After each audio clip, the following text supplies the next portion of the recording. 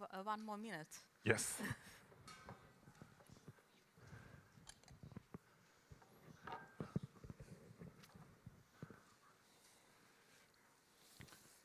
Welcome, everyone. We are officially opening the last day of Ukraine Vision 2026 this year, and we are very glad to welcome you here. We are going to be your hosts for today, Nata Budarina. And Irina Melnichenko.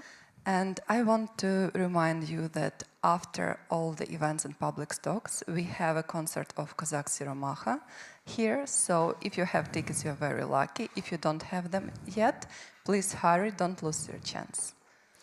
And now we are ready to start our first public discussion with the title Decolonization Knowledge and Breaking Imperial Narratives.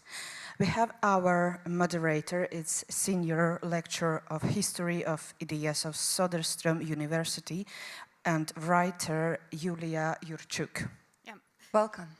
Welcome. Thank you. Thank you everyone who joined us this first panel for today. And indeed, we will be speaking about decolonization.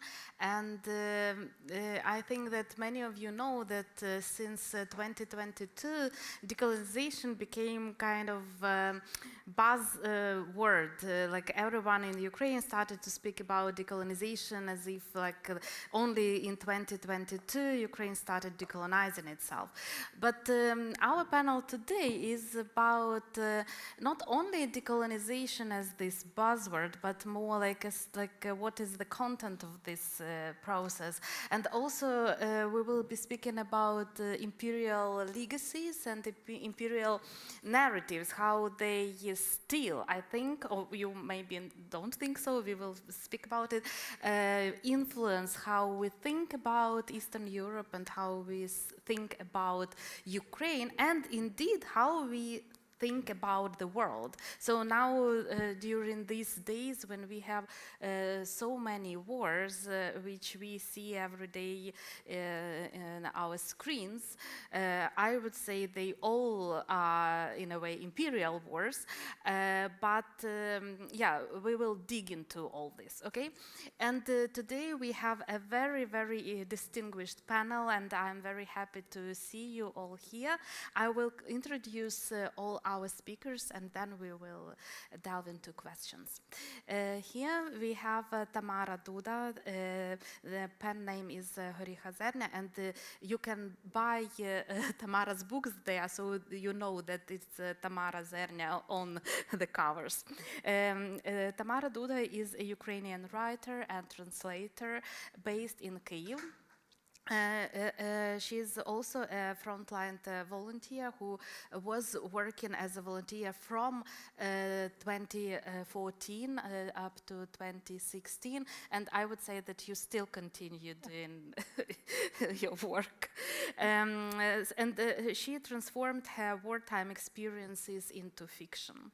And her debut novel, Daughter, which is also translated into Swedish and also can be bought there, is Read about... it. Yes, read it.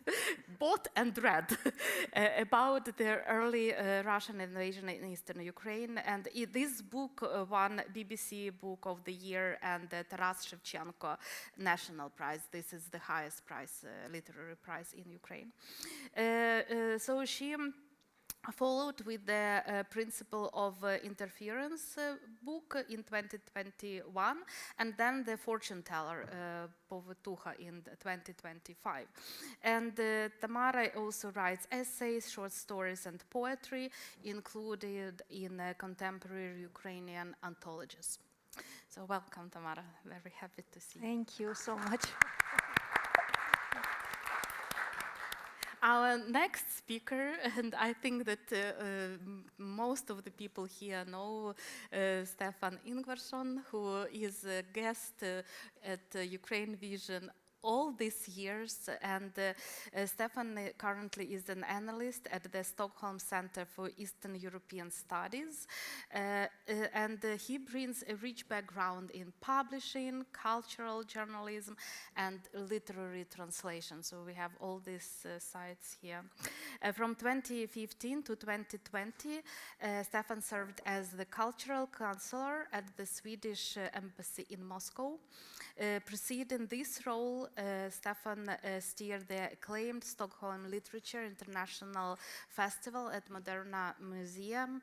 I think that many of us know this. I was at some of these meetings as its artistic director. And additionally, he is a board member of the Baltic Center for Writers and Translators. Where I hope that we will get even more Ukrainian writers. Yes, We have almost Visby. every month a Ukrainian writer in Visby.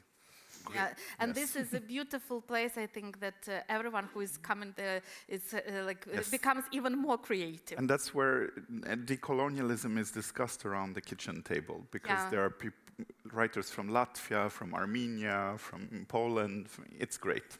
Yeah, so I think all the writers from Ukraine present here today, you should take an opportunity and speak to Stefan, and also use this opportunity to come to Visby and spend some time there. And then we have Didem Yildirim, who is a curator and writer with an interdisciplinary academic and artistic background. So we have very artistic and creative people here.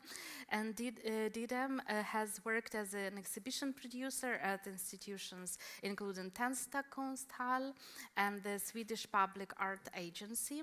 Since 2024, she has been a project manager at the National Museums of World Culture in Sweden, which is also a very interesting institution, I must say, where she leads a 3-year project examining how the museum's colonial histories and legacies continue to shape our present. And I think this is how we can also dig into this world heritage, not only speak about Eastern Europe, but the world and these inter-imperial legacies.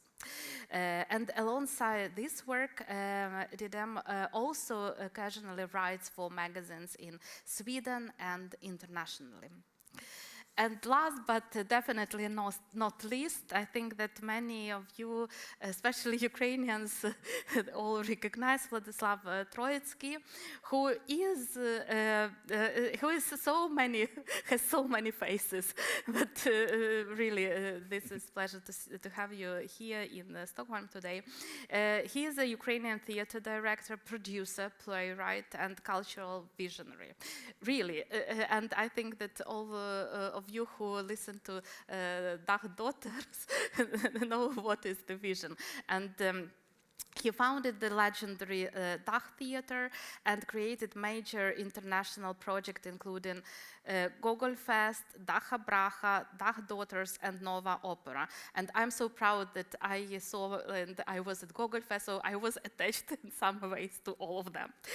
Working across Europe, he has directed over 30 international productions, and since 2022, he has led global art resistance initiatives, promoting contemporary Ukrainian culture and supporting artists during the full-scale war.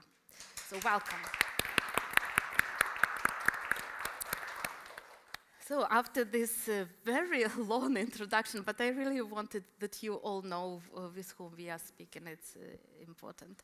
And my first question is very straightforward and maybe too broad, but I think that still, as I started talking today, I said that decolonization is such a buzzword. And, you know, like when you read decolonization theories, you have also this very known sentence that decolonization is not a metaphor, because decolonization is very often about violence, death, and not very pleasant things.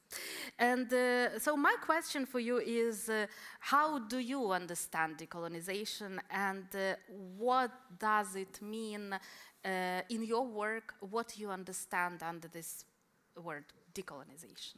We can maybe start with Tamara. Okay, I'll try. Hello once again. Thank you so much for coming here. I was told that here in Sweden, people spend their weekends with families and children only. It's a family time, and it's very an easy thing to do to attract someone to events, especially in the midst of the day, especially when it's so sunny day, and having so many alternative options, you know. So thank you so much. And so I guess that maybe historical aspect and historical background, it's not very so important for our audience today, because we have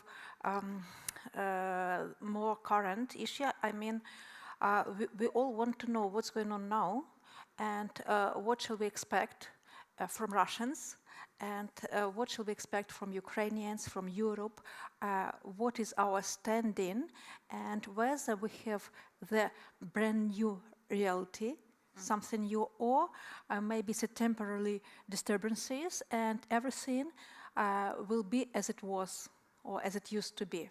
Unfortunately, I think that we are witnessing here dramatic shifts in all established policies, divisions of resources, powers, intentions, and we have something new world actually forming just now in front of our eyes. And we can contribute somehow to the final result. Each one can do something to maybe safeguard our families, our kids, our states, and to safeguard our sense of mind and our values, maybe. It's a general remark. And speaking about decolonization, you can ask actually, because sitting here, I'm a living example of a person who suffered, witnessed, lived in the midst of all colonization pressure and policies, and all tricks and all resources Moscow and Russia targeted to Ukraine. Also, I suffered, and it was a huge experiment, and we Ukrainians were involuntary participants in it. For example, I'm from the Ukrainian-speaking family. In Ukraine, it's important to point out our family is Ukrainian-speaking. It means something, you know, for everyone. Being a Ukrainian-speaking person from birth, for a long time I believed I'm a bilingual. Why? Because from the early ages in a kindergarten, we used Russian. School, kindergarten, social connections, all social contacts, everything was in Russian. So I had Ukrainian language at home and Russian language at school all the time. Then, being at school, we had mandatory trips. Like, I guess you'll here also have some out-school events. Then kids go somewhere for travels, for school holidays. And we had 2 trips, one to Belarus and one to Moscow. Moscow was a mandatory point on our agenda. Every kid in Kiev had to go to Moscow at least once. All my childhood years, I believed that Moscow is the capital city of my country, not Kiev, while living in Kiev. We studied Moscow history, streets, museums, prominent features. We had a huge amount of Russian languages, lessons of Russian language and Russian culture, Russian literature in our school curricula. We studied their writers, we watched their films, discussed their theater shows, everything. It was directed to Russia. Then we had total Russia dominance in media sphere. We had Russia television, TV programs. We all knew Russian seniors, celebrities, films, everything, TV stars. It was our everyday context, you know? And the question is,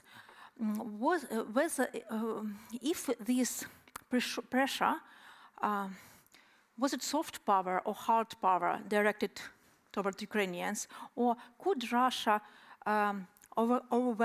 overcame Ukrainians using that humanitarian soft mechanisms?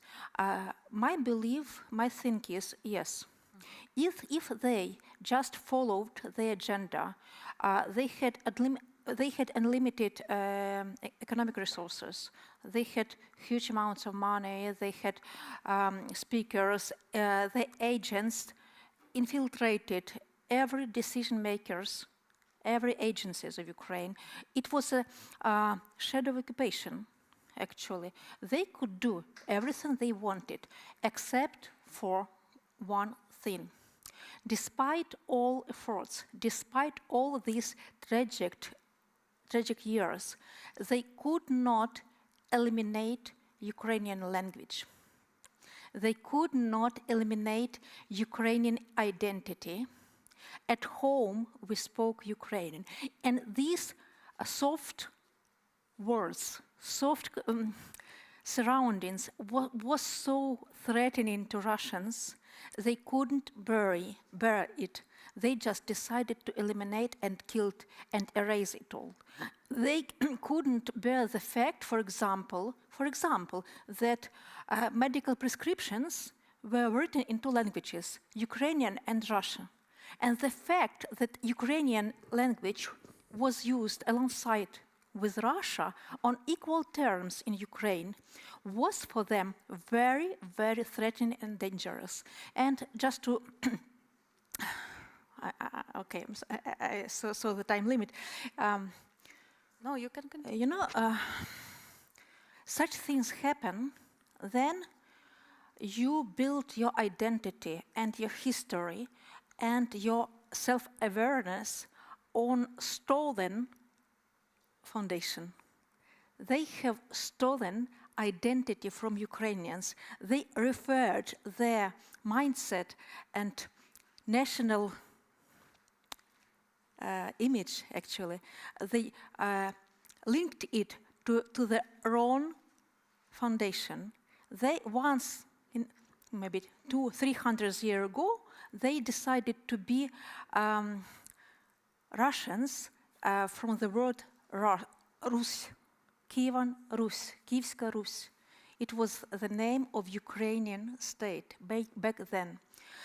Instead of accepting identity of a new nation, of boosting nation, instead of turning face to their own roots, they had just stolen something from their neighbors. And this is an open secret for Ukrainians and also for Russians, and they can't bear that. Without Ukraine, without that Rus part in their name, they can't be Moscow only, because the historical name is Moscovia, Moscow state. You know, they can't be Moscow state without Kievan Rus, were an empty place for them, and they don't have values, resources, and something special they own to fill in that emptiness. And that's why Ukrainians suffer so dramatically now. Thank you, Tamara, for your answer. And Stefan, you worked in Moscow, so you know this state. Yeah, but so what is your state? I think we will get there, but I would like to, I'm very glad that you mentioned violence, Julia, from the very start, and that you, Tamara, asked this question whether it was soft power or it was violence.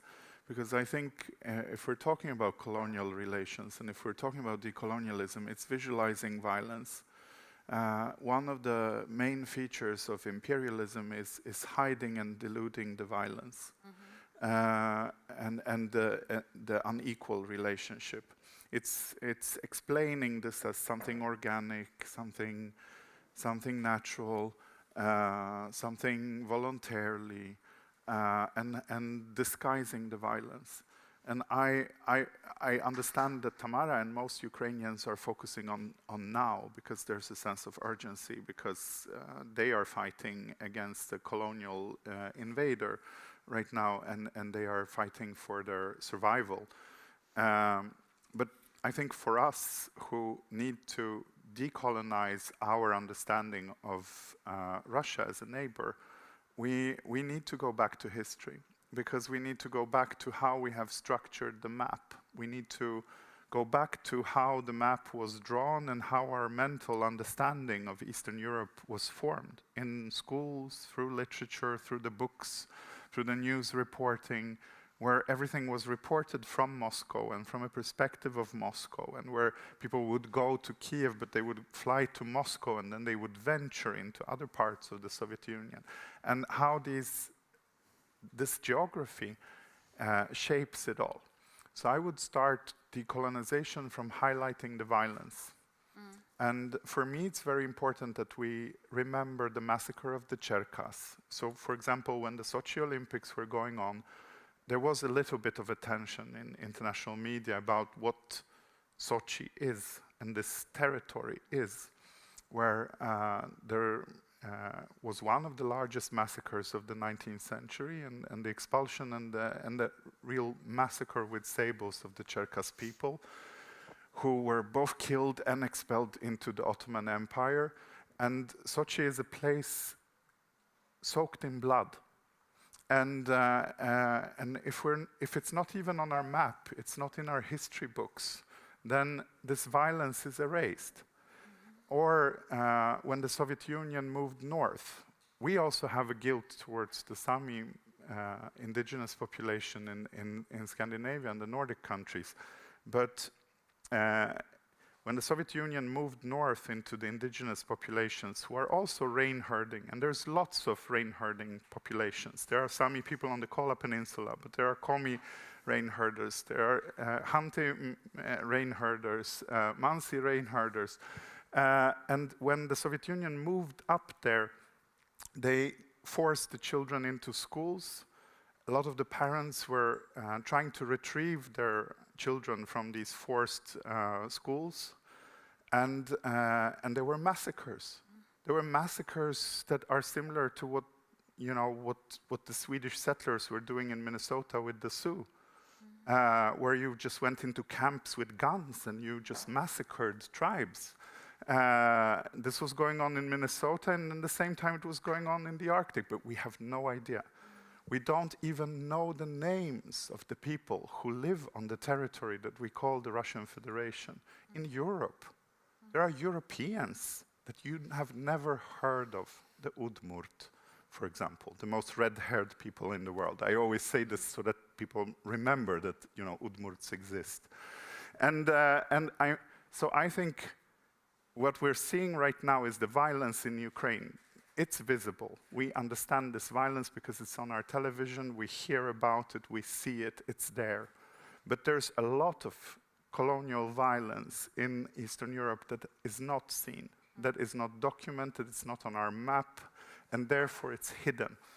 And I think the first step in decolonizing Eastern Europe is showing the violence. And so it's an uncomfortable process. It's uncomfortable for everyone to bring back the violence, but it needs to be told, it needs to be highlighted. And there are lots of processes, and the more you get into this, you have the violence of the slave trade around the Black Sea that also affected Ukraine. You have a lot of processes from different angles that are not told, not seen, but I think the most important process to highlight right now is the one that has been centered around Moscow and St. Petersburg, because this violence continues. So the other violences we can describe as historical phenomena, but the violence that is embedded in Russian imperialism, it has consequences for human lives today. Yeah. Today. Yeah, thank you, Stefan. I couldn't agree more, of course, and that is why I took up violence from the very beginning. And thank you for mentioning this mental map. And I think that maybe later we will come back to this, because I remember some speech of Olesya Khromeychuk, Ukrainian historian and writer, and she said that if you cannot imagine something on your mental map, it's very easy to erase it completely. So this is what Just was... one sentence. Yeah, I mean, Russia is in the news every day in Sweden, in the newspaper, literally every day, but it's focused on one person in one fortress in one city. Yeah. Yeah, so we will come back to this. I made a note for myself. But now, Didem, please, your take on decolonization. Thank you. Yes, decolonization is not definitely a metaphor, and as colonialism has many different definitions and phases, decolonization also can mean different things in different fields and contexts. But in my context, or like my most preferred general definition comes from an Argentine theorist, Walter Mignolo. He says, colonization creates wounds, and decolonization proposes different ways to deal with them. In the past, in the present, but also in its aftermaths, and it also proposes like different ways of healing of these colonial wounds. So I find it quite impactful and accessible, this definition. But even within the museum context, decolonization means several different things. For example, in the discipline of the Egyptology, it means something, and when we talk about like collections from the African collections, it means something else, but also in the context of Sapmi, it's something completely else. But like speaking of the colonial violence, there is something in common there. Like we are talking about at least 500 years of colonial violence, which continues in different ways today, various ways. It definitely continues in Ukraine, like you said, but it also continues in Palestine, in the context of Sudan, but also in the context of Sapmi. This colonial violence continues in different places. And if I'm gonna answer your question again within the museum context, for example, in the World Culture Museums in Sweden, there are approximately 500,000 objects, cultural belongings that are from all over the world, and most of them were collected in the colonial times, and they were acquired in different ways, and some of those ways are definitely questionable. And like in the museum context, then we speak about a lot of colonial wounds and interrupted histories and anonymized stories and many wounds to heal. So that's how decolonization as a method, as a process, it becomes relevant in the museum context. Mm. Thank you. I think we will also come back to colonial wound, because this is exactly this violence, this mental maps, absence on the mental maps, and this also what Tamara mentioned, this imagining the new future or something new is very present for decolonizing discourse. So thank you. And now, Vladislav, what is your take on decolonization? What is decolonization for you? Little bit my own story.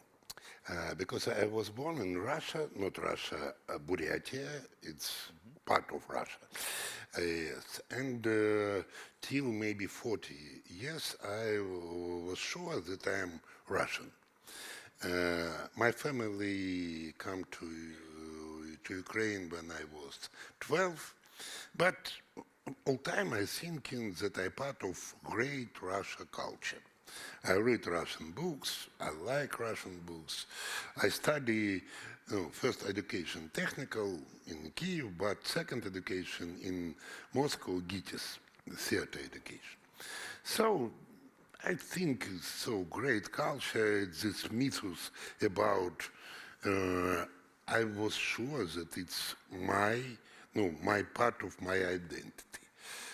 But maybe 40, 45, when I understood that I am Ukrainian because my parents said that my family departed from Ukraine during collectivization, before the Second World War. And it's from Poltavskaya, Region. Yes, Poltava. And I think it's interesting because I feel that I am Russian, but I am not Russian. It's the first step. After that, but till 2013, I very often visit Moscow, and I think because I feel that theater culture more interesting in Moscow, our culture more provincial, but when was this revolution of dignity, 13, 14. After that, I tried to communicate with my friends in Moscow, in St. Petersburg, and when it's annexion of Crimea, and I think, what has happened? And I try through the culture influence to these people, and I have proposition, did big performance in BDT, it's one of the main theater in St. Petersburg, but I started here what say people around. And I understood that it is a real another world. It's absolutely another mentality. And in last my visit, it's maybe beginning of summer 2014, and I go to Moscow, went to Moscow, visit on the airport, hear language, hear how they communicate between, how they communicate with me, and understood it's absolutely another world. And for me, I feel this toxical feel. It's impossible to live, and I say, no, I cannot, personally, sorry, I cannot be in this country. All my dreams that through the culture I can influence that, change their mind, no, impossible. And it's one way. Another way, after that, we try to build our feeling and understanding. Because when you say decolonization, it's in theater, the second role, because main role, Moscow, and second role, decolonization, small partner. And I think it's also some mistake. We have to say about this. But because if I ask Swedish people, French people, or German people, what do you know about Ukraine, really? They say, no, war, of course, and nothing. And how we can do our narrative about what does it mean Ukrainian? Because it's not so simple question. It's impossible to say Ukrainian, such kind of writers, such kind of artists, some kinds of philosophy, because it's just abstract story. For people, you can't say, oh, fabulous Primachenko. Do you know who is Primachenko? Not Ukrainian, but Swedish people. Last year on Ukraine Vision, we were speaking about Maria Primachenko. Нет, you speaking, okay, but No, I typical and understand, yes. normal people don't know. More and more people More. in Sweden know, actually. Yes. Yes, but There was exhibition Yes. in There Malmö. was a big exhibition in Malmö that got a lot of attention. it's it's great. It's one of the example, but it's not typical situation. No. And no, you know that percent or how many people visitors and percent of all Swedish people. No, I know the real situation because it have been a real systemic work, systemic promotion. And now we try to, no, not try, we did this project cultivation, because if you do just one event, describe Primachenko, Parajanov, Davzhenko, Malevich, because Malevich, a lot of people thinking that it's Russian paint. No. And No? Sorry. It was just no, kidding, sorry. it's sorry.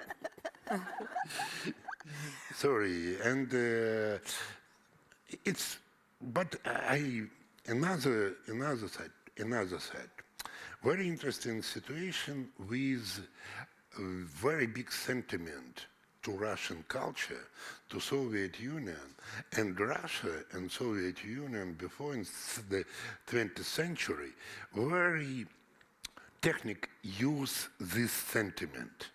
Left idea at the beginning of 20th century and useful ideas, the term which create Lenin.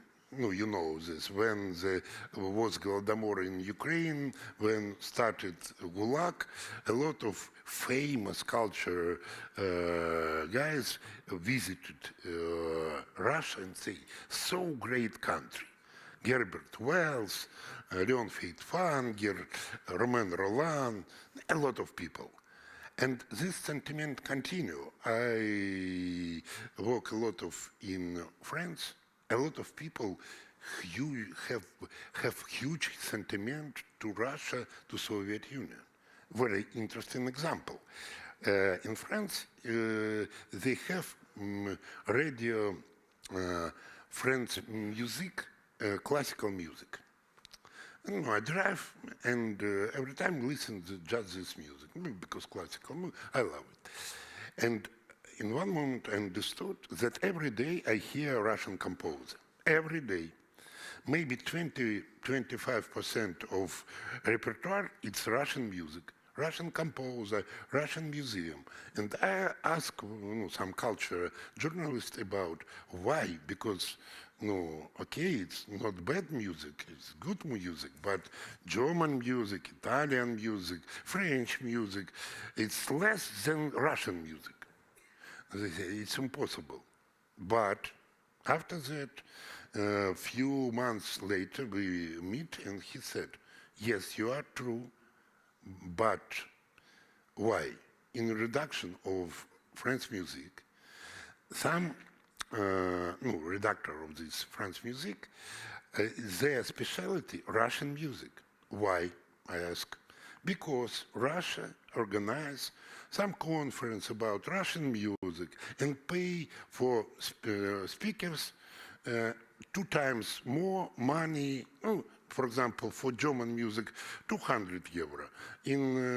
For Russian music, 500 euro.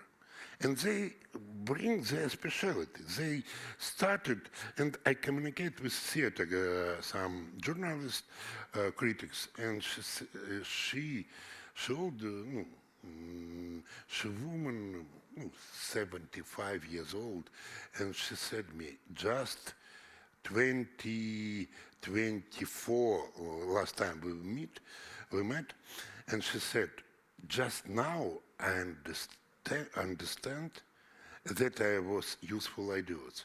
I promotion Russian culture because for me it's more comfortable, more money, more successful.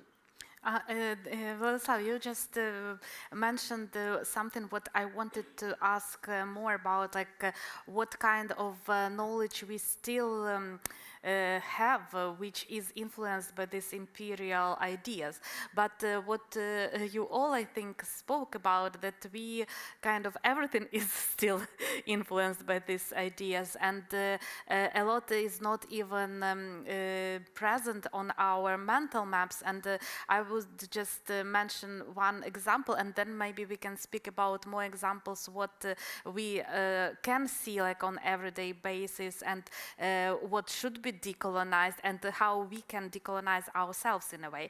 Because I think that for me it was also a surprise just a couple of years ago, and it was already after the invasion, because one of their Ukrainian friends, who actually is a refugee from Ukraine to Sweden, sent me the picture of a Swedish textbook for 7th grade, I think, in school. And she said, Julia, is it me not understanding Swedish, or do they really write that they use this word like Kyiv Russia instead of Kyiv Rus, and they say Kyiv Rusland, and and I said, oh, yeah, even your Swedish is enough to understand the total mistake. But this is how this colonial imperial views are spread, right? Our children who go to normal Swedish schools, they have these textbooks where they read about Russia in Kyiv. It's like, it's such oxymoron to read this Kyiv Russia. This is like incredible. So my question to you is, where do you see this legacy still influencing the way the world think about Ukraine, Eastern Europe, and we ourselves think about this all? So, and how we can decolonize ourselves then. So how we get this knowledge, which is this new knowledge, and of course this is maybe uncomfortable because this is knowledge about ourselves. It's for me? Yes, Tamara, please. Okay. Yeah. Okay. Given time pressure, we have only 20 minutes left. No, it's more. We yeah? have until let's quarter go past. straight to the decolonization part. I'll begin with decolonizing. I'm going to scare you and said something unbelievable. Just breathe deeply. So, Dostoevsky is a bad author. He's not worth reading. Tolstoy is boring. And none of these two authors, and maybe Pushkin or some other Russia authors, was spending time on studying, thinking about it, imagining. They don't create something nice, beautiful, empowering. They just drain your resources. It's a huge sink, draining out your energy, your life stand, your strength. They have created boring, dark, bad trip. It's delusional. It's like a group of people just landed on the earth and are wondering like, what's going on?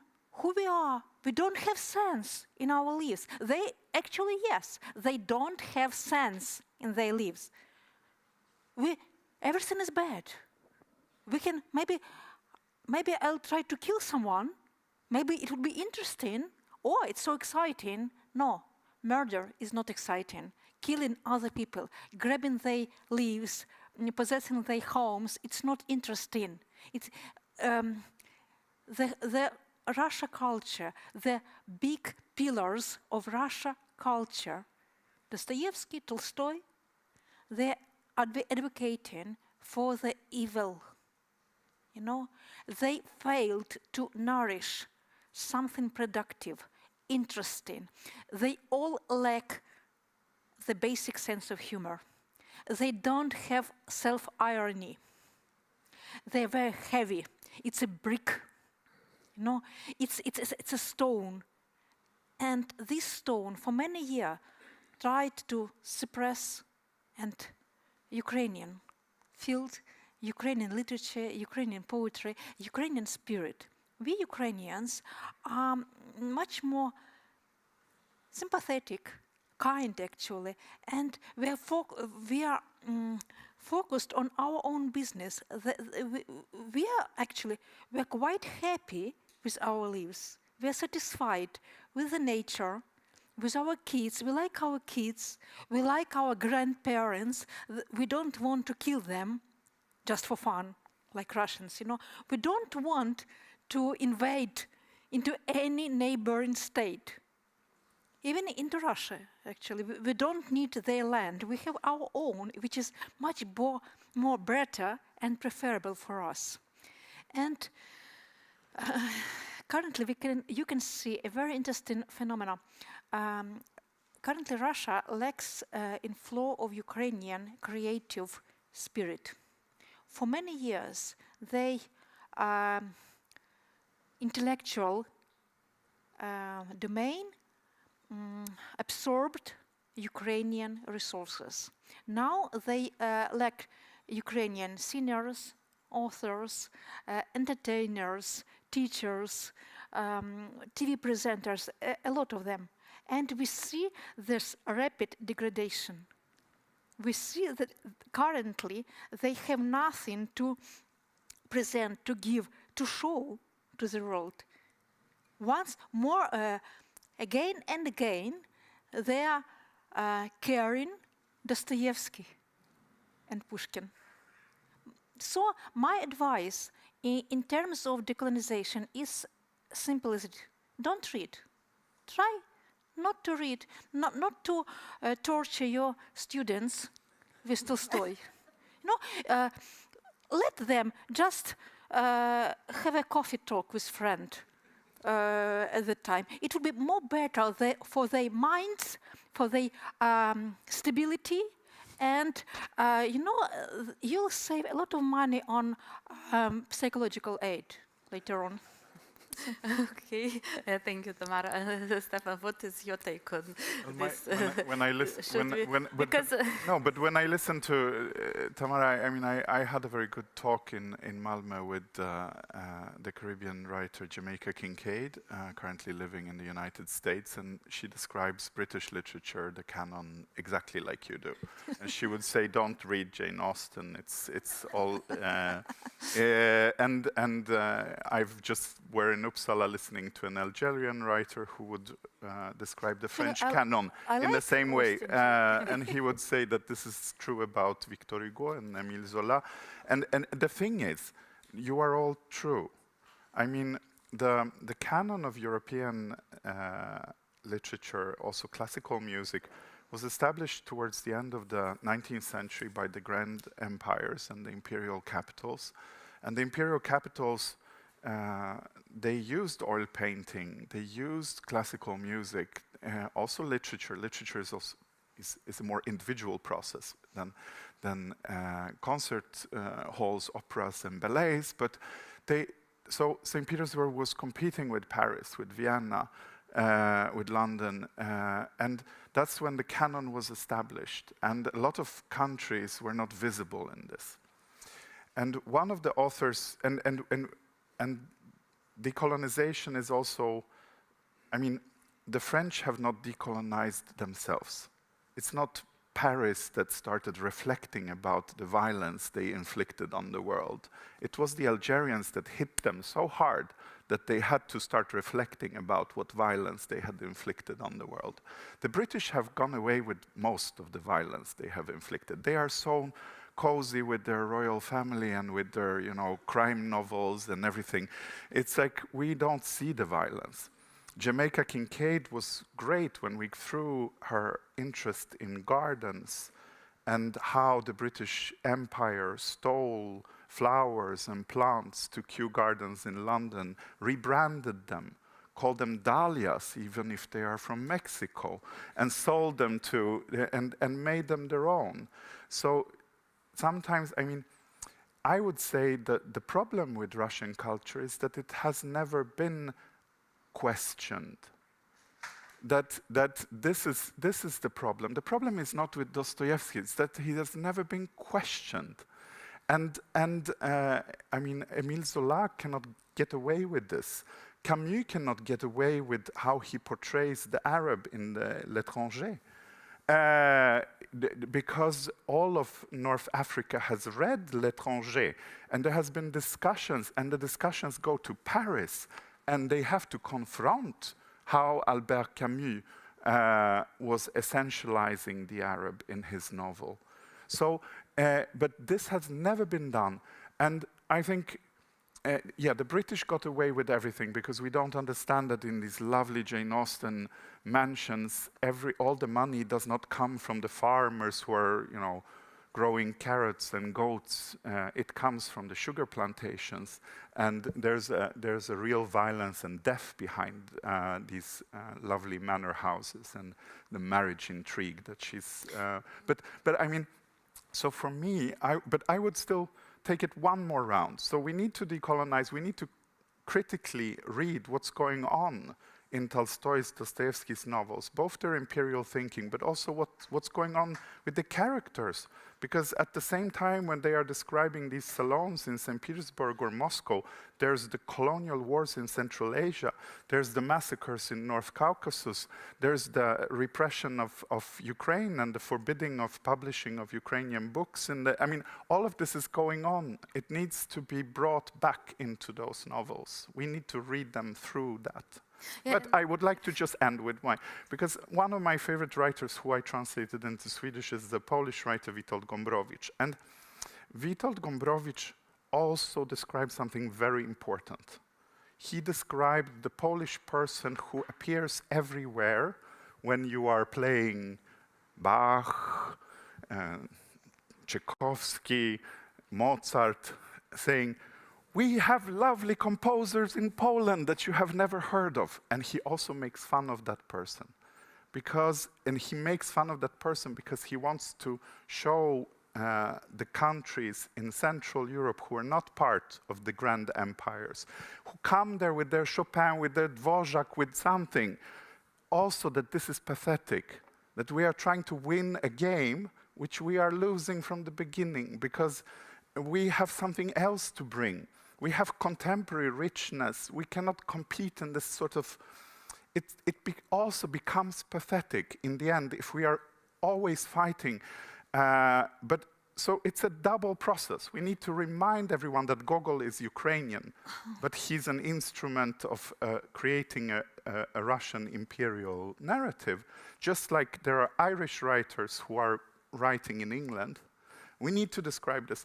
And at the same time, we cannot get stuck in this game where we are But in a way, what we are doing now, we have to speak about Ukraine now, or the colonized world, and we are speaking about Russian writers. And I think that this is exactly this trick we are doing again. So, but you understand it's double. Yeah, and because when you mentioned like Cherkess massacres, I just wanted to say, but this is exactly how Lermontov or Tolstoy are writing about. And I think that our role is when we read it with our students to say, you understand what is going on. So this is massacre going on, this is ethnic cleansing which is going on, and the empire legalizing it. Yes. So I think then you just flip over this picture, and I think that this is exactly how we can engage with these questions, right?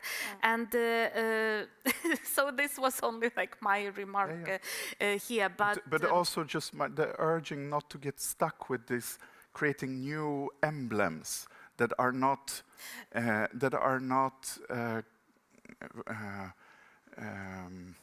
multifaceted. Yeah, because decolonization in a way is doing things anew.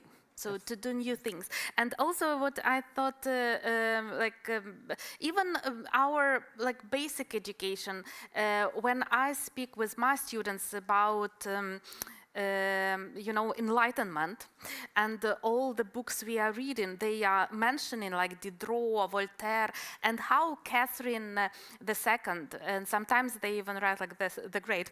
I always say like the second, and how they say, oh, but she gave them money, she was protecting the philosophers, and I'm just saying, but you know what was happening on the Polish territories during Catherine's rule, and they're just, what? And when you bring this partition of Poland, you bring how she just eliminates Ukrainian Cossack siege, and this makes enlightenment a bit different. And this is, I think, how it should be done. A rule enslaved maybe 1.5 million. Yes, yeah, and about enslavement, about this exactly, because we cannot rewrite history. We have history as it already happened, but what we can do, we can bring new angles and interpretations, right? So it was my intervention. I'm always like having a lot of thoughts. Sorry. So Didem, please. It reminded me of Toni Morrison, a quote I can't remember fully, but like what imperial legacies and colonialists. Which imperial knowledge we are still bearing with us. Exactly, but also it distracts you. Like we have been sitting here and talking about Russian writers, like some certain time dedicated to that. It tells you your skull has wrong measurement, and you try to like prove that with so many research that it is not. Like it distracts you, and also like going back to your question, like how can we decolonize ourselves and our way of perceiving like Eastern Europe? Like then I want to say something about like we can't dismantle the master's house with master's tools, right? Again, oh dear Lord. But like then we need to invent our own tools and methodologies where we like constantly and with a big awareness challenge those kind of narratives and produce other kind of narratives that shifts perspectives, involves many different voices and perspectives where they can coexist in the same thing. So instead of like reproducing those imperial legacies and their endless narratives, and because like they shape all the both the cultural institutions and also the public discourse, of course, but even though they operate in different way, like in different ways, they kind of like have the same risk of reproducing those. So I think some sort of acknowledgement is so important, of course. Yes, what is wrong, we should put it on the table, but also actively work on it. Like, Thank you. Vladislav, your answer for this, and then we will come back to our own tools. I am really intrigued. What can our tools be? But first, some things. First one about how we can learn and use these imperial narratives. We have, for me, all Russian literature, all Russian culture, it's about unnecessary people. Just unnecessary people. That is why it's anti-humanism, but in the same time, it's built some myths about humanistic literature, humanistic theater, humanistic ballet. But if you really look on these writers' theater through the as anthropology of evil, it's more understandable. For example, Dostoevsky, it's classic. He describe marginal, but now it's mainstream. For example, and if you learn it, you understand what happened, what now do in Russia, because it's Bessie, Diabolos, it's a real describe situation in Russia now. And you can read as some book, этот как учебник. Textbook. Textbook. another way. But if another way, if we're thinking about future, we have built our own mythos about Ukraine, not connection with Russia. Okay, Russia, it's past, but we have think about future. And it's another narrative, it's another story, and it's about around the values. Because now it's destroyed values in the world.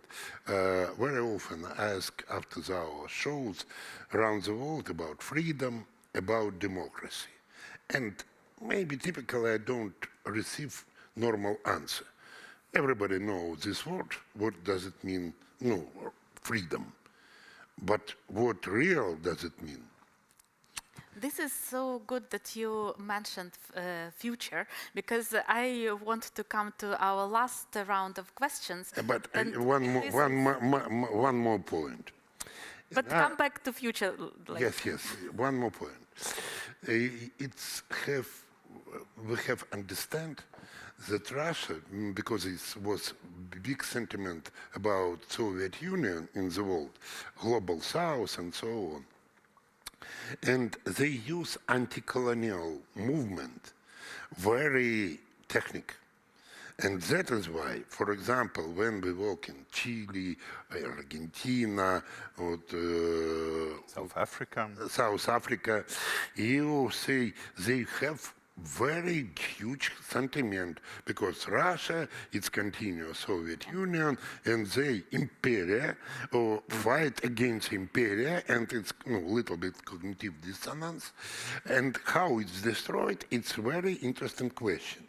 And very interesting how we can communicate, because what, for example, we did exhibition in Santiago Museum of Human Rights about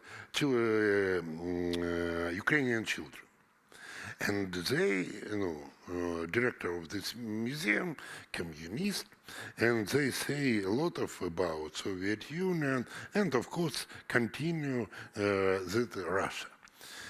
But when we did this exhibition in autumn last year, she maybe first time understood it was different.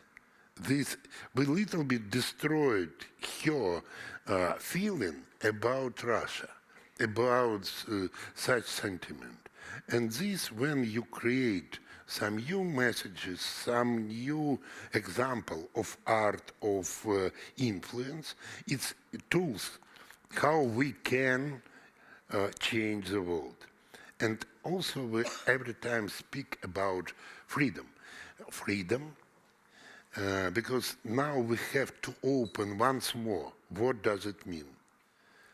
About responsibility. Because it's not so simple.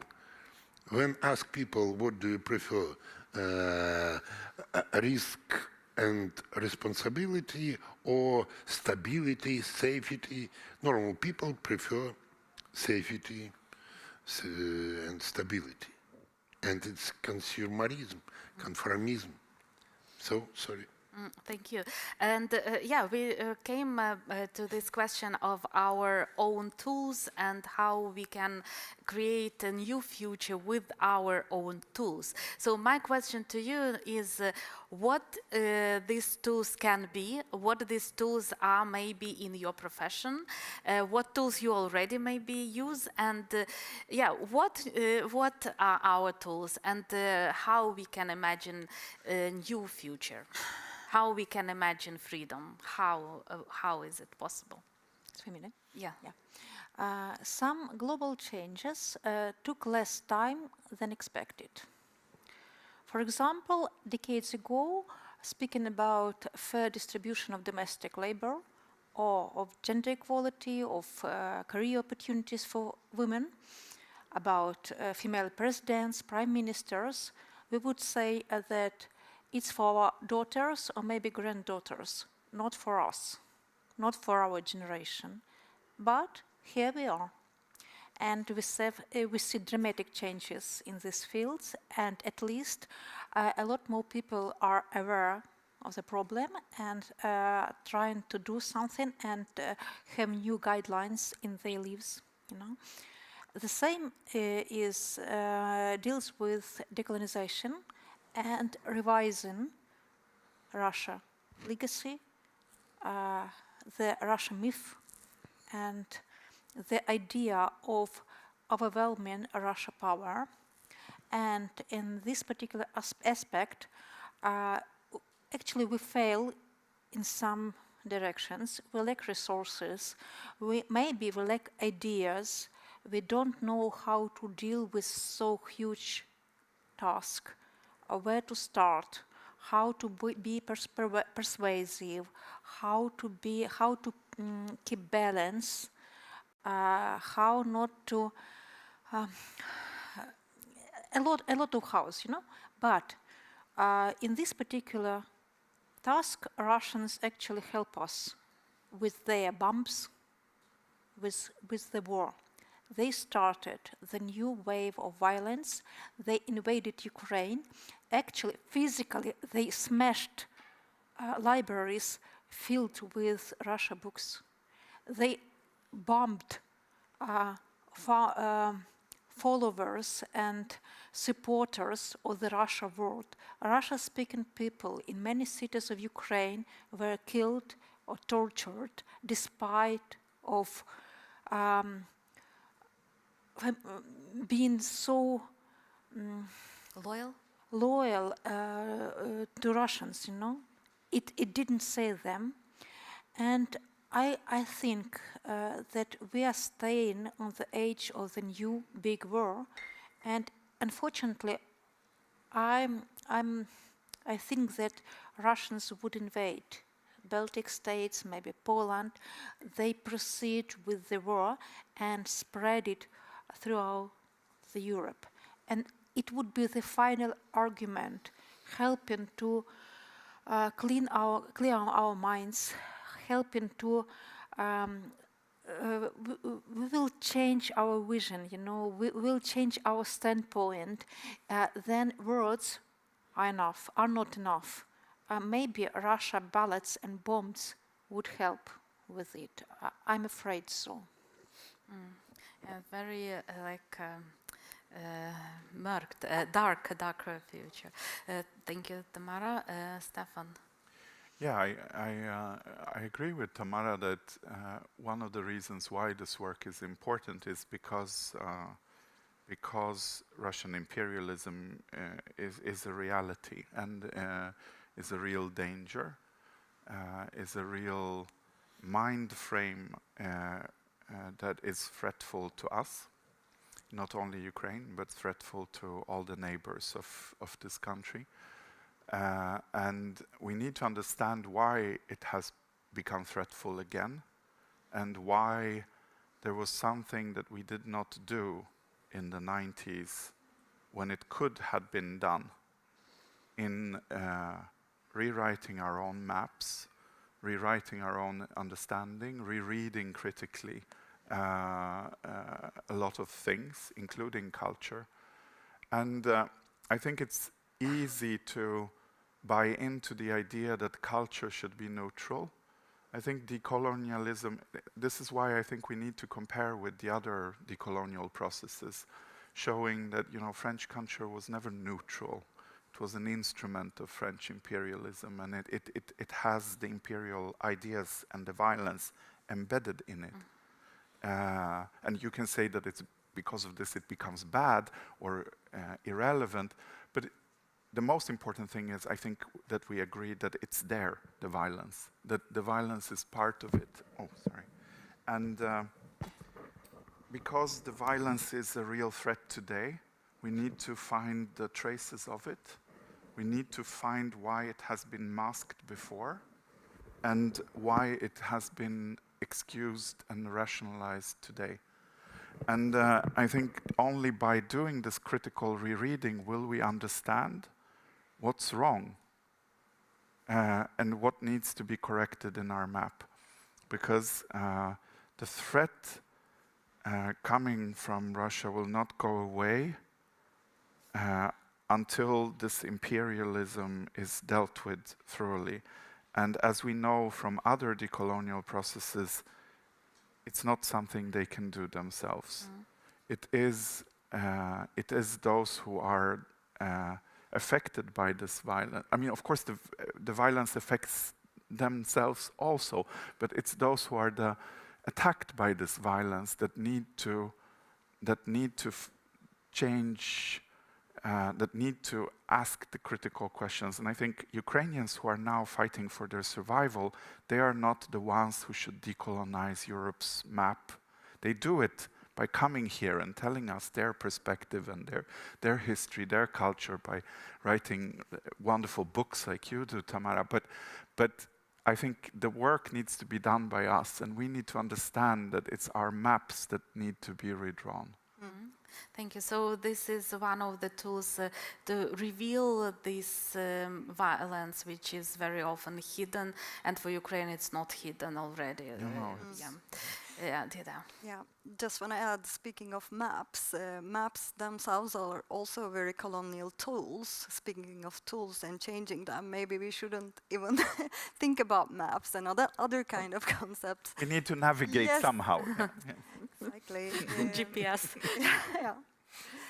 Yeah, if I should ask your question from my point of view as a museum worker, a total decolonization in the world culture museum's context, it's not feasible, because the ethnographical museums, they've been really integrated with the whole colonial expansion. The very close history is there, but and if you want to do a total decolonization in the ethnographical museum context, it would require a program of absolute disorder, which is not the visible part, exactly. So, but still, there are things that are drops in the ocean. There are interventions that make huge impact in changing narratives and challenging those imperial legacies within the museum context. And if I should list like very short of what, and there is not a recipe, of course, but like all this is still as an experience in the European museum context, but like multiplying narratives is a key thing, and doing it together with others, the people, the communities who has direct relationship to the direct and organical relationship to the collections source context is a key thing, and creating some kind of polyphonic ground where many voices and perspectives can coexist is one key thing. And another thing is like another concept in the museum context. It is like shared stewardship, which means sharing the authority about the objects and sharing the care of them, and thinking about not only the physical care of the object, but also like other aspects of giving care, like spiritual or whatever that requires in that specific cultural context the object comes from. And another thing is opening up museums for discussions and discourse that are like diversified. Having a diverse program is one thing, but also like especially targeting and reaching out diverse audiences is another thing, but also like trying to facilitate some sort of diverse voice also within the museum staff is another thing. There are several things. Restitution is one of them, and very important key thing, returning objects, but it comes with a lot of practical questions as well. Returning one item to its own context, it's not necessarily enough, but also like how to restore things, how to restore histories and stories around those objects are also important. Yeah, it's like job. Yeah, you have a toolbox. Thank you. I think that a lot of Ukrainians now speak about care as this basement for going through the war together, to help each other. And I think we always speak about this resilience, but I think that what is there, it's really care. It's care about oneself, each other, and care about own land. This is this concept which is very central. And yeah, Vladislav, your last... Okay. Now rules in the world destroyed. We are in the process. And Russia opened this Pandora box. It's real destroyed, and that is why Trump feeling that he huge friend of Putin. And it's the same heroes in contemporary politics.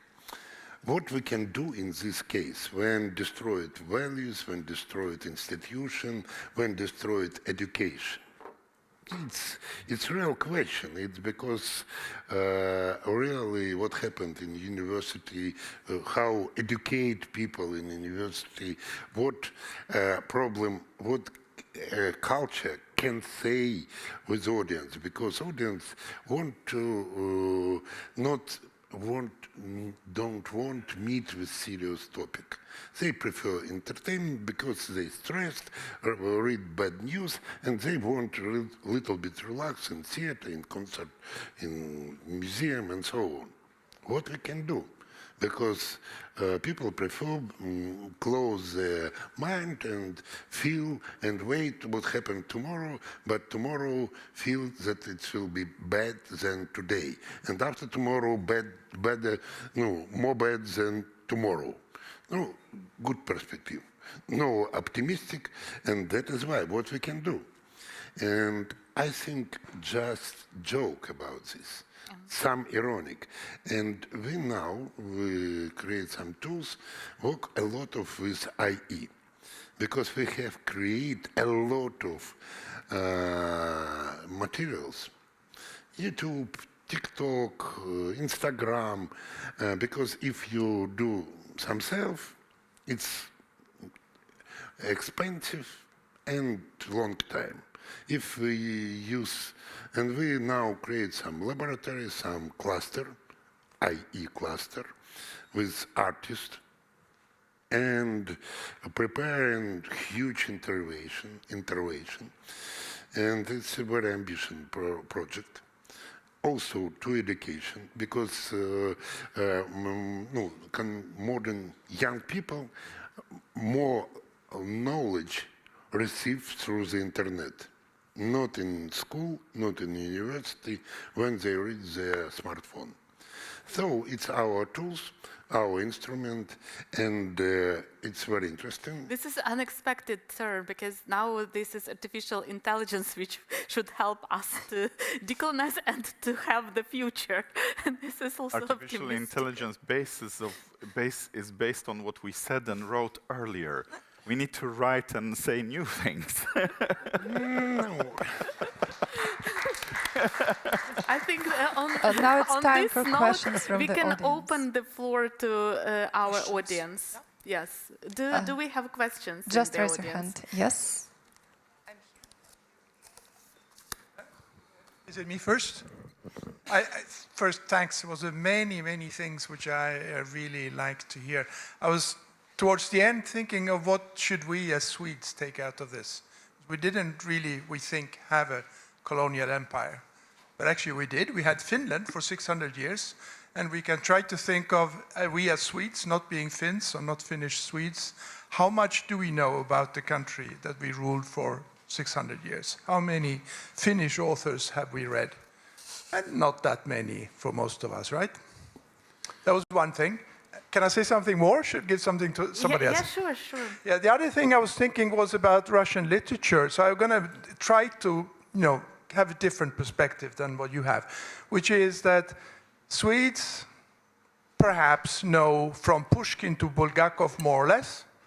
I don't think many Swedes know and have even read or even know the name of any Russian author before Pushkin.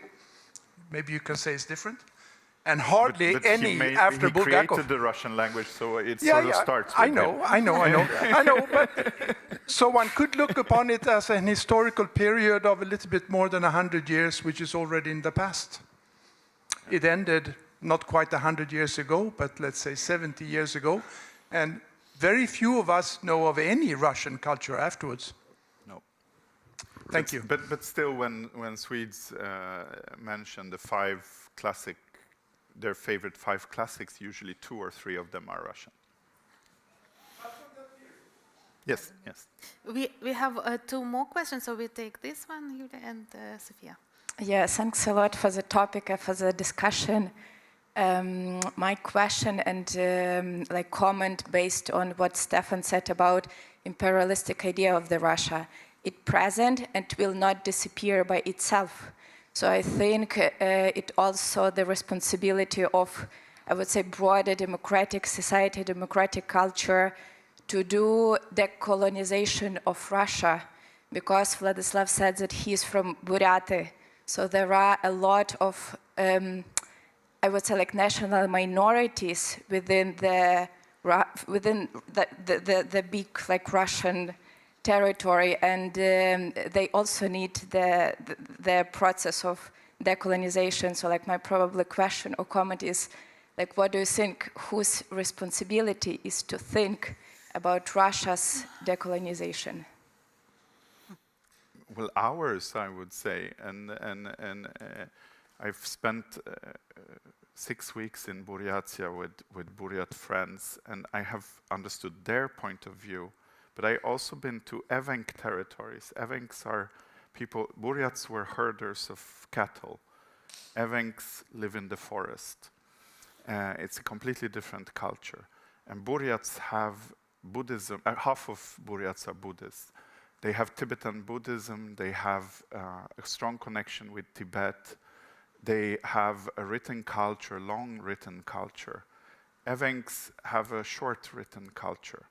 And so also within this mosaic of different nations that we don't know even, we don't know them, there are, so I usually tell this story. Suddenly a Buryat monk saw a Hindu goddess in the taiga playing a lute and built a Datsan in Evenk territory.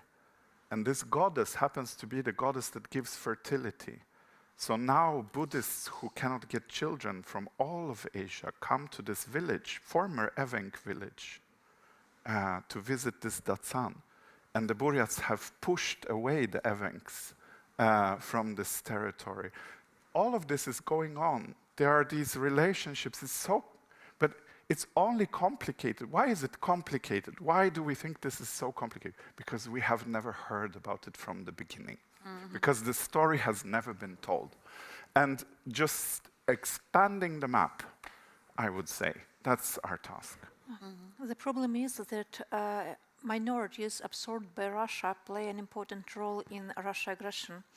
We witnessed Buryats in Kiev region in Ukraine who were formed part of the Russian troops, and they were so violent in killing and torturing locals, and we witnessed all sorts of exotic forms of torturing. They killed even animals, dogs, not only people. And ask about Buryats or other minorities in Ukraine, and Ukrainians would say, we don't care. For them, we don't want to save and rescue them because they are supporters of the regime. And also, currently, we're witnessing the process of closing Russia. They're cutting short internet and they even sell communication mobile phones. And actually, we're turning the state into the new North Korea, but it would be huge in dimension. Yes. More aggressive. They had more resources, including natural resources, and even more dangerous and threatening Europe and the whole world. It's a very threatening and dangerous thing, And currently, we witness we're looking at Russia and see maybe Nazis of 30 years, they are standing on the edge of something horrible. They are creating currently, right now, something sick and aggressive and closed, and I don't want to, talking about how can we decolonize Russia, we should be honest and say only military ways, only after defeat they would change, And between decolonization practical and current state, the Third World War lies, We should pass the new war to decolonize them, I'm afraid. Yeah, very dark again. But maybe we. I'm realistic, I'm not an optimist.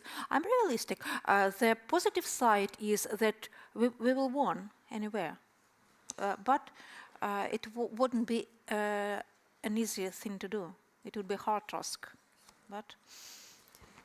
Sorry, can I say something? Thank you. Thank you for a very interesting discussion and really important. Sorry if I'm saying something really obvious, but of course the decolonization of Russia places a really heavy responsibility on Russian exiles and the Russian diaspora, and it's really striking when you look at the active part. Sorry again if I'm saying something very obvious, but I mean, we see how the active part that the Ukrainian diaspora takes for its own country and for spreading its culture. We need Russians who will engage with this imperial narrative, as Stefan just said, as the Brits have been forced to do, or as the French have been forced to do. Forced is the key word. Yeah, and they didn't do it by themselves. And be pushed by someone, something. Maybe academia can play a key role here. I mean, it also places a huge responsibility on academic institutions, on those who teach Russian, to decolonize the narrative about Russia and bring the stories of Russian colonialism and question them. And it also places a huge responsibility, as we have talked about here in Sweden, on not only on museums, on concert houses, on those who perform Russian music, because as Vlad mentioned, hearing it on the radio the whole time, or hearing Tchaikovsky's violin concerto every time you go to the Konserthuset, or seeing Chekhov's plays does colonize or does territorialize Russian culture. And I wanted to mention one example that I thought was interesting, because we also talk about Russian speakers. I was just in Riga, in Latvia, where the Chekhov Theater, which is very old, actually, and it's a Russian-speaking theater in Riga, they perform Latvian drama translated into Russian. So this is another way to deterritorialize the Russian world, to bring Russia into the other world and open up this very closed circuit. So these are, sorry, these are just my thoughts. I would be interested to hear what your reflections. Thank you. Thank you, Sofia. Can I say one sentence? I mean, we have spoken a lot about the empire and the core of the empire today, because of course we spoke about decolonization and imperialism. What I really hope, what I dream about, maybe not in my lifetime, but in the coming generations, is that there will be a Ukrainian culture that is not defined by the empire, that is not defined by Moscow, that is not struggling with all of these things, but just define itself. And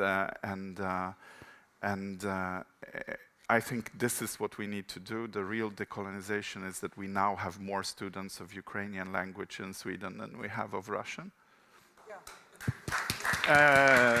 this is how we decolonize, because all of these students, they will discover, they will describe, they will translate, they will write, they will do things.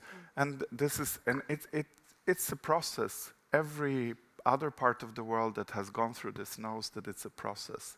But it's also, we cannot get stuck in defining everything against. It has to be, we have to be against and we have to reread, but at the same time, it's double.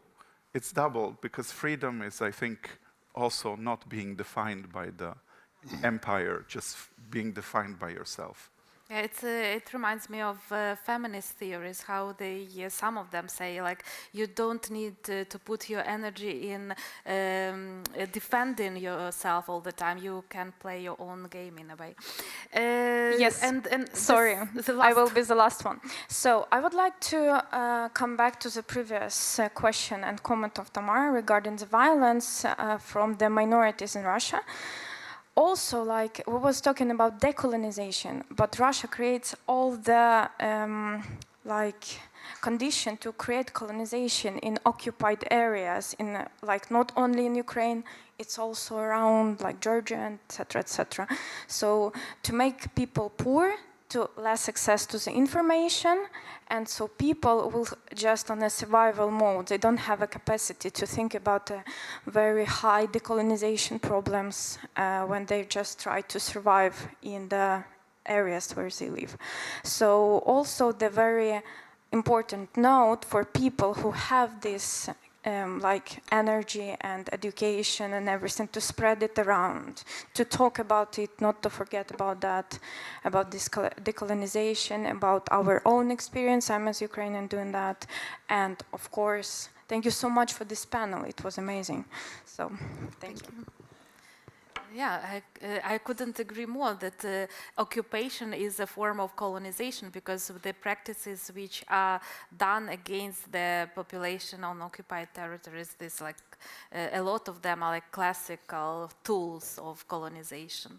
So we are doing all what we can. You know, it took me 28 hours to come here, and tomorrow I'll go home, and it also will be 30 hours just to participate in this discussion in this 1 hour and another one in the evening, just to talk about the situation and give our perspective, and maybe warn someone, and maybe inspire also someone. You know, it's our common problem. And thank you for doing this. Because And please of course, listen to Tamara later today when she talks about the book. Thank you so much. It was such an amazing, sharp, and interesting discussion. Please take our small gifts, like appreciated. And Населення Швеції десь 90+ % за Україну. Це найбільше в Європейському Союзі. about the question, dear audience, ladies and gentlemen, now we have some pause before 3 o'clock. We had another discussion, but now we have a time to continue this topic between yours, and maybe ask our guest if you need to ask some question. And also a reminder that we have a movie screening on Monday. It's called You, the Universe. It will be held in Filmhuset.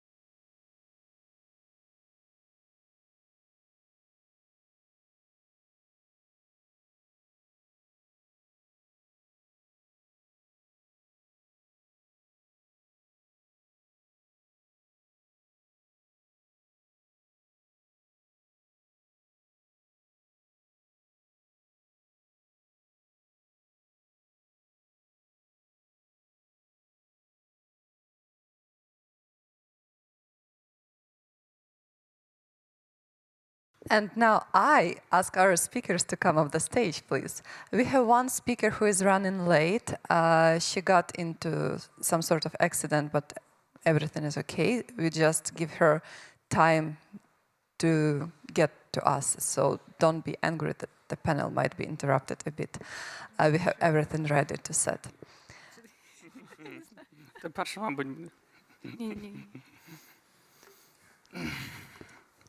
And before we start, I just want to say that this panel is extremely important for me personally, because I believe disinformation is one of the crucial topics nowadays, because in times of crisis, disinformation spreads like wildfire. It changes perceptions, creates false truth and fake news, and it influences people much more than we used to think. In the following panel, we are going to discover what kind of disinformation tactics have been used in Ukraine during this war.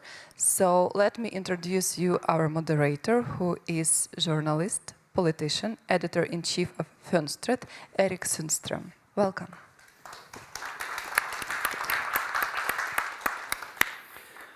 Thank you so very much. I must start by saying that I'm truly honored to moderate this discussion, and I hope that we're going to have a great hour and a little bit longer together.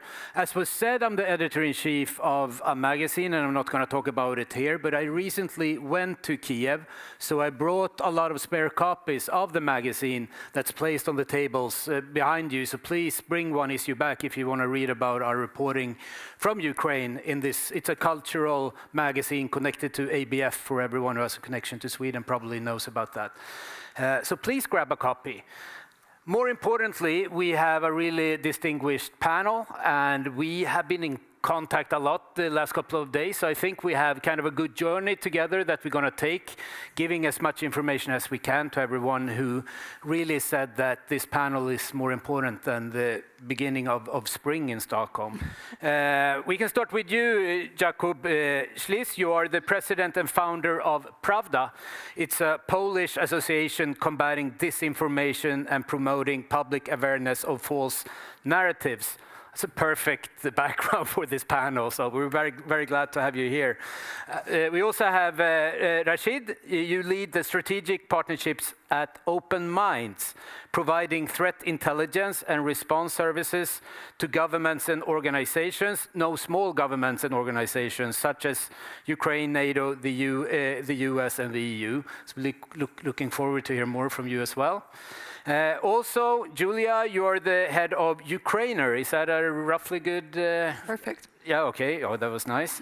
A leading Ukrainian media and publishing platform documenting the country's culture, identity, and wartime resilience. And I also think you can say that you're a prominent Ukrainian voice on issues about culture, geopolitics, and resilience. And we had the opportunity to talk a little bit about Kiev and what I recommended in terms of films and stuff in the magazine. Good. Andrea, did you show up? Yeah, I saw that you came in. It's perfect. What about logistics and kind of on-time delivery, right? Yes. You can grab that mic. Did you see it? They actually put a little thing on me here. Perfect. Oh, you have it. Hello. Good. Sorry to be late. It was some fools on the train tracks. Yeah, we heard so. And everybody knows that you need to take precaution when that happens. Yes. So you're totally excused, but you have a nice introduction anyway. You are a senior analyst at the Swedish Psychological Defense Agency, specializing in social media, strategic comms, and foreign information manipulation, and you're also the spokesperson, right? So when you give a second of thought to what these people do, I think that we hope to answer the questions that put into the headline of this seminar. Disinformation warfare, lessons from Ukraine. If you remember what you signed up to when you come here, we're going to talk a little bit about what led up to the war, how can you create false narratives. We're also going to discuss the journey from 2014 to today, what has happened in this field, and I think almost most importantly, what have we learned and how can you combat everything from disinformation to this kind of new warfare that goes on in the public's swear, if I can use that word, honoring the late Jürgen Habermas, who passed away a few days ago, what goes on in our common discourse today. We have kind of an outline, as I said, so all the speakers are going to give pretty short introductions, 5 minutes or a minute more, where they have the opportunity to talk on this subject, so you get like 4 solid intros. Then they will have the opportunity to comment on each other's introductions. I will inject a question or 2 if need be. I have kind of a summing up question for them, and then we will open the floor so you can ask some questions also. But before we start, we're going to make these people a little bit more relatable to you all, because we're going to talk about psychological warfare, what goes on, how stupid we human beings can be when we click on that link or when we believe something that we shouldn't have believed in. So I would like to hear from all of you when you messed up in your private life and maybe did something that you shouldn't have done. Do you want to start, Andrea? Oh my. Well, you know, I talk about this for a living. Yeah? So what I usually ask is, in the room, I say, okay, who here does not have a mobile phone? Okay.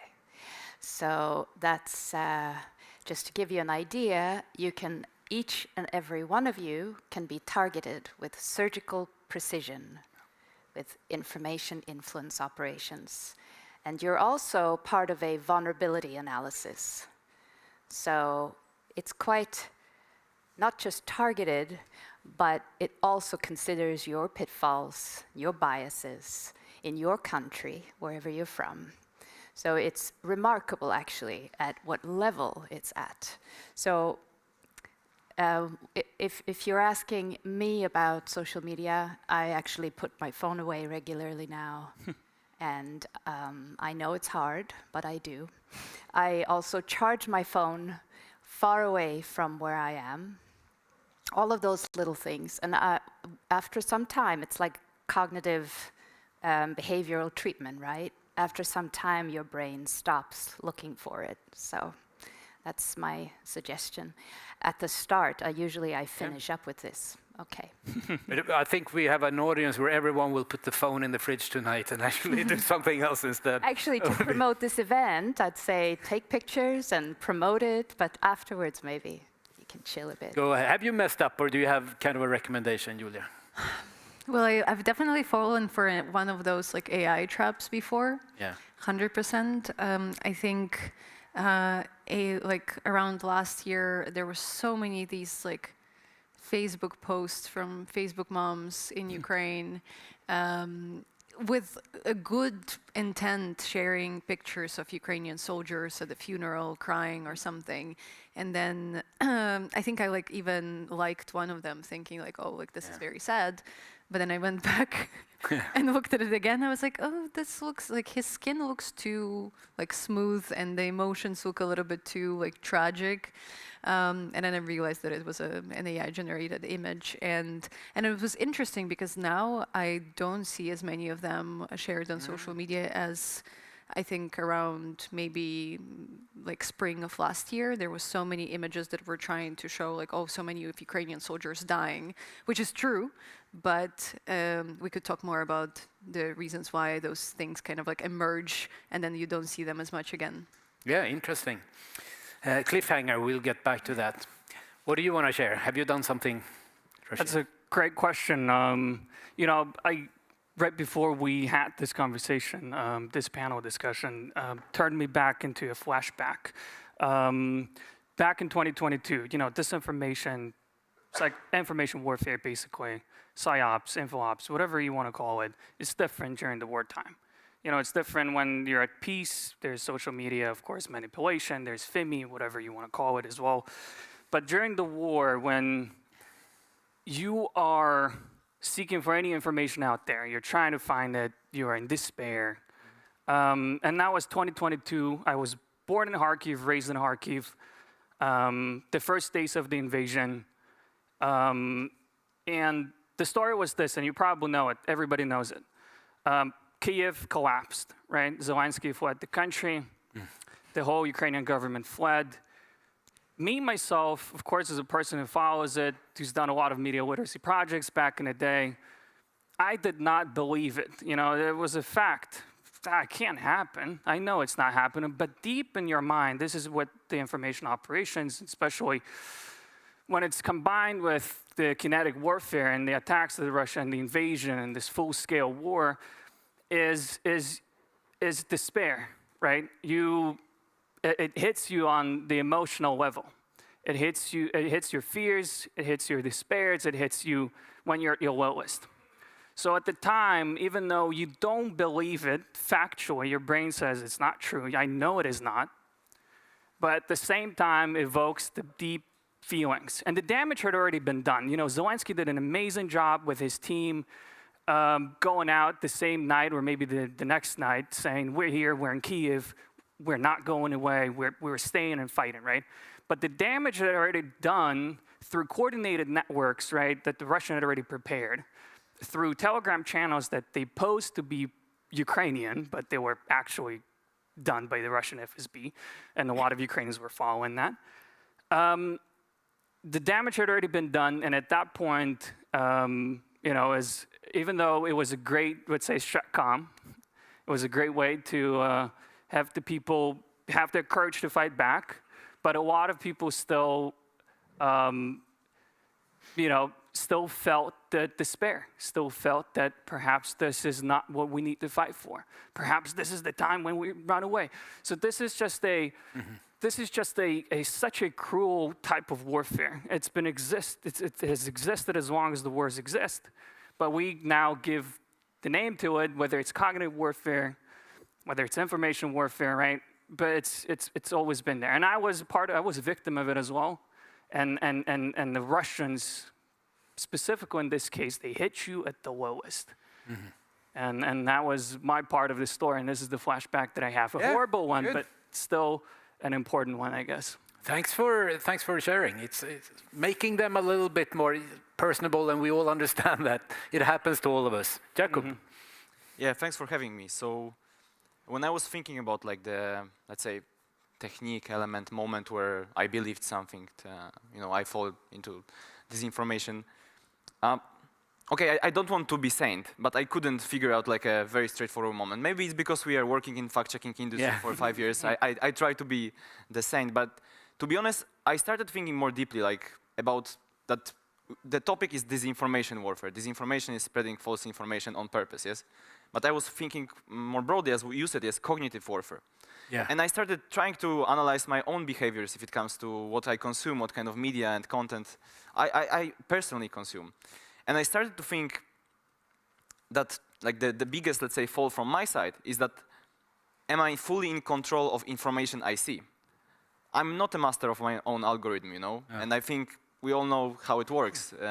So when thinking about the places where I'm scared about myself and what I think potentially there is the biggest gap between my understanding is the aspects that I am not sure that I was fooling. Like, you know, how many of my political views are based on false information that I did not identify? Like how many of my, let's say, perspective on the world is based on the data that was fabricated?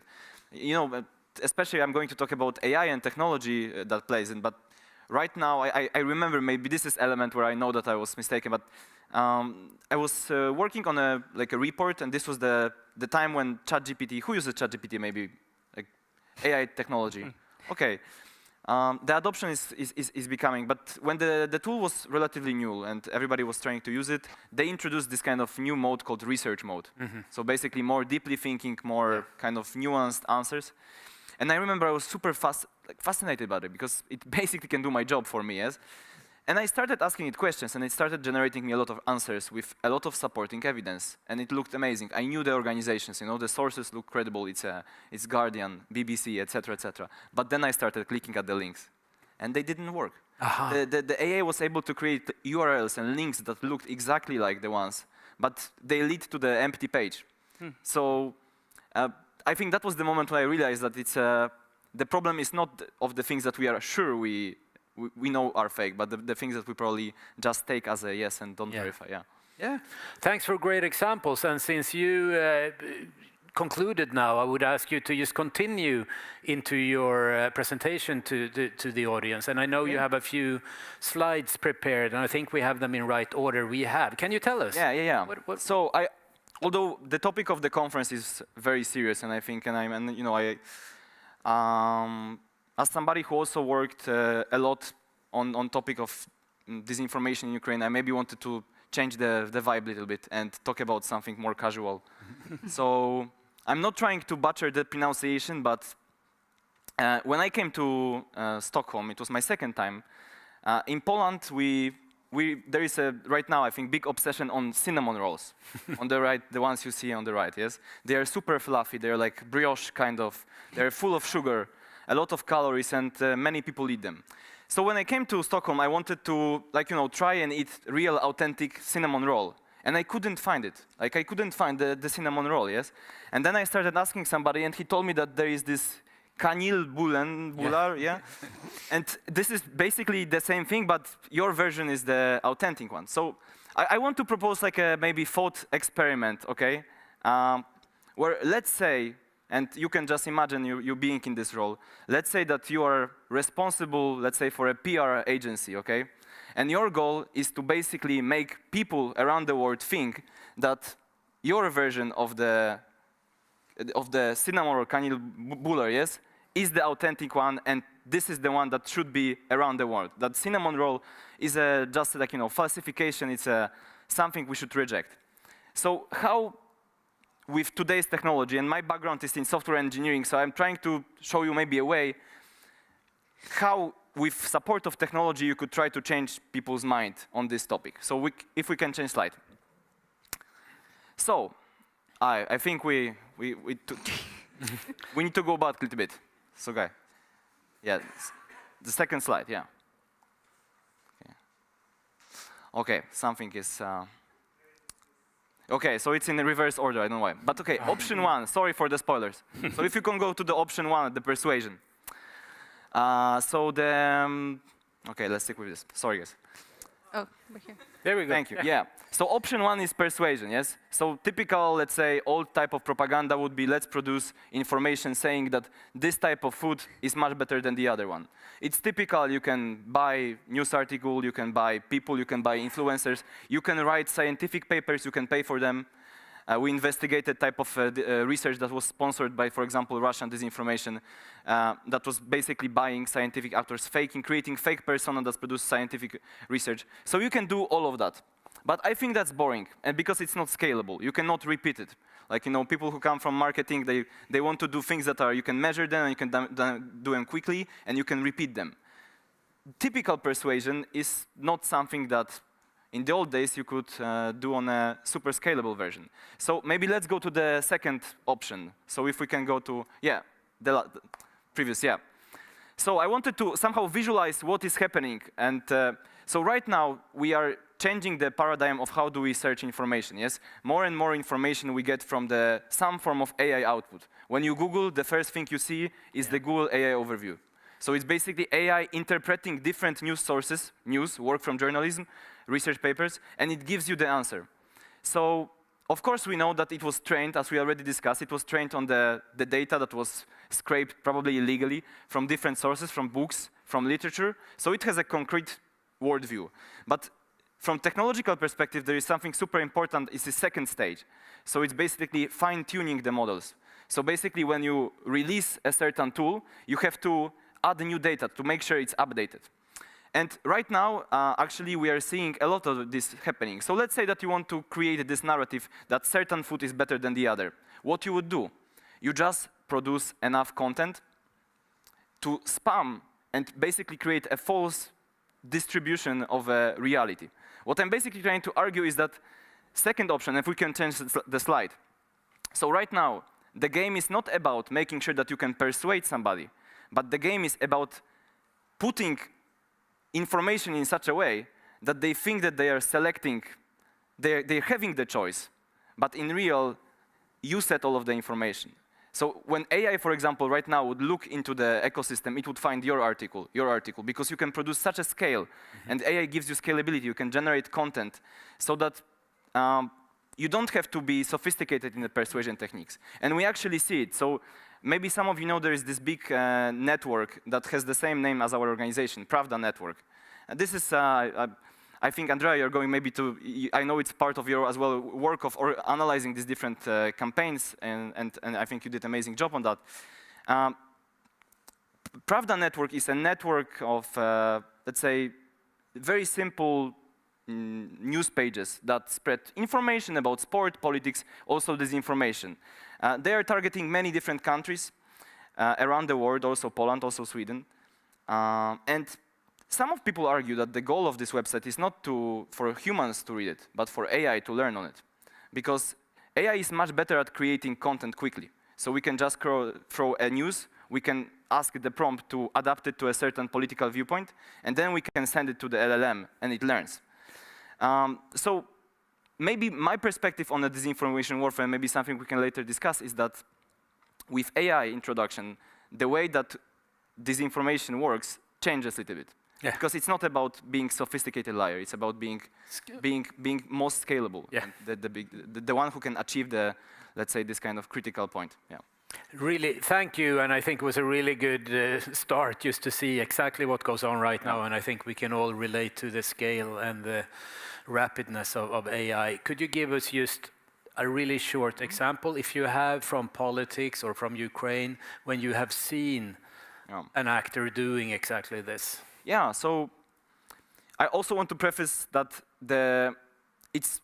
it's a long-term game with a lot of these campaigns. So although it's not something that will reach thousands of views, we've seen different research papers, etc. It's a long-term game because that's how disinformation works, that's how Kremlin plays, they're playing long-term. But regarding the example, so the example I gave, the Pravda Network, yes? Yeah. They are producing constantly news. I guess today they produced 13 to 40 pieces just on Sweden, you know? Different political news, sports news, and they will throw this information to one place, yes? Yeah. But the question is, and I worked on Africa a lot, person in Senegal, yes? They, with all due respect, Ukraine is not on their top priority. Yeah. But if they Google this, the ChatGPT will first look for sources in Senegal, like, you know, in their language. Yeah. And it will find translated version of the Pravda Network because they're doing this at scale. They're using machines to translate it to their local language. So the ChatGPT will find version that is created by Kremlin. Mm-hmm. Maybe it's not the case in here because we have counter-narratives. We have journalists who are pushing counter-narratives. But in Senegal, in Africa, like in minority languages that only, you know, it's easy to translate to these languages with machines. Of course, the quality is not, but it doesn't matter. So yeah, so Pravda Network, if you want to check it out, there is a lot of reports on this. Thanks for your response, but unfortunately you made it even more serious, but I appreciate it. I think we move on with you, Andrea, and I think that's the order we have with the slides also. Perfect. Yes, that's me. Okay. So yeah, thanks for the opportunity to speak. It's great to be here with all of you. And my name, as everyone have been told, Andrea Liebman, and I'm with the Swedish Psychological Defense Agency. And we're quite unique in the world, actually, Sweden. Together with France, we have an agency that focuses on psychological defense concept. Psychological defense has been around since the 50s, talked about, implemented, then kind of lessened a bit in strength, but then brought back now for obvious reasons. And these questions that I work with, my team has worked with since 2014, since the annexation of Crimea. And then we worked at another agency. We were like a little group in a corner behind a firewall. And then 2022, we opened our doors at this government agency. And we're a civil defense capacity. And we report to the Ministry of Defense, and we also have our Minister of Civil Defense since the last elections, and a National Security Advisor as well. So part of the total defense concept that's now being quite vocalized in news and media, I think Sweden is doing a good job. Picture 2. Okay, and I've sort of gone through this actually. So, and with focus, I should emphasize on foreign antagonist actors targeting Sweden, Swedish interests, Swedish behavior, population, and decision-making ultimately. So that's our problem. I mean, you're allowed to influence, you're allowed to lie. We don't look at that. Our problem is when people from abroad, interest groups, state actors, non-state actors, when they try to influence the Swedish population in doing, thinking, and behaving in a way that they shouldn't. Next slide. So we've really put a lot of emphasis and focus more recently on communications. And communications is the Stratcom aspect in defense language. And it's also quite heavily worked with at NATO now. That's where cognitive warfare is being built, and it links to psychological defense as such. And you can see here, I've listed a few things that we really focus on. You know, and it also comes down to, we work according to 3 strands, so operational, long-term strategic capacity building, and the communication strand now. And in the long-term capacity building work that we do, we get the information from the operational end, threat actors, vulnerabilities, like we can sort of gather all that, and then we funnel it out into the system and into capacity building through educational efforts, media engagement, sitting here, speaking to you, and also particularly to local and regional actors. So in front of, ahead of our elections in 2026 now, in September, we're going to be everywhere you can possibly think of, municipalities in Sweden, my colleagues and myself, and we're going to roll out psychological defense as a concept and raise awareness and sort of that defense aspect, but also countering. How do you actually meet this to local and regional actors? And you can read a bit more. I can share this later if anyone's interested. You can see that we have, of course, a website, and we work in many different ways. But in media also, we try to be quite authentic. This is very important these days, the authenticity. So not any glossy campaigns, not the bureaucratic government sort of speak, but very authentic, and that's often where I come in, apparently. So, okay, moving on. So 2 priorities in our current work is supporting Ukraine. The government has given us that job, so that's what we do, and also protecting the elections. Next. And our work in Ukraine today is about basically capacity building and training. There is a slew of workshops going on. They started at the beginning of the year, all throughout 2026, together with an organization called Join Ukraine. It's headed by a hybrid threat, like super expert, Lyubov, her name is, and also by the Strategic Communications Center there. And we've been part of their journey of building this capacity. And so strategic communications is huge. And a few things I can talk about it more, but like, what has Ukraine done strategic communications-wise? Well, they've done so much good work, and also we're cooperating now. Like, there's a Team Sweden really like also supporting Ukraine. But next slide. We've gone from teaching to supporting. So we started off with, in the early phase, introducing psychological defense. We worked together with all of these actors that I mentioned and many more. But today, we basically support these Ukrainian actors because they have come much further than us. I mean, during war, they have actually been able to not only conceptualize what psychological defense is about, but through this disinfo center and through the different people and hybrid threat and the knowledge, they are far advanced. I mean, you may have heard in the news as well about the drones now, that Ukraine is actually like quite, they're turned to because they have the experience. So it's like a two-edged sword. So you've been exposed tremendously, but you've gotten like really, really good. But that's it, right? That's what resilience is. Instead of breaking, you turn it into something where you just get really good and better for, you know, at a high cost in this case. And then we also often talk about the Ukrainian ownership now. That's at the center. Mm-hmm. Next slide. And I've spoken some about what lessons we've learned. I can expand on that later, but it's the local ownership. It's the country that leads And same goes for Moldova now. We've been there in many different instances. We've supported Moldova ahead of elections. We've supported Romania. We're in Armenia. But it's the local ownership that's important, because that's where the vulnerabilities are, and they know it themselves the best. And then resilience is built across society. It's that sort of lingo that you may hear of, a whole of society approach. Well, it just is required for people to manage and to actually be stronger together, that kind of concept. And information threats are part of a wider conflict environment. It's not just the information warfare, and I can talk more about that as well. I think that's it. Let me see, is that? That's Yes, perfect. Thank you.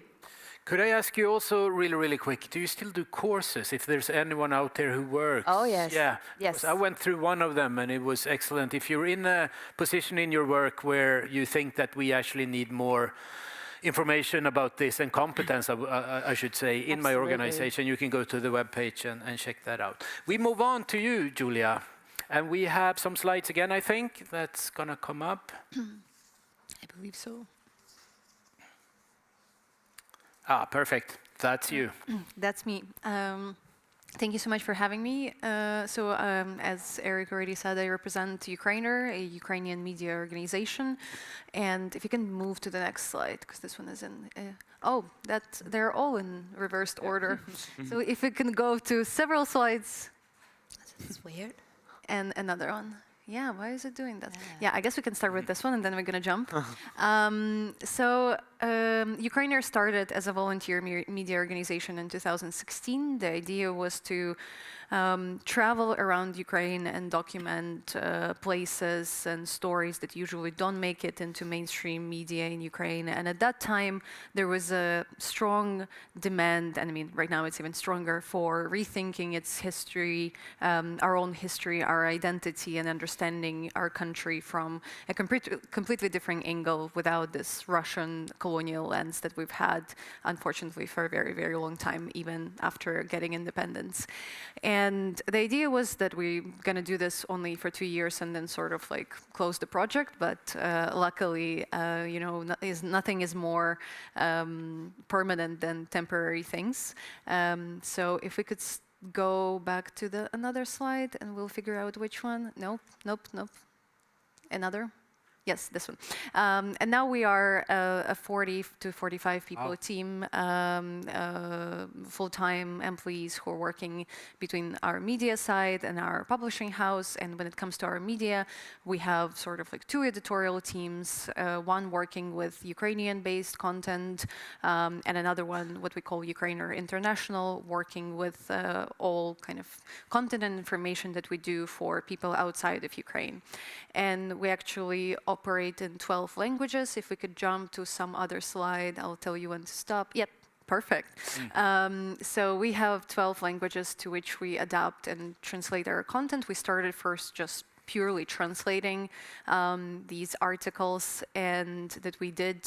And then we sort of went into more kind of context-based approach where we create stories in those languages that we feel like are the most important at that time. And actually, just to tell a short story of how it worked in countering disinformation, I think I was sharing it yesterday a little bit, so if you've been there yesterday, I'm sorry for repeating myself, but we've done a lot of articles and stories on Ukrainian minorities, and our article about Jewish Ukrainians has been trending or like getting influx of readers from Japan because it has been translated to Japanese, and this is something that you've said, that how Pravda translates a lot of materials just for AI or search systems to find them later. This is something that we've done even before the era of AI, which wasn't that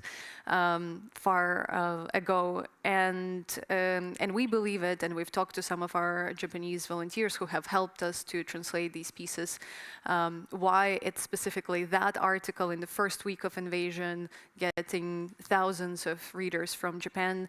And we think it's because, if you remember, Putin was saying that one of the goals of the special military operation is denazification of Ukraine. And there was a lot of also, false stories about how different minorities are treated in Ukraine, obviously the Jews being one of them. So luckily for people of Japan, they could Google something and find something in their own language that kind of counters that narrative and tells the story of how, Jewish communities in Ukraine are currently organized and how they're also participating in the current resistance to Russian invasion. So if we can jump to some other slides. So we can stop here. So we do a lot of different materials, but this is one of the formats that we believe is very helpful at countering some disinformation, false narratives that Russia is spreading. Obviously, we do not, we're a media organization. It's not like we're strategically trying to spread them and go into places where, Ukraine is the most, distrusted and where people have a lot of false perceptions about Ukraine.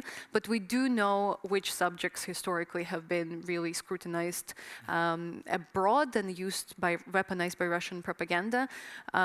So we create short explainers that could be shared with people who either lack information, they lack context, or it's like the first time they hear about these things. So here you can see we've created materials on the genocide of Crimean Tatars, also trying to link it to what's going on today as Crimea being occupied again. We explained the history of Ukrainian language, and one of our more kind of cultural angles, we've talked about Carol of the Bells being one of the first kind of big cultural diplomacy projects back when Ukraine had its own national aspirations in the beginning of the 20th century, which is again counters the narrative of Putin saying that Lenin somehow created Ukraine. If we can go to another slide, not this one, another one, no, not this one, we can stop here. And we also work a lot with social media, kind of short video form, TikTok form.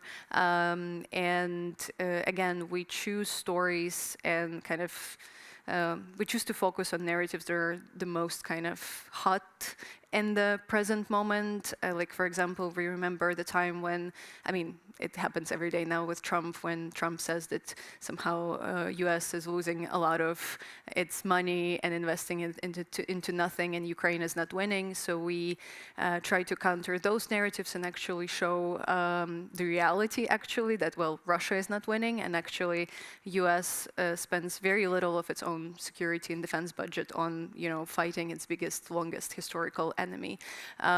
This winter, we knew that, and this is something that I assume all of us are going to talk more deeply about, but we knew that when Russia is going to try to freeze Ukrainians out, that they are not going to just, bomb the critical energy infrastructure and that's it and leave it to that. They're going to also deploy their most of their resources to pressure Ukrainians psychologically and use social media to actually disseminate a lot of false information. And we try to work both with our Ukrainian editorial team and also foreign to actually explain what's going on and to explain that it's a deliberate tactic of Russia to force Ukraine into peace negotiation.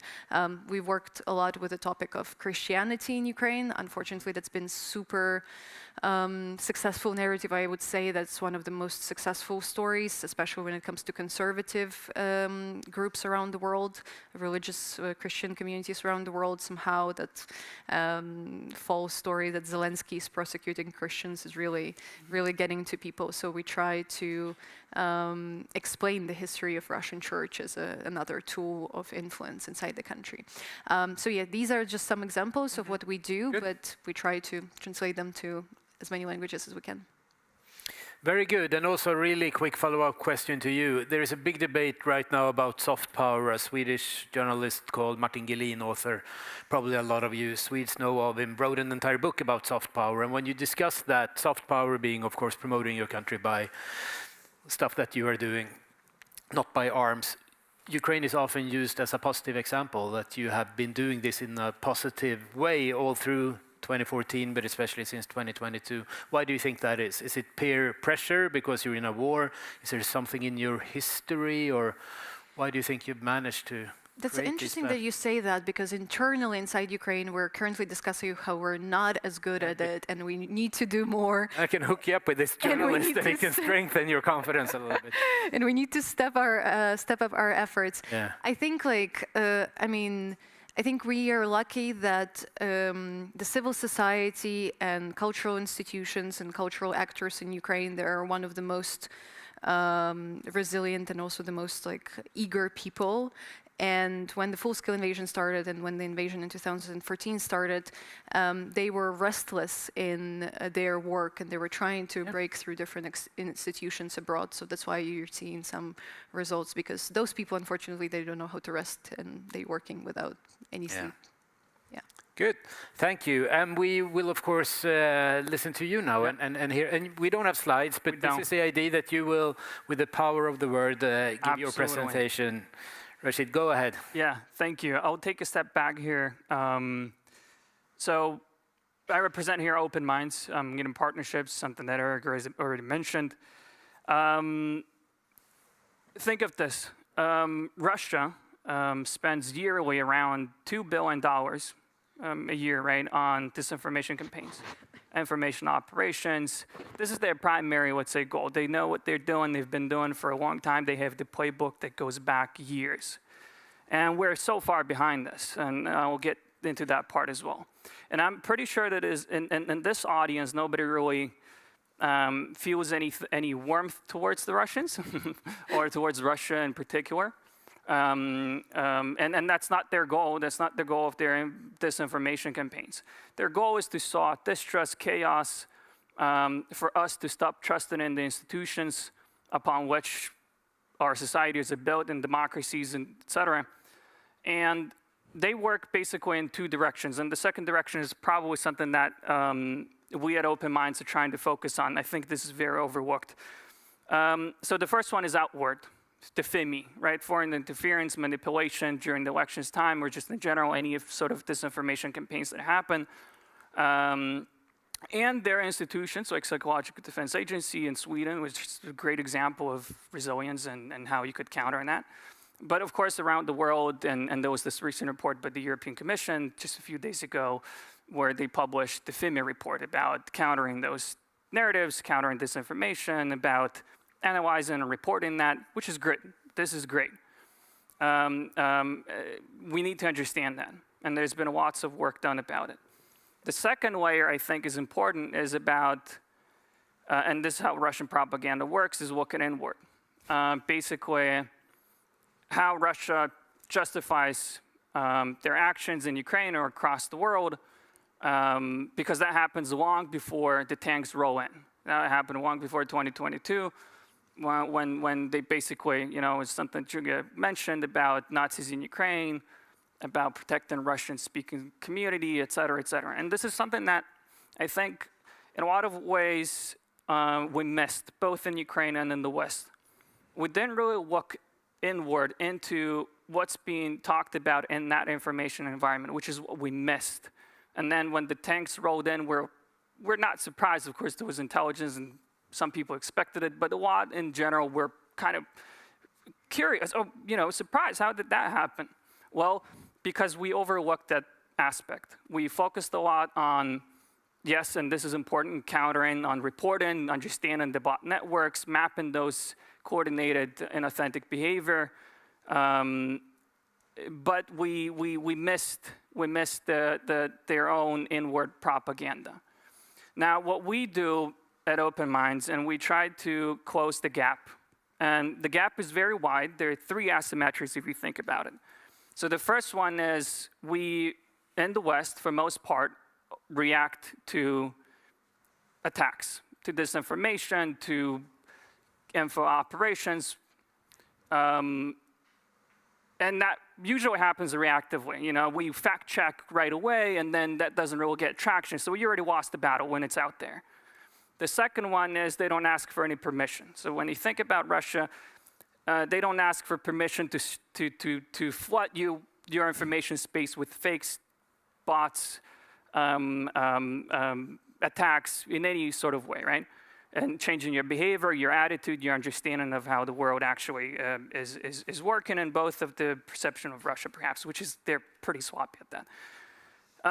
And the third one is perhaps is that, and again, Russia I think is pretty sloppy at that too, but they're taking an example of the countries that are next to it, like China, sovereign internet. This is something they're trying to do right now, is that they're closing out those Telegram channels. You know, they're trying to build their own internet so that nobody could get in there, nobody could analyze it, nobody could look into that information space.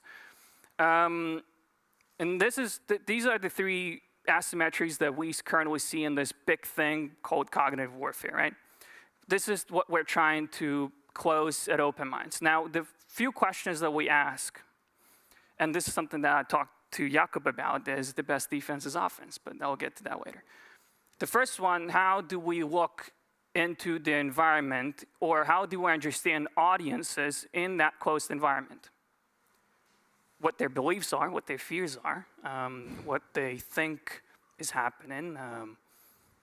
Basically understanding and mapping a typical Russian, which is different, if you know, and I'll get to that as well. And the second important layer is how do we reach them? Those two, perhaps, and I have to say, perhaps for a lot of years, for many years, this conversation was off the table. You can't really do that. You should not probably do that, but right now it's changing in Europe. We're thinking of deterrence, cognitive deterrence. We're thinking of raising the stakes, which is good and happened over the past 4 years. This has been the work that we at Open Minds have been trying to advocate, that we have to be able to punch back. We have to understand a Russian that lives in Buryatia, a Russian that lives in somewhere far off in the east, to be able to be precise when we reach those audiences. There's a great book, and okay, let's put it this way. And you probably read it. If somebody didn't, there's a great book by Peter Pomerantsev, How to Win an Information War, right? Some of you have read it, some of you have not. There's a playbook already existed during the Second World War when the British journalist Sefton Dolmer, right, the ways that he communicated with the Nazis back in the day, with the German, not the Nazis, but the German population. We already have that. We already have the playbook exist. And now our question is, and this is something that we need to ask ourselves, is we need to recognize that we're in a fight. This is a new domain of warfare. Perhaps something that we conceptualize. It's not a new domain. It's been existing always. But this is a domain of warfare that we need to engage in. We need to say, hey, we're at war. This is an invisible war. Ukraine is fighting on the battlefield. Drones, sacrificing their lives, protecting the rest of Europe from that, you know, invasion, tanks, drones, etc. But Europe needs to say, yes, this is an invisible war where Russia spends billions of dollars because they think this is working. Mm-hmm. We are pretty good at analyzing that, and I always say it, we're pretty good at reporting that. We're so many good reports out there. Think tanks do that wonderfully. And I love reading those, but I'm a little tired. Okay, so there's a coordinated bot network. What do we do about it? Right, and of course there's a question of counter messaging, counter design, but in my opinion, and this is what I will say here, is I think we have to go for the, you know, for the head, for the snake's head in this particular case. You can't win a war when you don't understand who you're fighting. Mm-hmm. You can't win a war when you don't understand who's on the other side. So this is the primary goal, what we're trying to do. We're trying to bring it back. We're trying to bring back some of the methods that existed before. We're quite bold in our action, perhaps, as Ukrainians. We're a Ukrainian-founded, you know, company because we believe this is an important domain of warfare, something that we have to win. We don't need to think, in my opinion, we don't need to think about, okay, how do we defend? We need to think about how do we win the war. And this is a message that I think in Sweden or across the board, needs to be paraphrased. And I'll be happily going into what we found out at Open Minds about those communities, but we could just get to that later. Yeah, we will. It'll be quite interesting. But answer me really quickly, when you say best defense is going offense, is that what you mean, going for the head? Or Yeah. Yeah, what's the first step? What do you think we need to do more of? I think this is exactly that. We need to understand the Russian audience better. Yeah. Of course, in the previous panels, we talked about dehumanizing. Yes, they're not humans. This is up to everybody to believe that. But they're the humans the same way as everybody else. They have their fears, they have their biases, they have their prejudice, whatever, right? Just like everybody else. Just like back in the Second World War, the Germans had their own biases, the fears, the whatever. Yeah. Now, how do we exploit the cracks of the Russian propaganda? That's the main question. And how do we fight them on their own terrain? Good. We got a pretty good overview. Thank you, everyone. And as a moderator, you love when we move into the second round now, when they can comment each other's presentations a little bit, when someone is already eager to talk. Jakub, you already wanted the floor. So, and remember to be a little bit quick now. We have a few interactions, and then we will invite the floor. Go ahead. Yeah. Thank you. So this event is about culture, and I want to comment about something because I think there is a super interesting connection that is coming for the future. So, like we usually meet with people in our domain, like analysts, disinformation, a lot of reports, a lot of analytical thinking, IT people. But actually, what the guy that you described, yes, the British guy, that was basically auditioning to the German people, like as well Nazi soldiers in Wehrmacht. He was working with culture people. He was hiring cabaret players. He was hiring actors to play personas. So for me, it's a perfect. Like maybe there is connection between culture and understanding and the work that we are describing, because that's the way to reach the minds. So yeah. As an editor-in-chief of a cultural magazine, I think you hit the nail on the head. It's very close to each other, I would say. Is there anyone else who would like to comment something that's been said or add something that you now think is good to? I think you are going, Andrea. Go ahead. I can just say great points. And of course, this is something that's being massaged continuously. One thing is that there's a study that was published by researchers at the Institute of Psychological Defense that we partially fund at Lund University. And they map, it's another great study. And they map the ecosystem, the Russian ecosystem and how they operate. And the Social Design Agency is part of that. And it just shows the incredible, not just how much money they invest in it, but the width of it. It's so wide and so deep. There's so many channels. And the Pravda network that you mentioned and the Doppelganger network, which are these fake websites that look like news sites, so people click on them. They have no idea that they're not reading The Guardian, but they're reading a fake AI-generated website with AI-generated articles. And then they create these AI-generated comments that then is fed out into social media. So you can imagine just that little fraction, Pravda network, Doppelganger network, which is, by the way, when you look at trends, the decentralization and the part of how Russia is building. So they started off with one thing years ago, and now they have many different platforms that they're using, and we are in all of those platforms. So one thing that you said was that, okay, we got to hit them where it hurts and all that. That's good, but it's actually our populations. We here, maybe on stage, and many actually more and more, increasingly so, know more about this, but it's the population, like the general population, that's being targeted. So that comes, it goes both ways. So it's like we can gather all the knowledge, we can try to hit, but then we also need to understand how to strengthen our own population. So there's a lot of work that goes into many of these different facets that are being talked about. It's 24/7, 365 days a year. It's constant. And it's not just the decentralization of their, with these news sites, it's also that now more increasingly Russians are using proxies. So it can be like an everyday person that's maybe they don't even know about it, but they're being somehow encouraged or paid by an actor.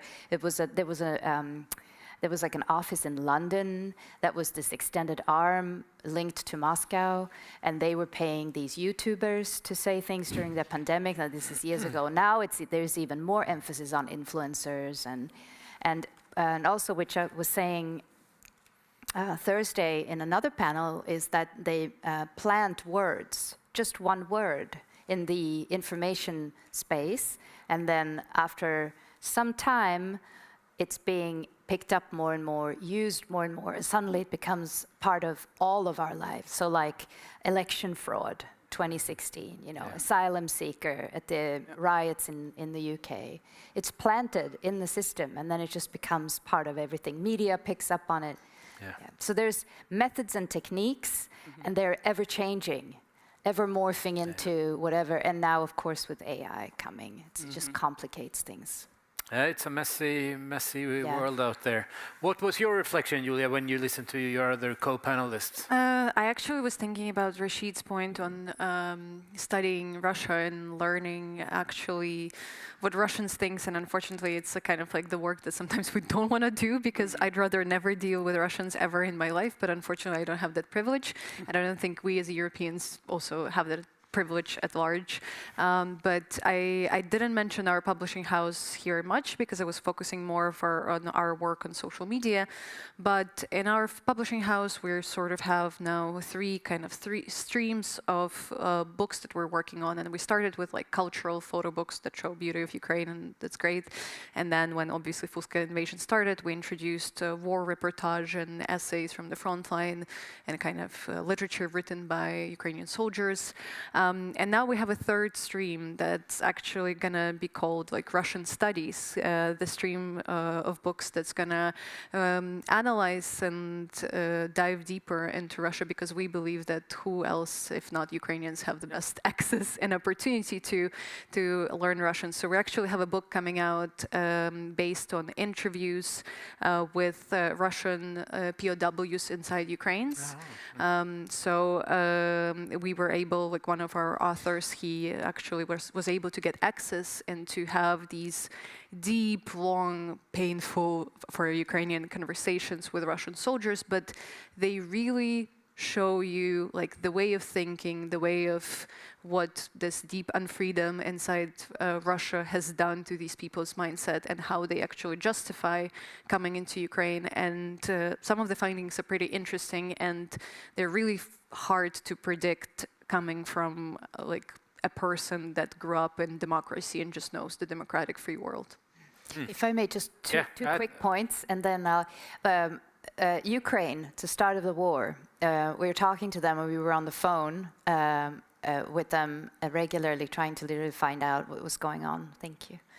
And basically what was decided on very early on was to open up the Ukrainian sort of, I guess, trials and tribulations to the international press. And that way there was this whole, you can imagine like there was this, it's like a snowball effect this way. And everything was just, and they were able to gather that support that they so much needed. So that's one way of approaching and fighting back. And another way, for example, Sweden was under heavy disinformation attack in 2022, 2023. And I was called up to the government offices, and all the press secretaries, they were gathering there, and they said, we are under such pressure. Like, this is crazy. Our phones just keep ringing from Al Jazeera, to Swedish newspaper, you name it. They was just, and so I said, if you do anything, okay, we went through all of the slides, we talked about methods, and we were learning, and we were talking. I said, but if you come out of this meeting with one thing, if you remember, is to the Prime Minister, to all of your bosses, just remember to tell them, don't repeat the lie. It's so common that you start off by saying that, Sweden, we do not steal Muslim children, because that was the lie. But, we have to tell you, this is what we do. No. You have to get rid of that lingo.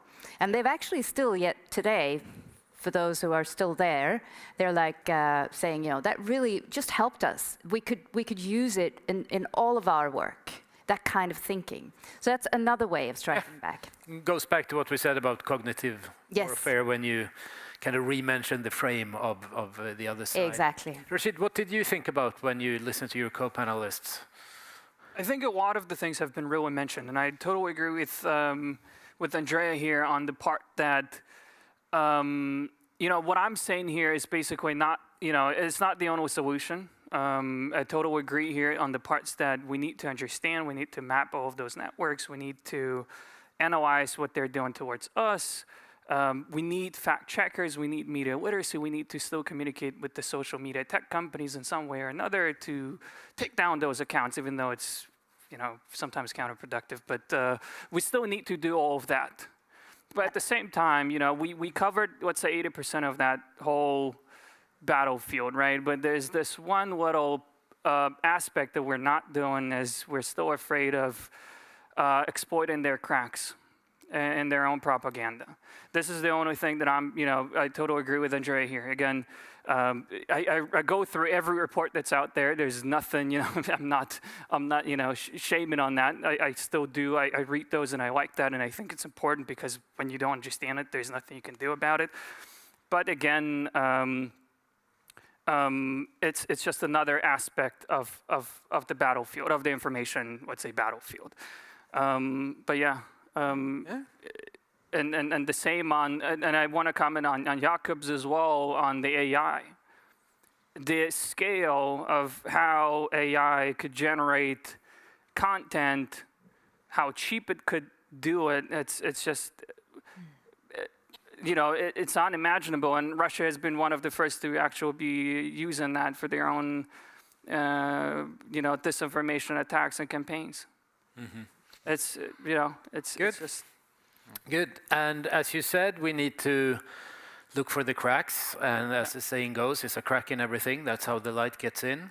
Yeah, and if we want more light on this panel, we should involve all the smart people in the room and let you ask questions. And yeah, we have a few hands already. Good. We have someone with a microphone, or should we use a mic I have? Yeah, very good. Thank you so much. You can. Oh, I could have done that, but thank you so much. I can focus up here. And please, you say quickly who you are and a quick question. Yes. And respect the time. Just Absolutely. Thank you Yeah. so much. I'm a part of Ukrainian Vision. I'm a volunteer here. So I have an interesting question. You know, we are talking about the warfare of disinformation for adults.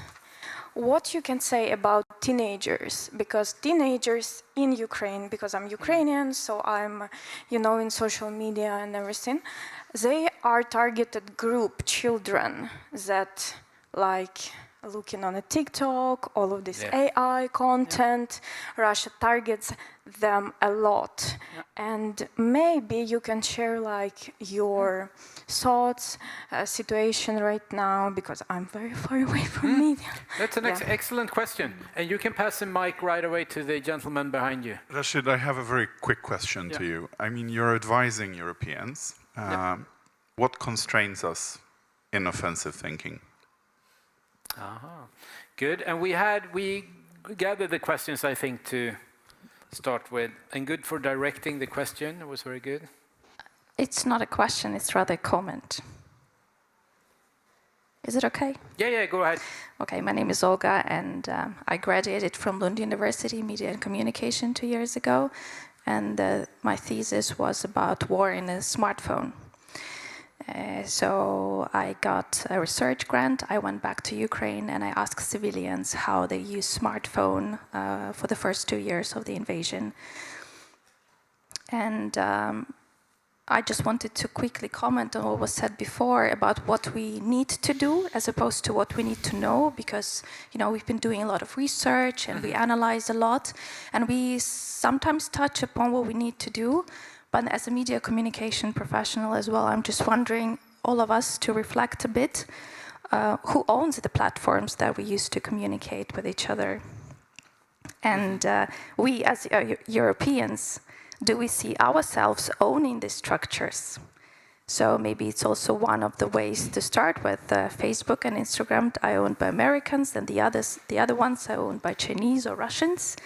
And we Europeans, we don't have ownership of the infrastructure that we use to get our news from, because of course, maybe we are a very specific audience, but I'm more than sure that all of the people out there, they get their news from smartphone and from social media.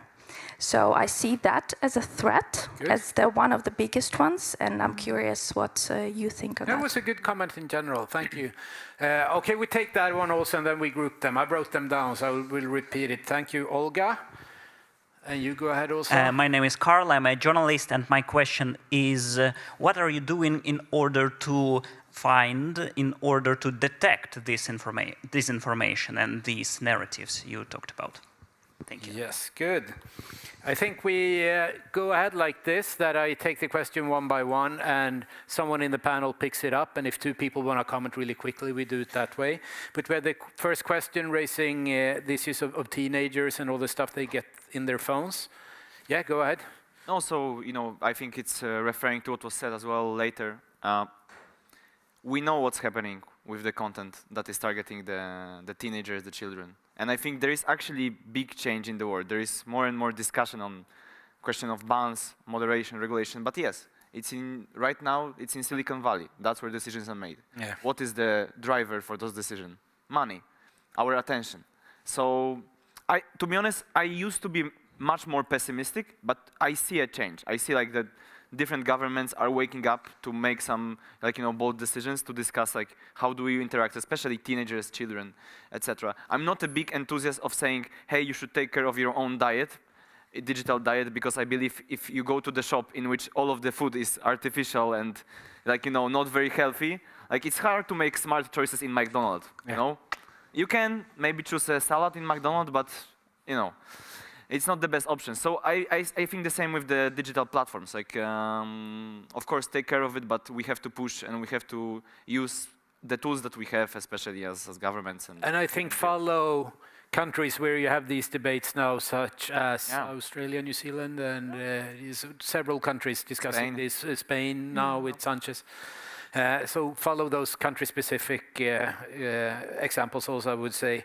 Rashid got a really question for only you here about the constraints, etc. Yeah, this is a great question. So the one, and this is again some conversation that I had previously, is, so there's the aspect, perhaps from what I've heard, is the moral dilemma, right? The morality of engaging in that, in their information space, operating there. And this is something that we tried to say to everybody.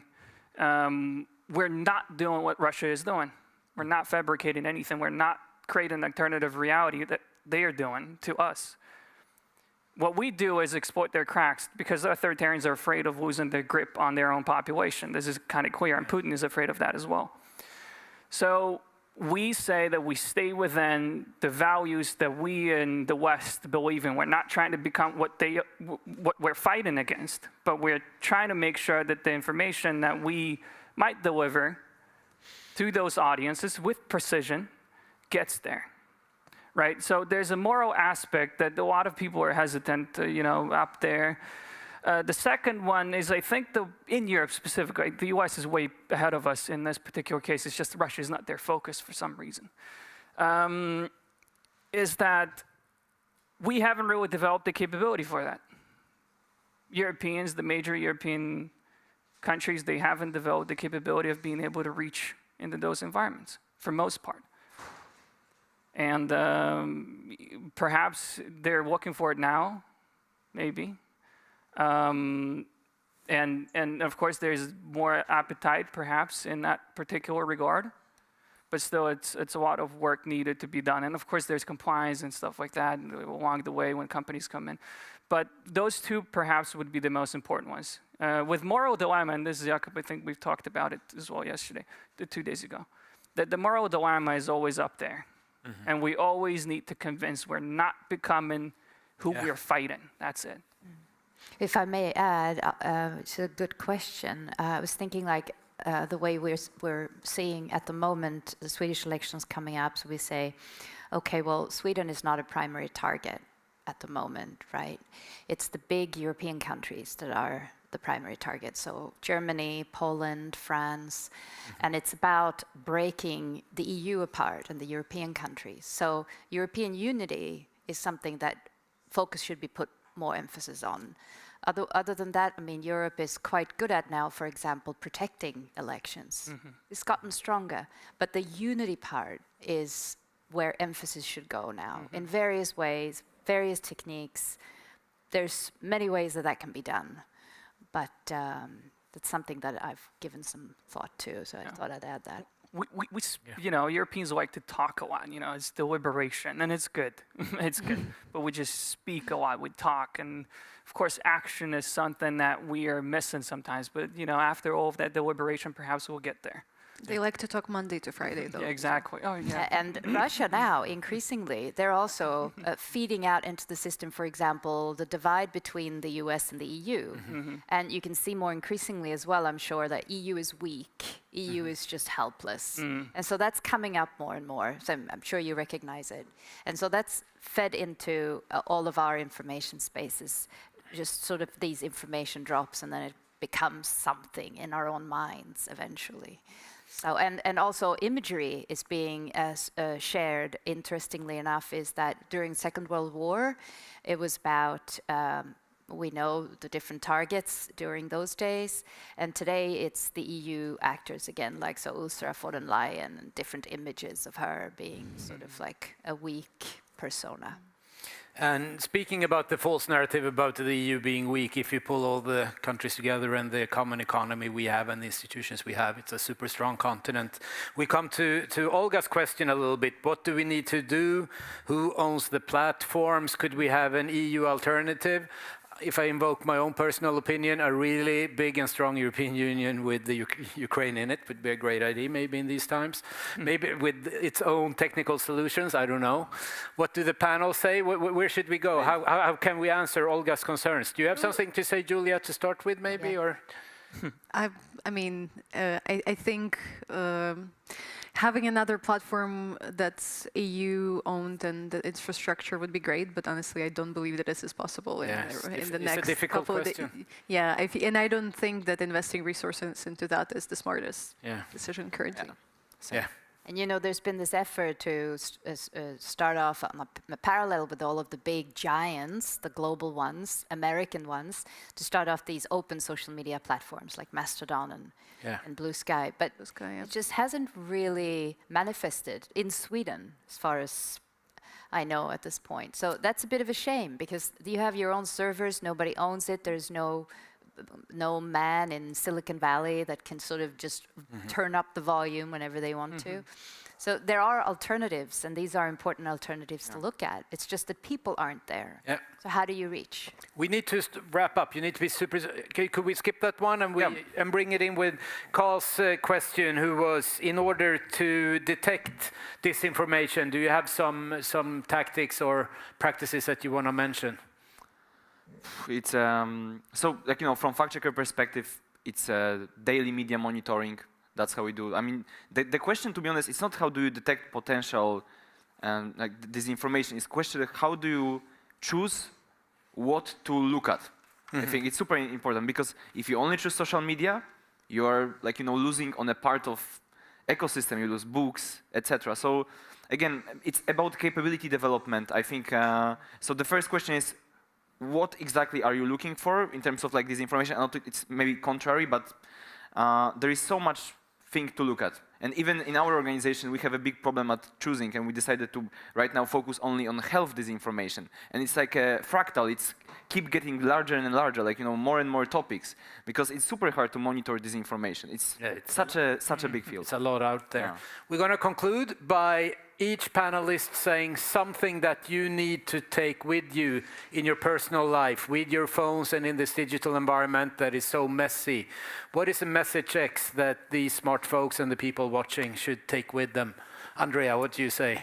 And quick answers now. So we've talked about this, you're aware of this now, and now you just have to turn it into your own like real sort of weapon, you know, so that so you can defend yourself. That's my message.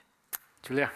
I mean, I believe firmly that as much as like we cannot fully be in charge of our algorithms, we can still let them know what we want to know and what we want to get on our timeline. So I really recommend everyone who cares about Ukraine to follow more real Ukrainians living in Ukraine and going through this right now. Good answer. Yes. Go ahead, Rashid. Great. I mean, on the personal level, I think it's important that you, of course, check the information, check the sources. I mean, the usual process of media literacy. But the second part, I think, for the stakeholders, for everybody, you know, not, you know, let's put it this way, for us to understand that peace requires both sides to agree to it. That has been broken. So what do? We don't stay on the defensive. We go on the offensive. That's the key. Offense. And you, Jacob? Yeah, from my perspective, something I learned during this conference is disinformation tries to destroy identities. So make sure your identity is not destroyed. I mean, cultivate your culture, cultivate your personality, your community, because that gives sense, and it's something internet disinformation cannot break. Perfect conclusion, I think. Should we start giving a round of applause? Yes, please. Huge gratitude to our guests. Julia, Jakob, Rashid, thank you so much. Thank you, Harry. Thank you. Did you want to say something, Anna, also?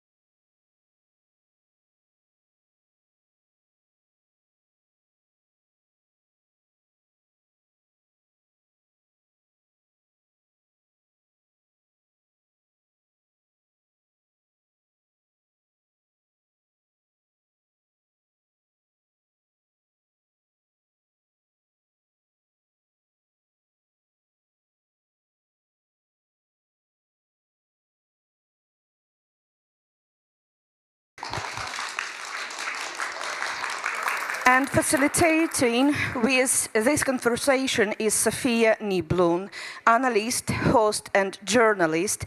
Please join, and we can start. Thank you.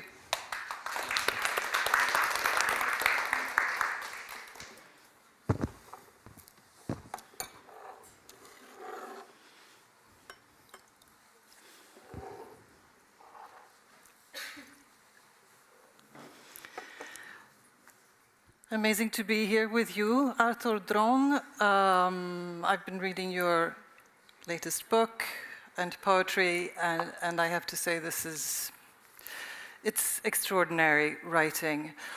Arthur Dron is a poet, writer, event manager, was an event manager at the Old Lion Publishing House in Lviv, journalist. He's a soldier and war veteran, and he was born in 2000 in the village of Voskresintsy in western Ukraine. He's actually 1 year younger than my son, which makes me feel a bit special about this because I honestly cannot picture my son in the trenches. It is often said that war hardens the heart, and one of your poems, Arthur, also describes how a mother tells her son to turn into stone. But your writing actually offers proof of the opposite, because your writing is full of love and compassion for your characters, and they contain very finely chiseled portraits of friends and comrades and people you've met during your missions. It's very clear that your horrific experience as a soldier has not turned you into stone. And I hope that we, in this conversation, can try to understand how writing and art can sustain and restore humanity under the most challenging conditions. Your poetry debut was in 2020 with Hurtojitok, yes, number 6, dormitory number 6. And on the night of February 24th, 2022, Arthur was working on his first novel, but he left it, volunteered to serve on the 125th Separate Heavy Mechanized Brigade. In December 2023, the collection Tout Bilimi, We Were There, was published. It contains poems written at the front line in Kharkiv and Donetsk.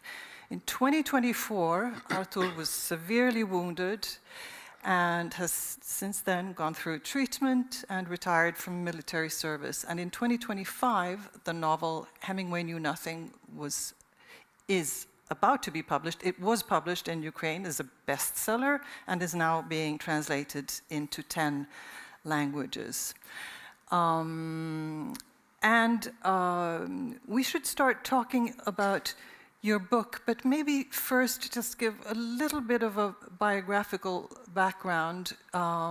If you want to tell us where you grew up, your village, your region, what is it like, and what is it like to come back there now? Thanks for such a good introduction, and I have to mention that you have very good pronunciation of my native village, Voskresintsy. Thank you. Yeah, I was growing up in a very small village on western part of Ukraine, and I was born in Voskresintsy, but I grew up in very close to this village Pidmykhalivtsi. And I was yesterday in Uppsala on this literature festival, and we had a meeting with high school students, and I was telling them that when I was a student in school, we had 24 students for all our school, for all our in the village. entire school, 24 students. Yeah, including my class, from 6 students. So yeah. So how small was the village? Village is not very small, but villages, especially in our area, are dying now. And when I went to school, we had about 100 students. When I finished my 9th grade, it was 24. Now I think there is just this elementary school, and they have probably 3 or 4 pupils, including the refugees from eastern part of Ukraine. Really? It's dying, really, you're saying? It's depopulated, or why is it dying? Yeah, it is. It is because you can find a job in the village. You can find a job. I think in 90s, before I was born, it was totally different situation. We had hospital in our village, so it was a very big job center for this area. But then hospital was closed and people were just going to the nearest cities. No one wants to live in the villages, so this middle age are higher and higher, and yeah. It's a bit the way it has been in northern Sweden. Yeah, but I didn't know that this is so sad when I was a kid. It was good to grow in a village. And but where exactly is this on the map? It is a western part of Ukraine. It is for about hour and a half to the Poland border. Yeah, it is Ivano-Frankivska Oblast, Ivano-Frankivsk region.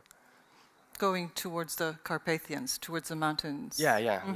And it's about 2 hours by bus to big cities Ivano-Frankivsk and Lviv. So it was these 2 centers to where we were trying escape. And I chose Lviv when I was 16, and since then I live in Lviv. And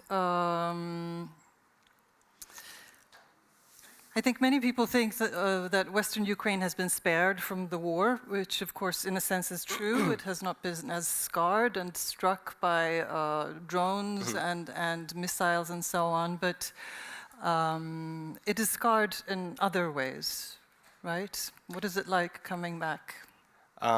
Yeah, it is, and you can see it if you will go to our cemeteries.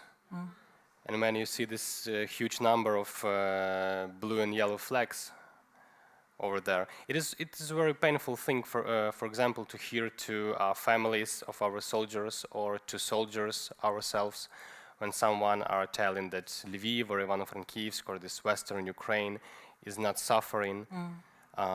We just have this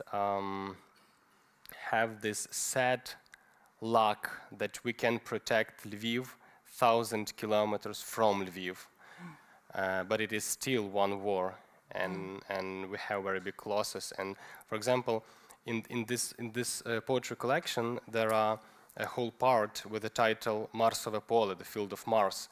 This is a name of actually cemetery, honor cemetery in Lviv, where we are burying our fallen soldiers. And in 2022.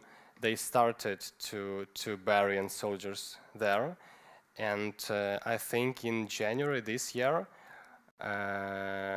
we stopped because there is no place anymore, and we found another space and opened a new honors cemetery. So yeah, you can see it if you just go there and try to count flags.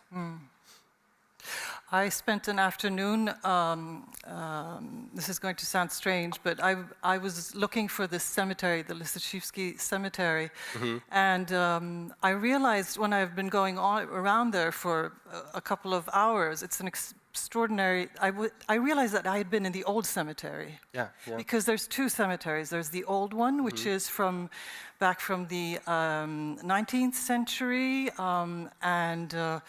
and it also has, of course, the tombs from the First World War, from the Second World War, and even from 2014. And then the new cemetery is on the other side of the street.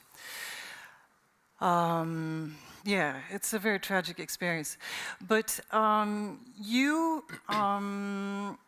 so you wrote this poetry collection, which we have here. You should definitely lay your hands on it. It's actually, Artur started his international career. Now something happened, no. He was first translated into Swedish the first foreign language because of Mikael Nydahl, the translator. These poems were written while you were still in service, but Hemingway was written when you were already in hospital after being wounded. Do you want to tell us about the circumstances? Yeah, I can. But firstly, I can add that I was also these poems was also published firstly in Sweden and only then in Ukraine, because when the online publishing house were preparing this poetry collection, Mikael Nydahl already translated a few of these poems and published it, and it was earlier for about 3 weeks than Ukrainian edition.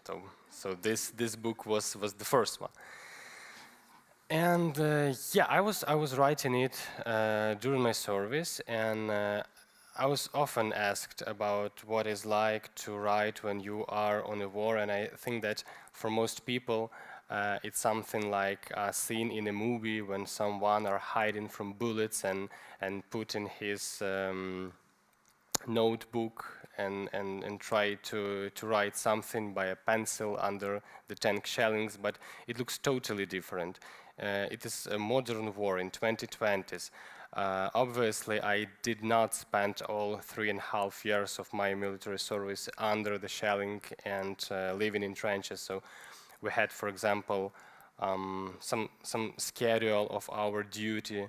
You have to be 4 days, let's say 4 days on the front line, living in trenches under these shellings, but then you have 2 or 1 day in the nearest village to front line, and you have an opportunity to get the internet via Starlink and to call your loved ones, to watch TikTok, or for example to write some poems. So actually it was not so hard technically when we were talking about poems, but with this prose text, I understood that it is difficult, because this kind of writing, at least in my case, needs a little more specific circumstances and at least time and possibility to think only about this text for a long time.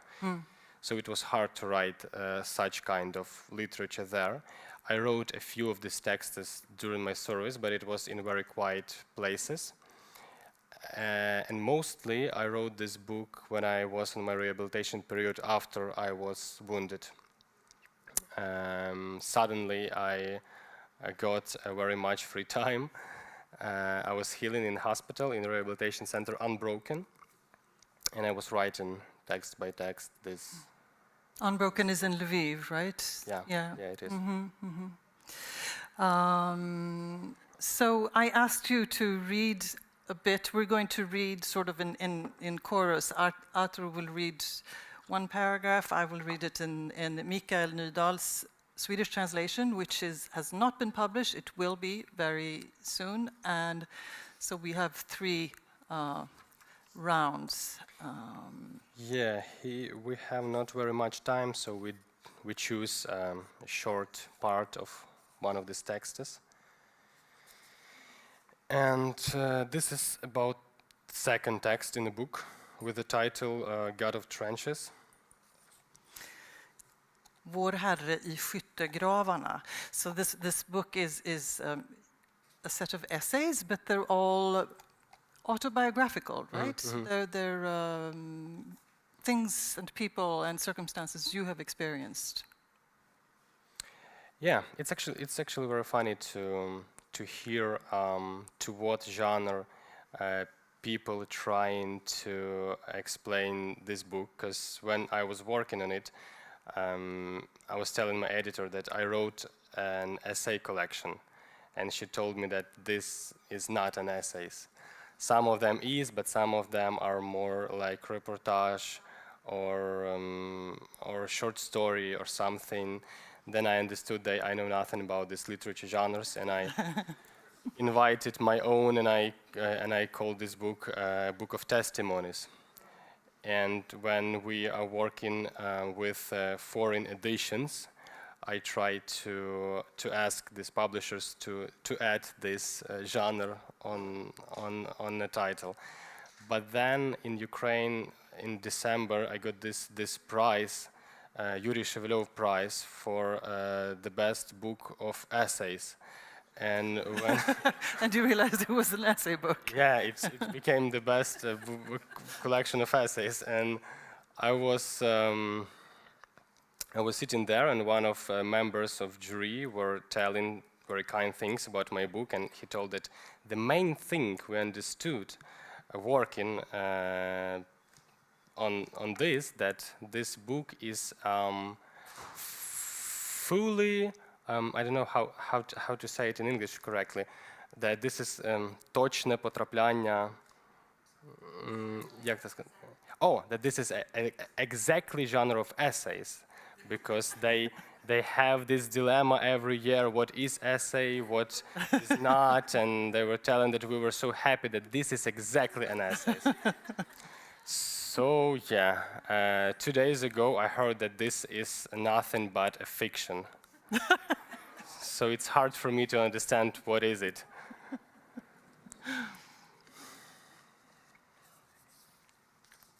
Okay, so we can start, right?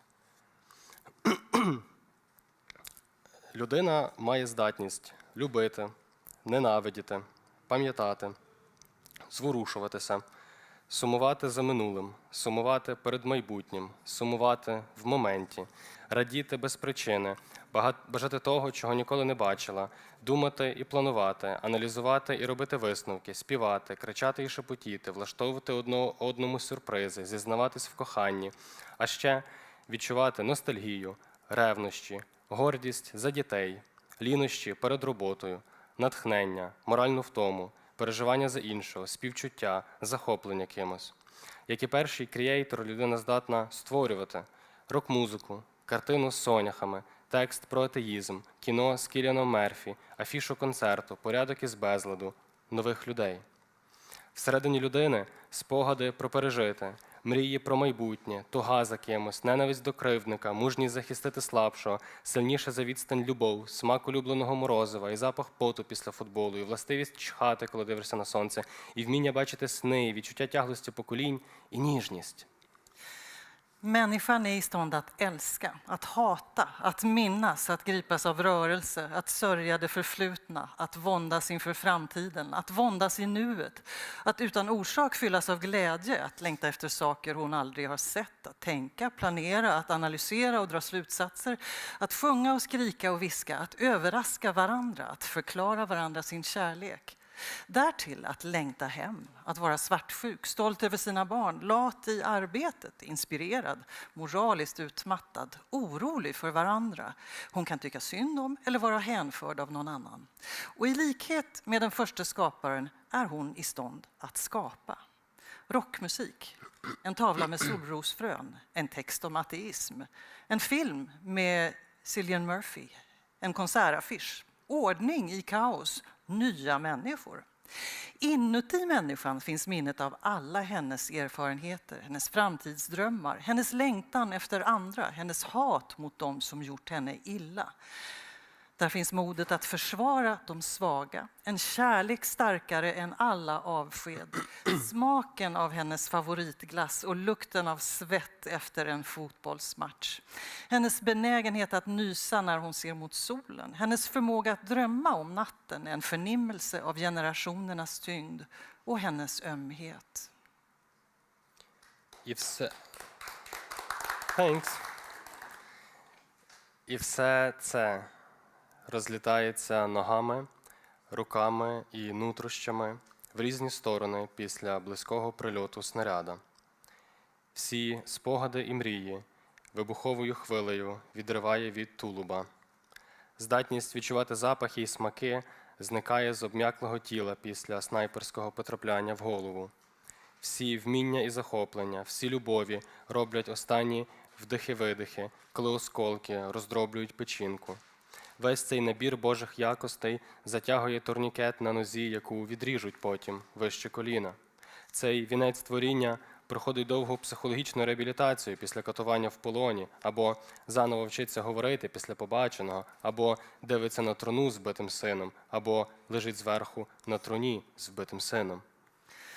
När en granat slår ner för nära flyger allt detta åt all världens håll tillsammans med inälvor och armar och ben. Tryckvågen sliter loss alla minnen och drömmar från hennes torso. Förmågan att känna lukter och smaker försvinner från den livlösa kroppen när en prickskytt har träffat henne i huvudet. Alla förmågor och intressen, alla kärlekar gör sin sista in- och utandning när en granatskärva krossar hennes lever. Hela denna uppsättning av gudomliga förmågor snörs åt av tourniqueten på ett ben som senare kommer att amputeras ovanför knät. Denna skapelsens krona får gå igenom långvarig psykologisk rehabilitering efter att ha blivit torterad i fångenskap. Hon lär sig att tala på nytt efter allt hon sett. Eller så ser hon på sin dödade sons kista. Eller så ligger hon ovanpå sin dödade sons kista. Де ж тоді Божа премудрість і досконалість? Де Його любов до нас, яка існувала перед нашим існуванням? Де цей вічний і всезнаючий? Де вселюблячий? Якщо Бог – це довершений розум і любов, то чому Він допустив війну? Невже Йому ок, поки ми страждаємо, і невже Він просто дивиться? Бог створив нас надто подібними на себе, дав найголовніше і найнебезпечніше – свободу вибору, можливість обирати не Його, і дав цю свободу кожному однаково, і не забирає. Ми, християни, віримо також в те, що зло не створене, воно як темрява, не наявність чогось, а відсутність. Зло – це відсутність Бога. Воно стається тоді, коли людина обирає не Його, коли Його відкидає. Він не керує нами, як ляльками, не прописує кожен крок, не бавиться ніби лего чи солдатиками. Ми – ті, хто завжди мають вибір. Звинуватити в війнах Бога зручно і просто, адже серед нас всіх Він тут один всемогутній, але не Бог заїжджав танками в Північну Салтівку в Харкові, не Бог відправив кулю туристу в груди, не Бог обстріляв сотні церков на сході України, не Бог знищив Бахмут і Маріуполь. Це зробили люди. Їх десь 143 мільйони, росіяни. Це вони зробили вибір знищувати українців. Перетнули кордони України військовою технікою, вбивають наших людей, руйнують наші будинки. Всі війни починають і ведуть люди. Цю війну – росіяни. Var finns då Guds visdom och fullkomlighet? Var finns hans kärlek till oss som existerade redan innan vi själva gjorde det? Var finns denne evige och allvetande? Var finns denne alltälskande? Om Gud är fullkomlig i sin visdom och kärlek, hur kan han då tillåta detta krig? Tycker han verkligen att det är helt okej att vi lider? Tittar han bara på? Gud har skapat oss som allt för lika honom själv. Han har skänkt oss en gåva viktigare och farligare än alla andra. Friheten att välja. Möjligheten att välja någonting annat än honom. Och han har gett alla denna frihet i lika mått och han tänker inte ta tillbaka den.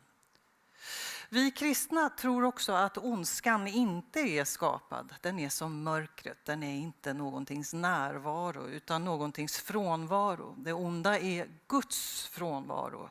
Det onda uppstår så snart människan väljer något annat än Gud när hon avvisar honom. Han styr inte oss som om vi vore dockor. Han dikterar inte varje steg för oss. Han leker inte med oss som om vi vore legogubbar eller leksakssoldater. Vi är de vi är för att vi alltid har ett val. Att anklaga Gud för alla krig är bekvämt och enkelt. För han är den enda bland oss som är allsmäktig. Men det var inte Gud som fick stridsvagnar att rulla in i norra Saltivka i Charkiv. Det var inte Gud som satte en kula i bröstet på turisten. Det är en kollega till Artur. Det är inte Gud som har beskjutit hundratals kyrkor i östra Ukraina med artilleri. Och det är inte Gud som har lagt Bachmut och Mariupol i ruiner. Det är det människor som har gjort. Runt 143 miljoner människor. Ryssarna. Det är de som har gjort valet att utplåna ukrainarna. Det var de som korsade Ukrainas gränser med militärfordon. Det är de som mördar våra människor och raserar våra hus. Det är människor som startar krig och för krig. Och det här kriget startades av ryssarna.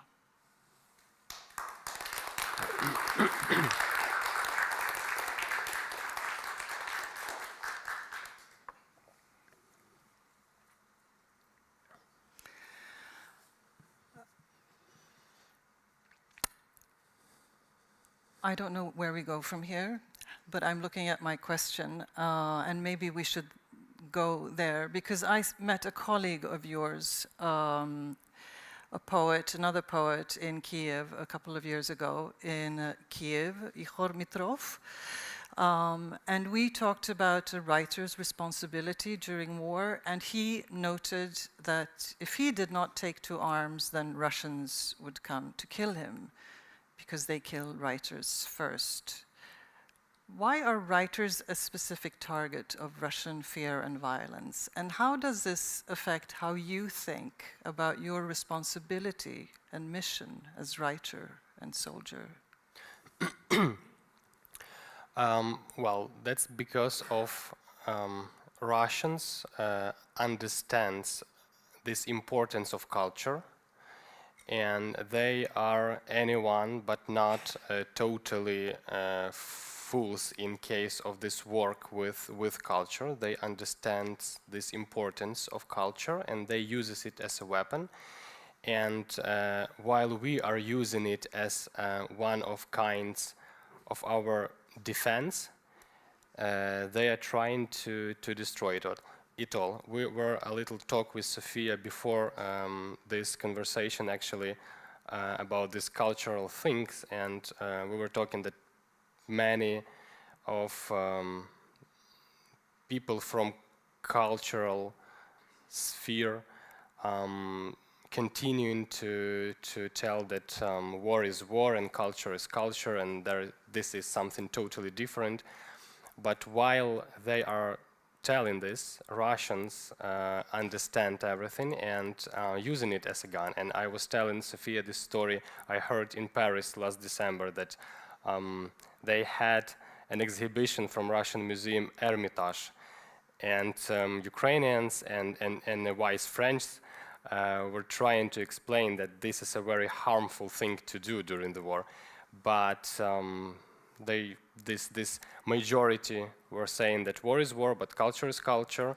We will go and watch these pieces of arts, and they were doing it. And director of Russian Hermitage was giving an interview to some European media, and he was laughing out loud from them, and he was openly saying that our culture is our weapon, and to bring Russian culture to Paris is the same thing as to put Russian flag over the Boulogne forest. They are telling this openly, they are laughing. And so, yeah, so they understand it. And for example, that's why among this huge number of killed Ukrainians, we have also so many writers and cultural people, and also in Uppsala, or where it was, we were talking about Ukrainian literature, and I was telling this story about city of Izum, where after our forces occupied the city, we found a massive grave with a few hundreds of tortured and killed civilians, and buried it in this forest, and among them was Volodymyr Vakulenko, Ukrainian children writer, and another Ukrainian writer, Victoria Amelina, found his diary, and he was writing about this these talks with Russians, and how they were trying to find him and to do what they did. So yeah, so they understand it, but this second part of this question about responsibility as a writer, actually I am looking at it in this way. First of all, we have to be human being, And first of all, human being can be indifferent when someone is suffering, especially if it is your loved ones or if your loved ones are in danger. So first responsibility you have not as a writer, as a chief, as a journalist, or as someone else, but as a human being to do at least something. To take a gun and join the army, to become a volunteer and trying to find cars for our soldiers, to, I don't know, to make some meals for territorial defense, to do at least something to protect your loved ones from this nightmare. And on the second place, if you're a writer, you can write about it, you can do some useful things. Literature can, for example, to record all these things, to keep it from, I don't know, from forgetting. But I'm not looking at it as at a responsibility of writer, but firstly as a responsibility of human being. So yeah, writing and all your hypostas is on the second place. Yeah, so on first place is doing something, at least something. So when you joined the territorial forces in February 22, it was as a human being, and you chose to leave literature. It felt less important at that moment. I forgot about literature. You remind me about that novel today. I forgot about it. Really? That novel I was writing. Yeah, sure. It's hard for me to imagine that someone finding himself under shellings among of killings, and he's like, well, I'm a writer and I have to write something, I have to, I don't know. This first reaction is, well, actually we have these three reactions: to fight, to vent, or how to say it? Yeah, to flight or to freeze. So yeah, but not to write. So it was totally, it was totally reaction of human being and decision of human being. And then when I got this confidence that I am on my place, I am doing this something, at least something, then I could also write. But it is also always also. But you did bring literature with you in the war, because you had books on your bookshelves about war by Hemingway and Remarque and Ernst Jünger and possibly Ukrainian writers, I don't know, about war. How did you think about war based on this literature that you had read before you actually picked up the gun that you also called Ernest, by the way, after Hemingway? Well, I was reading all of them, and I thought, and I think still, that this is very high literature and great literature. But after we got this full-scale war, we got in many cases totally different situation, where we understood that many things these guys wrote about are not relevant anymore to our situation. And I was thinking of this influence this literature still has on European societies, for example, and that it can bring a very wrong understanding of war, of Russian-Ukrainian war. Because, for example, in this case with Remarque, the main point is that war is bad and peace is good. Thank you, Erich, we didn't know that. But now we are in harder situation, because it is not always that you are choosing the war or not. It can be like your neighbor comes to you to kill you and your wife and your daughter, and well, you can try to tell him that this is bad thing to do, but I think he understands, and then you have no other choice but to defend your loved ones, and that is where one war begins. So I was writing about it, that instead of refusing guns, we have to make this difference clear between people who uses guns to kill innocent people and those who are using guns to protect innocent people. So bad thing is not a gun, but these hands holding this gun and the reason for what they are doing it. And when I retired from the army, when I started to talk a little more with my foreign friends from this literature area especially, I also saw this very strong influence of that point of view. And this is understandable. And Hemingway, in this case, it's like an image of all these writers, of all this anti-war literature from 20th century, all these adults who were always adults when I was reading them, and they were telling us how it works in this adult world. But if we know that this world has changed and now we are adults in the room, we can and we must talk about it. So that's what I at least tried to do as I understand it.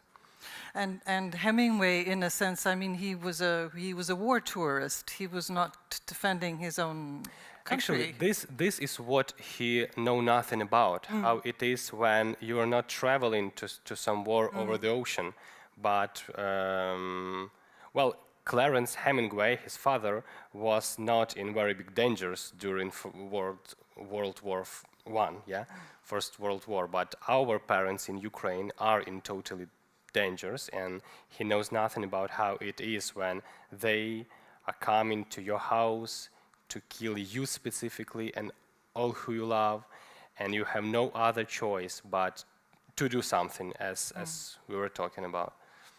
So it sounds like you're arguing that that these icons of 20th century war literature have actually done some harm in terms of impacting perhaps the peace movement, which I'm not confident that actually they did harm. I think that we are doing harm by using this literature to explain what is going on right now.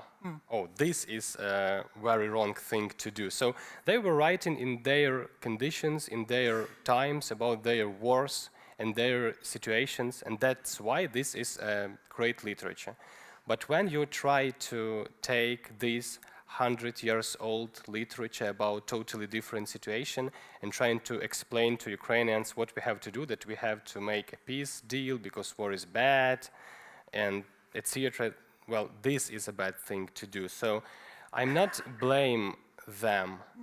I am just trying to tell what we understood in Ukraine, that many things from their experience are not related to our situation. So it's basically not even an arguing, it's just trying to tell that things has changed.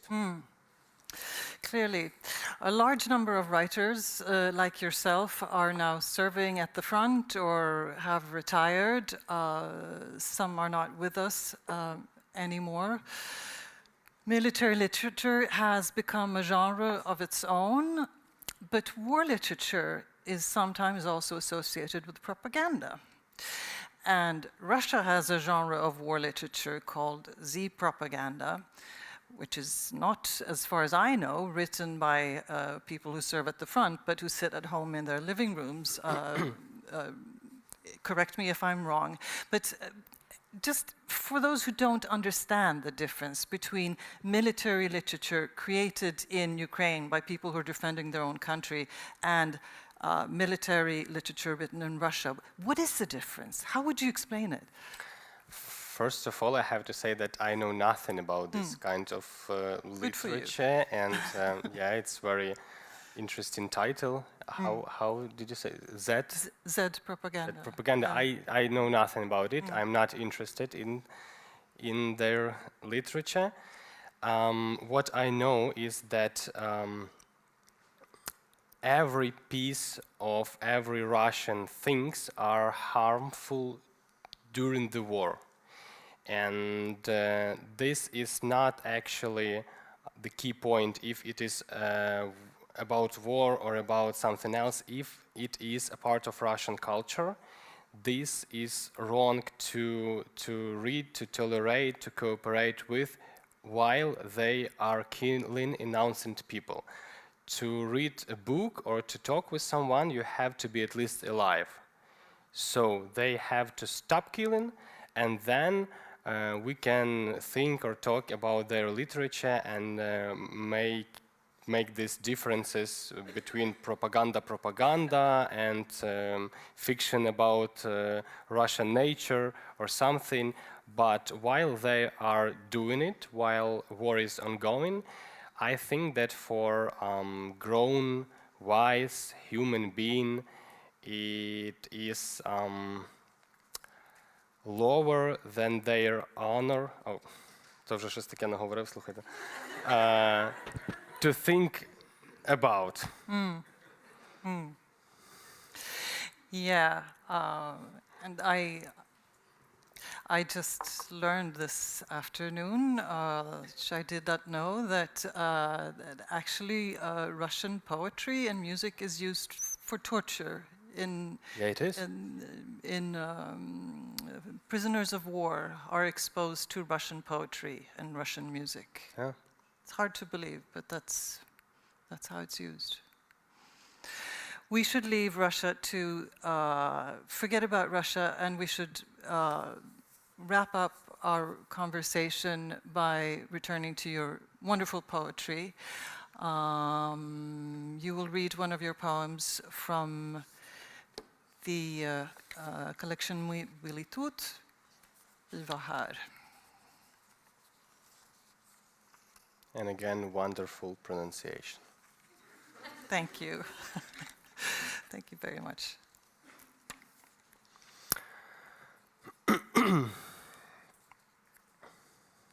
Перше до Коринтян. Любов довго терпить, любов милосердствує, не заздрить, любов не величається. Любов боїться тваринним страхом, але продовжує йти. Любов могла би здатися, залишити все, але продовжує йти. А інколи в любові прострелені ноги, або в ногах у любові осколки, і ноги її стискають турнікети, або ніг у любові більше немає. Тоді любов несуть її друзі. Любов риє окопи і живе в них, і гризе у них лід із розрізаної пляшки, коли хоче пити у -20. Любов виходить на бойові чергування, піднімається на позиції з грижами, з температурами, з простатитами, з контузіями, з астмами і алергіями, з високою ймовірністю не повернутися, з думками про когось найважливішого. Все зносить, вірить у все, сподівається всього, все терпить. Любов розрізняє на слух виходи градів, прильоти мін і рух танків. Очі любові болять, коли довго дивиться в тепловізор. Прокидається любов уночі, коли миші в бліндажі заповзають під її бушлат. Інколи любов довго блює в посадці після важкого бою, а інколи любов закриває очі друзям своїм і загортає їх в спальники і виносить. Ніколи любов не перестає. Хоч пророцтва існують та припиняться, хоч мови існують, замовкнуть, хоч існує знання та скасується. Бо інколи закінчується обстріл, і любові закривають очі, і друзі загортають її в спальники і виносять. І тоді вона переходить живим. Första Korintierbrevet. Kärleken är tålmodig, kärleken är barmhärtig. Kärleken avundas icke, yvs icke. Den känner en djurisk skräck men fortsätter att gå. Kärleken hade kunnat ge upp åt tusan i allt men fortsätter att gå. Och ibland har den träffats i benen, ibland har den benen fulla med splitter eller hårt åtsnörda med tryckförband. Ibland har kärleken inga ben kvar. Då har den vänner som bär den. Kärleken gräver skyttegravar och lever i dem. Den klyver fältflaskan och gnager i sig isen när den blir törstig vid -20. Kärleken går ut i strid. Den intar sina positioner med brock, med feber, med prostata och kontusioner, med astmor och allergier, med all sannolikhet för att aldrig komma tillbaka igen och med någon i tankarna som betyder mycket. Allt fördrager den, allt tror den, den hoppas allting, uthärdar allting. Kärleken kan höra skillnad på utgående eld, inkommande granater och stridsvagnsmuller. Kärleken får ont i ögonen när den tittar för länge i värmekikaren. Kärleken vaknar på natten av att mössen i skyttevärnen krupit in under vapenrocken. Ibland händer det att kärleken blir stående bland träden och spyr länge när striderna har varit hårda. Och ibland sluter den ögonen på sina vänner. Den sveper in dem i sovsäckar och bär bort dem. Aldrig ska kärleken förgå. Profetian ska försvinna och språken ska tystna och kunskapen ska taga slut. Ty ibland när artillerielden har upphört är det vännerna som sluter kärlekens ögon, som sveper in den i en sovsäck och bär bort den och överantvardar den åt de levande. Tack.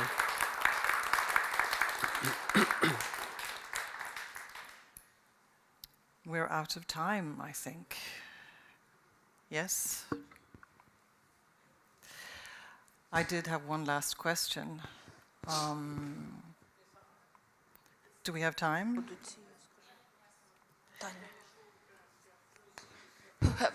Who have a question?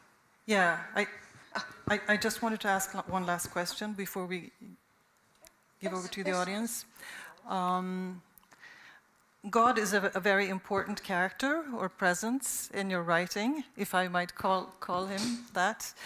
Sometimes he's a small child, like baby Jesus, and sometimes he's a young boy in one of the settlements where the soldiers camp. Can you explain how you arrived at this philosophy, how you think about the divine presence? Where is God during war? Wonderful last question for this minute and a half.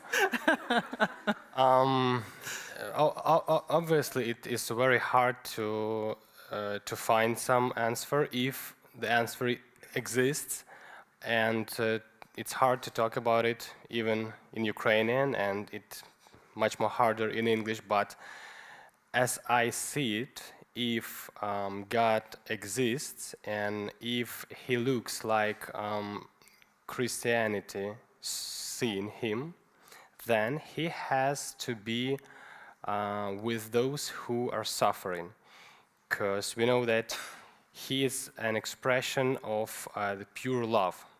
And there is one, not a good thing, but there is one very useful thing in all this situation, is that it's a clear and totally black and white. We see that these actions Russians doing, this is an expression of this total darkness and blackness, and this is a pure evil. So if God exists and if he is an expression of total love, to find him, we can try to find an expression of total love. And what or who will be this expression? Obviously those who take a risk on themselves to protect their loved ones, because this is very irrational thing to do. And yeah, so I think that if he exists, he have to be with, firstly, these people who are defending all of us on the front line, with those actually tortured ones, and with those who are in Russian captivity, and with those who lost their loved ones, and with those who lost anything, and still trying to live and to do something to protect those who are alive, at least now. So yeah, I guess if he is present, then he have to be there with those who are suffering. And just to tie back to the first text that you read, in those who choose good. Yeah, actually, because this is this key thing that we have a choice. We are waking up in the morning and we always have a choice what to do. And for example, if right now some madman will enter this room and, for example, kill someone, no one will tell that God killed some of us. We will tell that madman entered this room and killed someone. Because this madman has a choice to do this thing or to go to McDonald's or something. So yeah, so the most important thing is that everyone has a choice, and when you make your choice to do some bad things, to kill someone, to steal or something, you became an evil. And when you are trying to protect, to help, to do something, maybe this is some kind of God's thing inside you. Yeah, because actually, for me, one of the strongest things that telling us that he actually exists is that we are still alive, because we had all be tortured and killed a long time ago, and many people forget about that. But this size of Russian invasion, this incredible size, was it's very hard to explain obvious things. Yeah, that we had to be killed.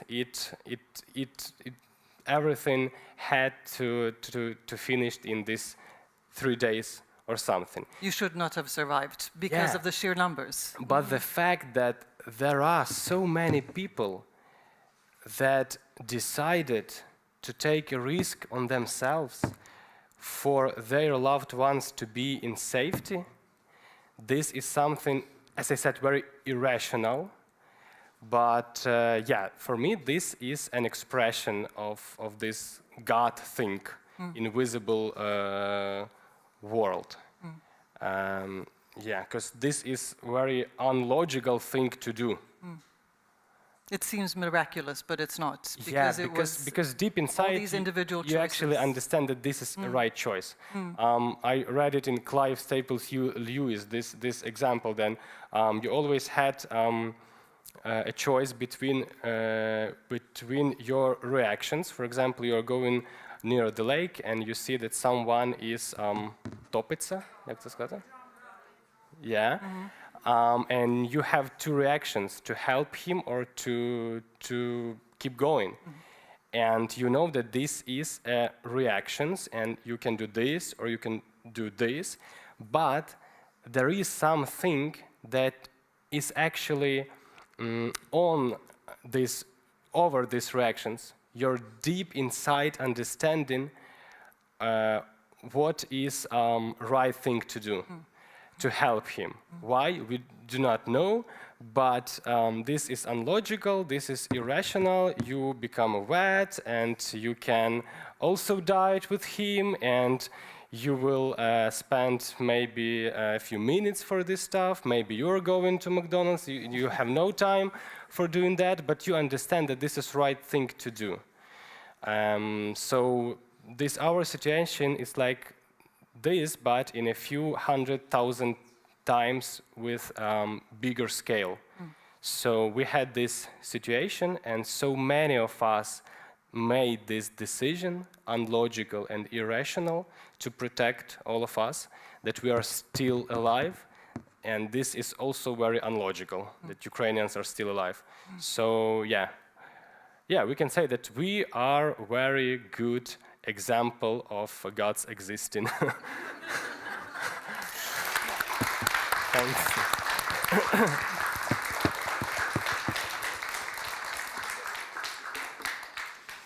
Do we have any questions from the floor? Please just raise your hand. Come in. Дуже дякую. Oh. Since you mentioned God has a big presence in your work, what is the presence of the church in the Ukrainian front, and which God are you often associating with? In which church is it, or is it more like a general Christian God, or God in general, or is it a belief in either the Greek Ukrainian church or the Orthodox, traditional Orthodox church, or what kind of God is it you are? Thanks. I think that in that conditions, on the front line and among the soldiers, we have to understand that this is a very long way and hard question, and this is too hard to be non-believer at 12 o'clock and to know exactly whose religion and whose church is totally right in 12:01. So it starts from this understanding that actually there is something, because you have very unnatural experience that people are not born to have, and you may see some things that will tell you that world is actually harder and more complicated than you thought, and maybe there is something or someone, and this is the beginning, and from this point one can go and try to find him, but I think the key thing here is that all these churches and even most of these religions have these basic things very similar. So everything starts from these basic things. To kill innocent people are a bad thing, to protect a good thing, this feeling of understanding what is wrong and right, this also unlogical wanting to I don't know, to take a risk on yourself instead of your comrade or something. So people are facing these things and starts to think that maybe there is someone, but it is a very subjective thing, and as I also wrote in this book that one situation for one man can be an expression of God, and for someone can be this the last proof that he's totally do not exist. And who's wrong, who's right, we do not know, and maybe we will not know, I don't know.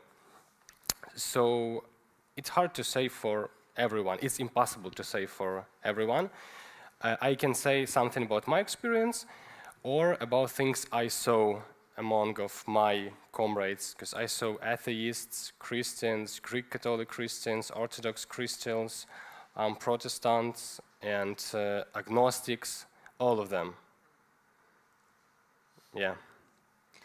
Can I add or ask something? Because apparently I understood that there's a function that has become very important, the field chaplain, also fältpräster, in the Ukrainian army, where you have, I met, for instance, Taras Kompanichenko, who is now a field chaplain, and And the way he explained it, the field chaplain is actually sort of ecumenical. He tries to speak to everyone's faith and be a soul, vad kallas det, själasörjare in Swedish. Actually, yeah, I have a very good example from my experience. When I was in Unbroken Rehabilitation Center, there were a few chaplains came to us to talk if we want to talk.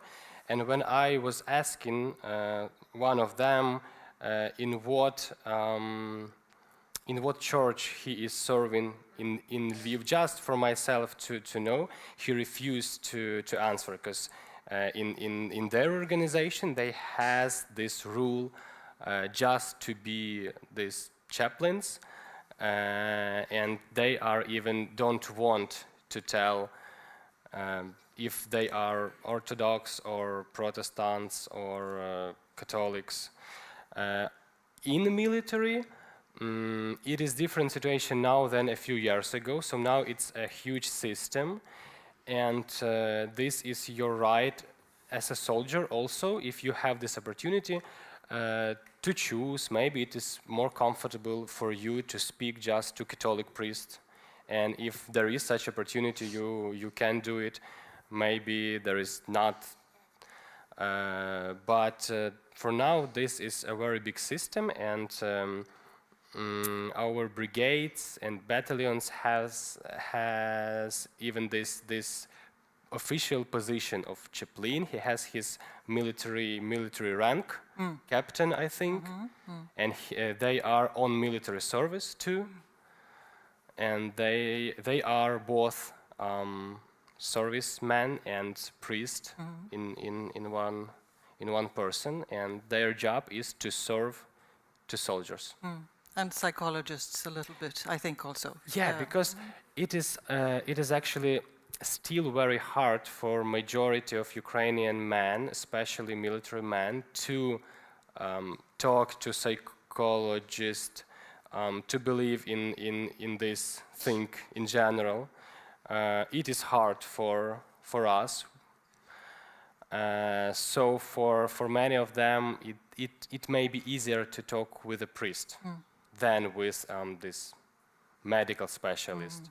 So they have to combine these spheres. They have their special courses, studies. Fascinating. Yeah, I'm sorry that we're running over time. Yeah. Oh yeah. Maybe one last question, if someone has. Yes. In the pause, we have a pause. You're writing both on the front line and during rehabilitation. Was it helping you cope and recover, or was it painful, like difficult, or both? Thanks. I always thought that literature and writing can't be some kind of therapy, because I thought that this is a very naive and romantic thing. But I understood that it can be, because this is a work with words. We build our world on words, and this is a beginning of each therapy, to name your trauma, your fear. You can't heal yourself if you will not call your disease on the name. You can't go through your pain if you will not name it. So writing can be such kind of naming your fears or your traumas.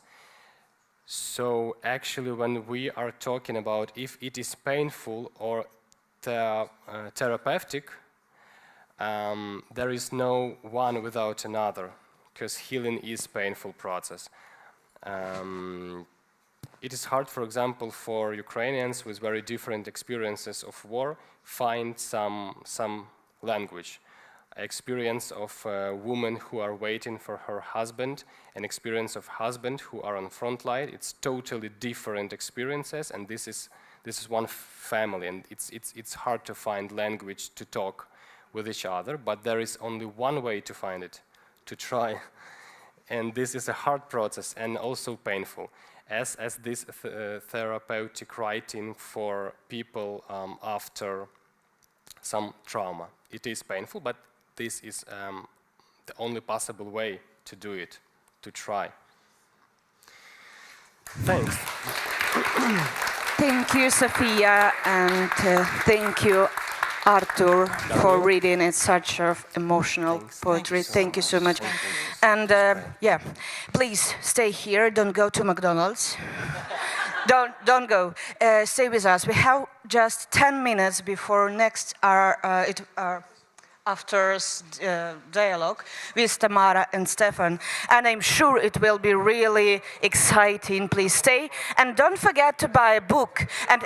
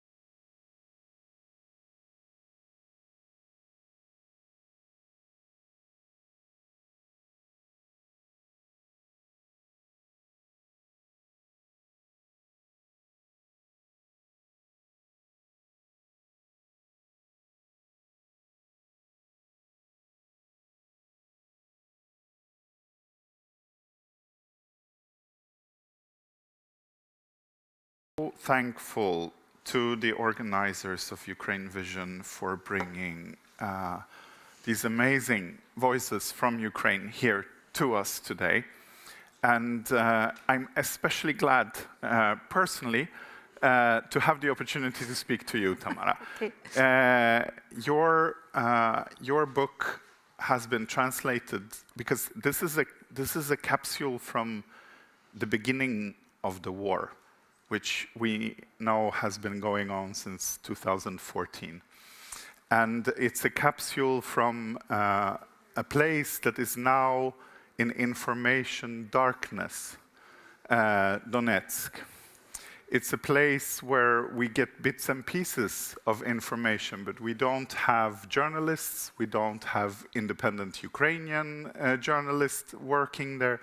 So for us to put this place on the map and to understand its role, we need books like this. So I'm very glad that you're here. And I would like to ask you from the very beginning to just introduce, because this book it helps you as a visitor. I have unfortunately never been to Donetsk. I've been to other parts of Ukraine, but not there. And the main character of your novel, by a family, situation, is brought there as a young girl. And we are traveling from Western Ukraine together with her to this city, a city that is foreign to her from the very beginning, until there's a tragic accident.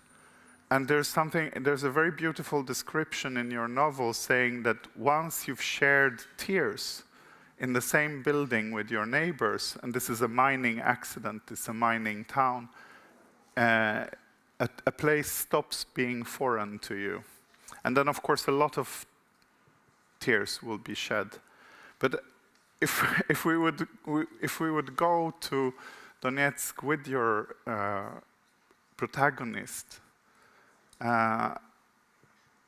what kind of place are we discovering with her? Mm-hmm. There's a lot of difficult questions to ask during our talk, but let's just set the scene. Okay.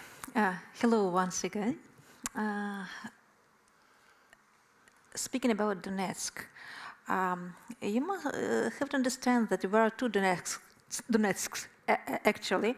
One is a real city, a real big city, one of the wealthiest and biggest in Ukraine, and I dare to say one of the biggest and wealthiest in Eastern Europe. They had their own airport, brand new. They had concerts of Beyoncé and other stars there. It was possible for them just to order to pay for the finest, the biggest, the most expensive stuff. Why? Because it was an industrial center of Ukraine. Heavy industry, mines, big business, big money. Actually, each European city has a relevant protagonist. I guess in Sweden also, maybe not so prominent because your culture supports more modest manifestations of one's wealth, maybe, but it's like it was very bright. It was very bold in their self-presentation. They were recognizable by their driving style, for example, on roads, by their cars, by their manner of behavior and speaking. It was something unique for Ukraine, and it was a special region. Also, they had their own president of Ukraine, because then to be President Yanukovych originated from that region, and he actually transferred that culture and people from Donetsk region to Kiev, and all top positions in public agencies, government, ministers were held by people from Donetsk. And it was pride and brilliance at the same time. And then initial events started back in 14th. It started with some manifestations like those we just seen in the video. You describe it very well. With small conflicts, with occasional terrorist attacks on governmental buildings, and But it was a mirror of what was going on the Maidan of Independence in Kiev, right? In Kiev, we had the Maidan and the revolution in Kiev. Also in Donetsk, we have manifestations and Maidans. But all Donetsk region was penetrated by Russian soldiers, agents in civilian clothing, and they were just waiting for a specific time, for the time to attack. For ordinary citizens, for residents of Donetsk, it was all invisible processes. They just had the ordinary living. It was like a Meissen under the mushrooms, right? Just imagine here in Stockholm, if you hear that a gang of people just hold, for example, municipal building or police station, some police. What is the normal reaction of ordinary citizens? Just to sit and wait. Then the state interferes, army or special troops and services suppress, arrest them, and restore the order. It was an absolutely natural feeling. But in Donetsk, it was impossible. Why? Because not only law enforcement bodies of Donetsk region were controlled by Russia, but all the city was stuffed with Russians. And in a particular moment, they just came out and grabbed, put their hands on on everything. But staying in Kiev back then, we all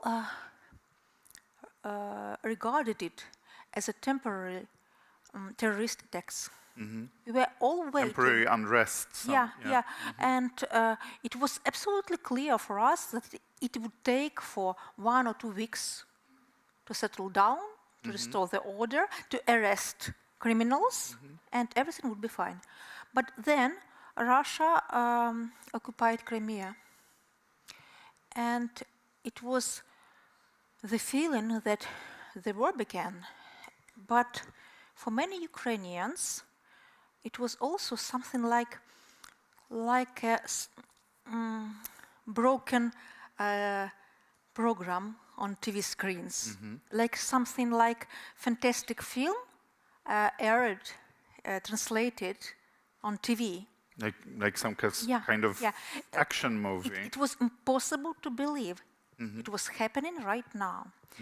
For me personally, that feeling continued until the summer of 14th, when I happened to visit the Central Military Hospital in Kiev, and I saw hundreds of wounded soldiers. And only after that, I realized... And you came there as a journalist, or in what role? No, as a civil visitor, because someone asked me to bring food to another soldier. I was a civil resident at Kiev, and I was so shocked because only then I understood that it's war. It's far from being an anti-terroristic operation. It's a full-scale war, because the huge building was packed with bleeding, wounded, groaning people. It was a crowd in corridors and in rooms. And the most frightening thing was that nobody asked me, who am I and what am I doing there? Okay. They had no personnel to check, to answer, to see any documents, nothing. I was just standing in the corridor, and a nurse said, "Do you have free time and free hands?" I said, "Yeah." "Sit here. We have a guy who just underwent surgery, abdominal surgery. He's very bad. For 3 hours, you should sit with him and not let him fall asleep." And I sat there, and that pale young man he didn't understand who am I, and I also didn't see him before, and I was trying to talk to him, to ask something. He was barely speaking because of pain, because of drugs and so on, and I was sitting there, and it occurred to me that something is going on very, very wrong and dangerous. For residents of Donetsk, it was even more intensive. Of course. Yeah, and even more misleading. For example, people fly to Egypt or overseas in summer, and on vacations, on vacations, and they had no place to return because their flights were cancelled, because Donetsk airport was grabbed, or warfare started at Donetsk airport, and it was closed for temporary reasons. It's very interesting that you use the word full scale, which we have been accustomed to use for the recent 4 years of the war. And it is very interesting to hear you describe this, because it is a full-scale war, but it was still not really understood by a majority of Ukrainians, maybe not also a majority of people living close to Donetsk. You know, all the previous history, the World War II, all the books, as well as Hemingway and others, taught us that the war usually begins with announcement. Yeah, a declaration Someone of war. has to declare, to announce their intention to occupy, to win other state. It's mandatory requisite of any war, you know. Here in Ukraine, we didn't have such declaration or announcement. Moreover, all the way until 22nd year, Russians pretended they were not involved in this war. Every time they repeated, it's not our. No, I mean, the framework was that they were trying, their disinformation was trying to explain this as a civil conflict. I don't know about Sweden, but for example, in Poland, I was repeatedly told that they believed that it was an internal civil conflict in Ukraine. I think in Sweden, quite quickly, I think our journalists managed to explain the involvement of regular Russian troops. Of course, then it was proven that there are regular Russian troops present on Ukrainian soil. But because you explain all this very well using the tool of fiction. So, and this gradual, quite absurd sense that a city which is, yes, it's in turmoil because of these different demonstrations, terrorist attacks, but suddenly it dawns upon you that you're in the middle of a war. And this prosperous city that you described turns into what it is today, a completely destroyed place.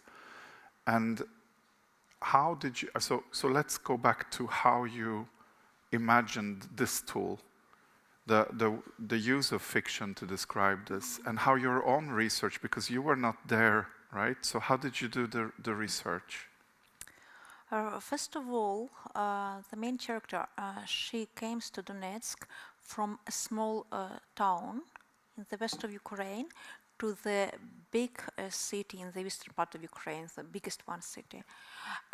Immediately, she faces a lot of challenges and conflicts, and Donetsk itself seems to her as something huge, cold, and ignorant. She moves in with a grandmother she didn't know. Maybe even hostile, you know, because she was so alone, lonely there.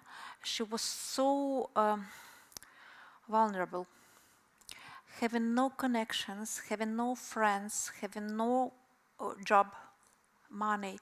And actually, this part of the book resonates with experience of many Ukrainian women who fled Ukraine after the full-scale invasion and settled down throughout Europe and started their living there on the same level from the same starting position. So they started with the most unqualified jobs. Then many of them opened their small businesses, doing something with their hands, like she made stained glass windows. Something which can be sold quickly, and step by step, many of them find their communities, find friends, find equal-minded people maybe, and some support, and started not only to accept assistance, but also to give something to people around them. And this moment of mutual penetration, of recognizing, it's very common. It's a common experience for many forced migrants. But my character, she was actually forced migrant in Ukraine, within her own country, her own state. And as are millions of Ukrainians, but they moved the other direction usually. And for me, it was very important to follow her on that path, on that way, and show how internal becomes more important than external. In what sense? She is very tiny, unremarkable, and not beautiful, being far from beautiful. She's not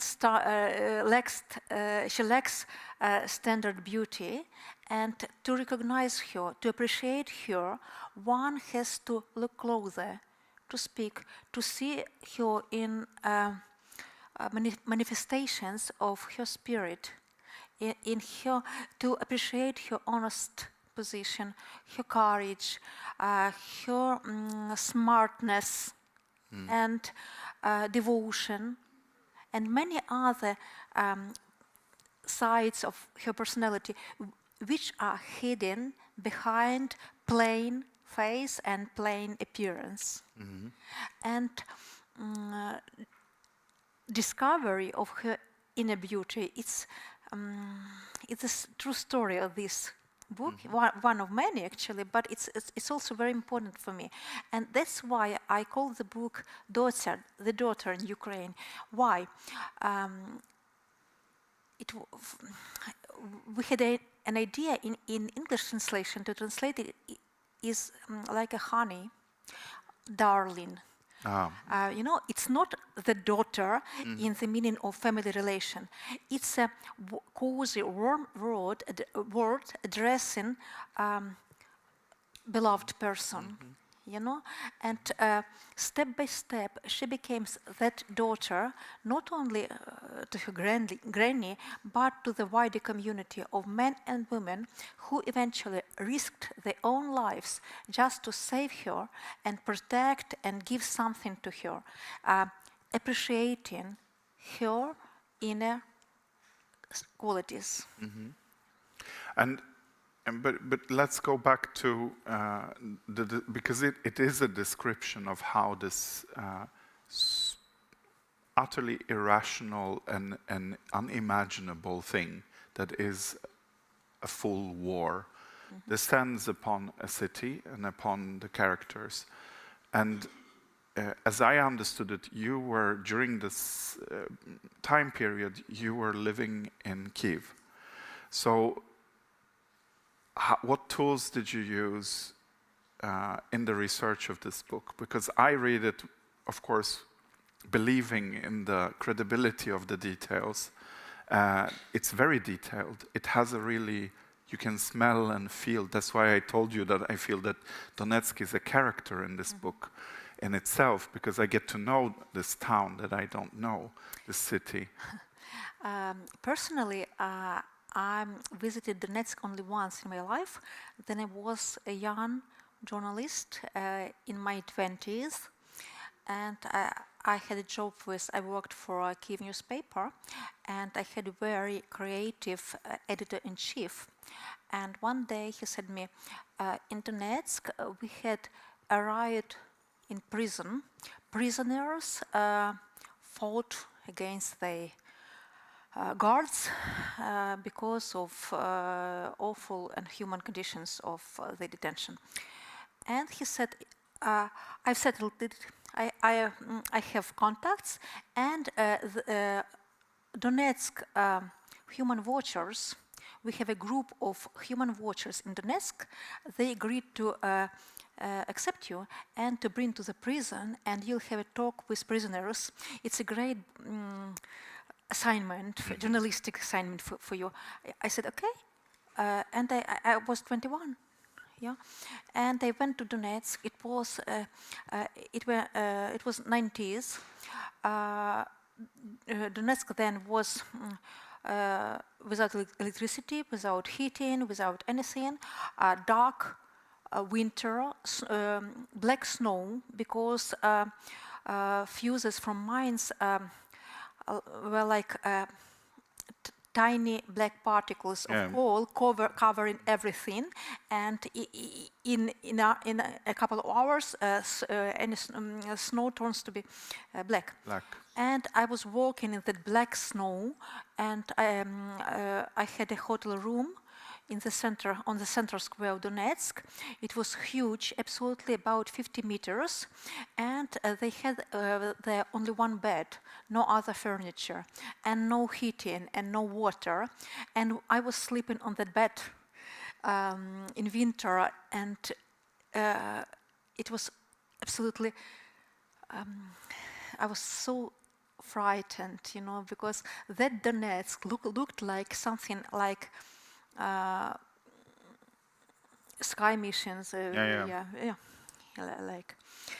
And I had a conversation. I met with the guys who supported prisoners, and I was so impressed of their strength and bravery. They were so like supermans for me. I was so impressed. It was actually my only visit to Donetsk, but in 14th, after visiting our hospital and recognizing that it's war, real war, I, step by step, maybe in a few weeks, I became a volunteer. Like my character, I started to raise funds and invest and spend my own money, of course, and bought a lot of stuff for soldiers, military ammunition, uniform, and everything you can imagine, absolutely, starting from the weapon also. Actually, the volunteer career in this book, it's mine. Okay. Yeah, it follows my so that's milestones, when some autobiographical experiences come in. Yeah. And for 2 years, actually, I visited Donetsk region very often, and just to brought the stuff to the front line. And I met a lot of people there, not only soldiers, not only volunteers, but also locals, young men and women, elderly, and having different, sometimes controversial positions and mindsets about the situation, about Ukraine, about Russia. Controversial in terms of we had under influence of disinformation. A lot of talks, a lot of discussions. I was asking them, answering also. And after my volunteer career as a frontline volunteer ended in 16th year, because it was no need for it after that, because Ukrainian volunteers of the first wave just saved and gave some time for the state to accumulate resources and interfere. And eventually the state established the system of supply, and it was no need actually to buy uniform. Then the state began to provide it. So I stayed at home, and then I started to write this book. In 16. In 16, yeah, in 16. First of all, I tried to find first-hand witnesses. Then I heard that some person came from Donetsk. I tried to reach him or her and arrange for an interview. I managed to had maybe 30 interviews with different people, and every time I ask them to give me first-hand experience, tell me exactly what did they see and hear, not through rumors, not through any television or internet, just exact picture, exact situation they took part in. And I managed to collect a bulk of witnesses, statements from witnesses, about developments in Donetsk in spring and summer of 14th. But did you understand from the beginning that you will make fiction? Yeah. It's, for me, it's the easiest way to involve readers, to reach someone's heart, to make a story which is fictional and at the same time factual. So I tried to, maybe for 6 months, maybe up to a year, I've gathered all possible facts and statements from media, from social networks. Then it was possible, for example, to find some traces and videos made by Russians. For example, their first days in Donetsk, then they entered the city, a lot of them filmed it. Or, for example, young soldiers who were shooting and bombing Ukrainian villages, or a situation with that plane which was bombed by Russians. After that, they posted some videos with on spot, on site, and it was possible. We are speaking about the Malaysian airline plane. Yeah. It was possible to find traces in some archives, in some sharings. Currently, it's impossible. Now you would never find something from that period. It has been cleared. Cleaned everything. Then I managed to find something. Or, for example, in Donetsk, it was a big online community of drivers who shared in real time situation with traffic jams in Donetsk. And it was possible to go back to the archives and look at specific dates and find out on which streets the traffic was stopped or interfered. It meant that Russian blockposts were located there. And it was possible to find exact locations, for example. Or they had small forum of people who loved, who appreciated local architecture. They had a group and they had city tours and filming everything and making pictures of buildings, of streets, and on that picture you could see something interesting, and not only buildings but also Russian soldiers with rifles and so on. I was doing it. I was sitting and picking, like.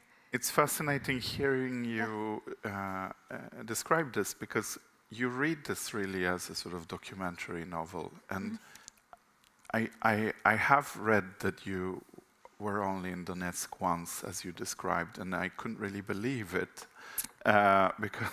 Because the narrator is such a credible so credible in describing what's going on. But now we understand the research you did. And when the book was published in Ukraine, how was it received? For me, I was very afraid of the reaction of Donetsk residents, people from Donetsk. Every time at each presentation, refugees came here and said, it was exactly as you have done it.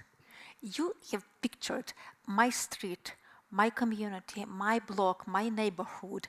How could you hear my words on my kitchen? Then it was me saying that and that. It was my cat. I had the cat having the basset. It was exactly what was going on then back in Donetsk. And I mean, as a writer does, you wrote this book for Ukrainian readers, and then it started being translated. And as you already said, in Poland and in many other countries in Europe, there was a lot of disinformation about the beginning of this war. And the war was preceded by a lot of disinformation about Eastern Ukraine being basically Russian. And a lot of people bought this narrative because it was spread. There was this lack of understanding that even though people speak maybe in everyday Russian, it doesn't transfer into their identity. How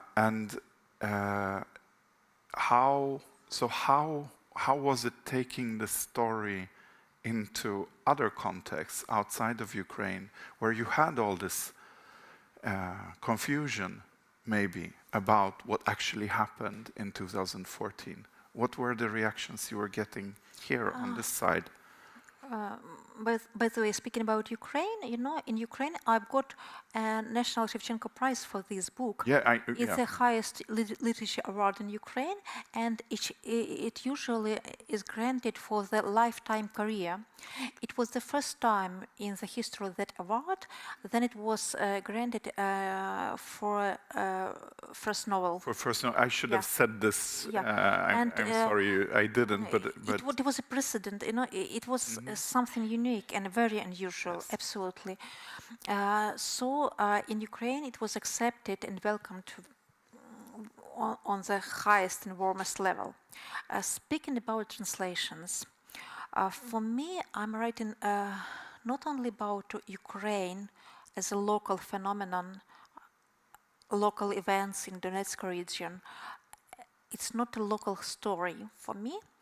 It's a story having core values, very specific human challenges, choices, problems any person can face in a given situation.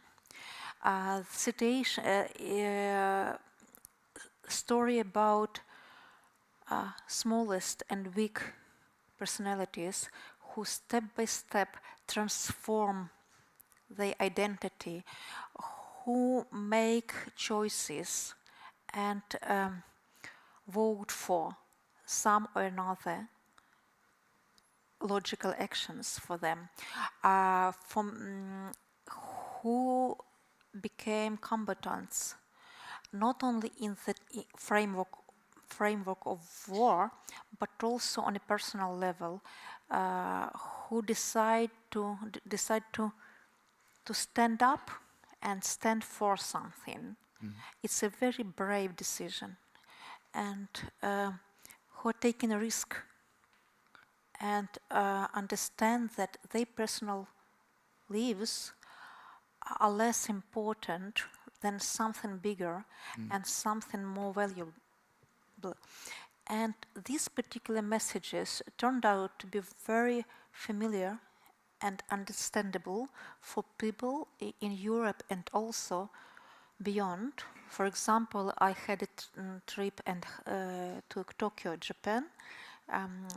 We had reading and discussions with Japanese audience of this book, and I saw the same recognition in their eyes. They understand the same cries, the same shock, and every time, and the same silence, you know. Then the audience just takes the situation and puts on their shoulders. And this book gives an opportunity to try someone's shoes and have some walk several miles in it, you know. And it really does, but was it always that easy? I mean, in the reception of the book outside of Ukraine, it really does give an opportunity to walk in someone's shoes, but there was also all of this confusion about what really went on. So did you confront some of that confusion as well when you came talking about this book? Every time talking abroad about the book, I began talking about the war, the real situation, the real threats, and I'm trying to warn people, to alert maybe, to bring their attention to the fact that they safe and cozy and nice world, it's not so safe, it's not a paradise, it's threatened actually. And every time I tell them, please check your neighborhood, check your houses, your families, find friends, make connections, be very attentive to any signs of terroristic acts, of signs of violence, signs of manipulations, because Russians, they will not hit you immediately from the scratch without previous attempts, without previous attacks.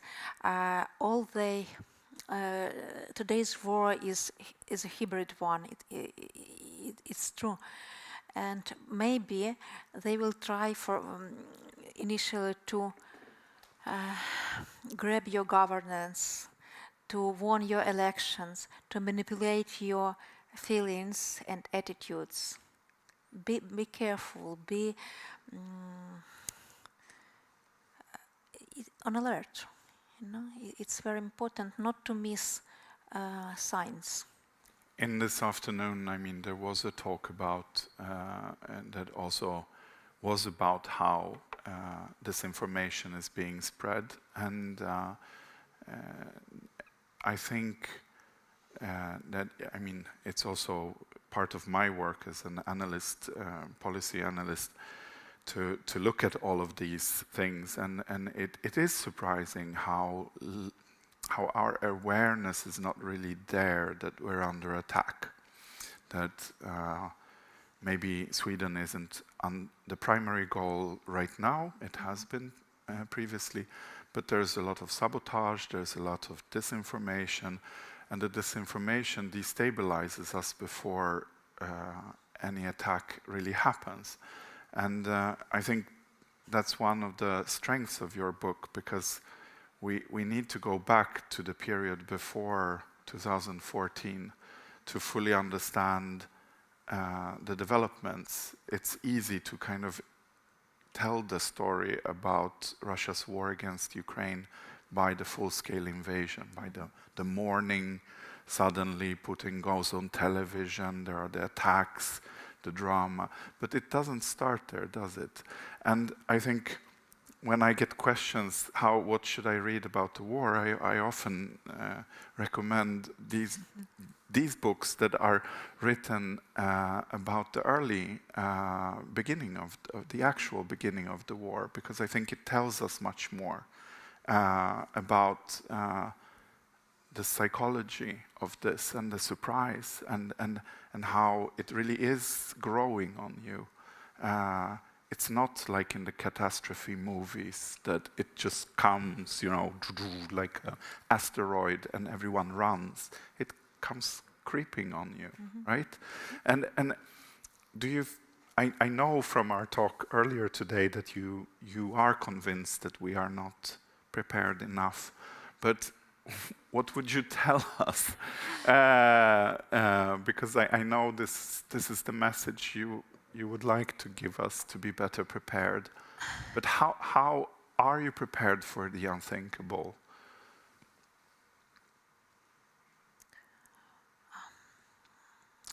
Some things just happen.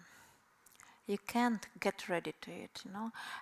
Anything I could tell you, actually, it's useless, because some things you will find out on your personal experience, only then. But the main thing is that Russia is the threat. Not like sleeping monster or something metaphorical, but it's an enemy, very strong, determined, and stubborn. They will continue this war for years, maybe for decades. And their position and their ambition is to occupy not only Ukraine, but as much countries as possible, as much land as possible. And what makes you convinced about this? If you don't believe me, I'm just asking you.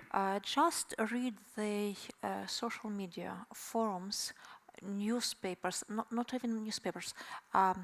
Talk to people, and you'll see they're proud of it. They're happy.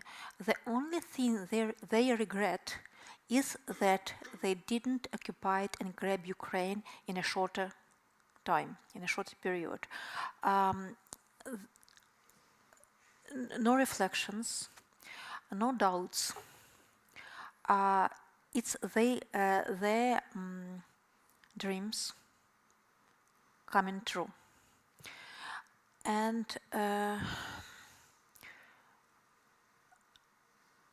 they don't have any stop words or stop situations. They are ready to suffer, ready to cut their personal expenses, ready to eat only bread and water and maybe wine, but to continue to proceed with this war. Why? Because it's the essence of it's a sense of their being to expand, to have more, to leave one land and go to another. Actually, they have a joke about entering Europe step by step, becoming Europeans by grabbing European state. We are just moving, we are transferring our land, our country closer to Europe. No, it's the sense. So. But what you are describing is what we in analytical terms would call intent. Then you would add capability.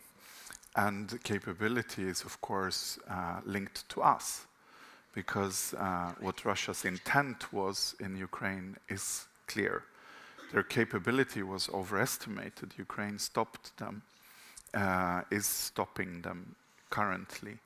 So it's both, right? It's both capable. So you say we cannot prepare. You know, the question is, are you able to apply the brutal force immediately in a short notice, just to fight back brutally? Are you capable to bomb their cities, their towns? Are you capable to use weapon against other people? That's the question that Artur tried to answer in his talk earlier. It's something that you cannot really prepare for.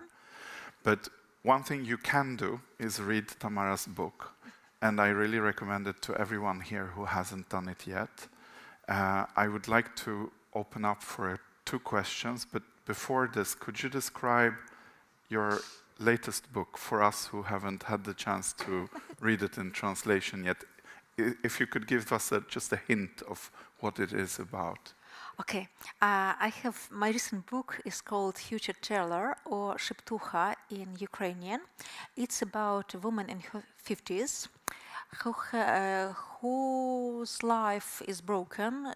She undergoes a divorce, and in the midst of a lot of problems, of conflicts, of doubts, she left everything and went to the countryside, to a small tiny village on the front line of Ukraine and Russia, and settles in her granny's house. Initial idea was that she would make her translations, have a rest, have a peaceful time. It would be a solitude, and in the closest possible position to nature. She would stay alone, think about her life. And it turns out that thinking about women's life, it's a very dangerous thing for women and everyone around her. And also it turns out that her granny was had a reputation of witch in that village many years ago. Being a witch. Yeah, being a witch. Granny died, God bless her soul, but our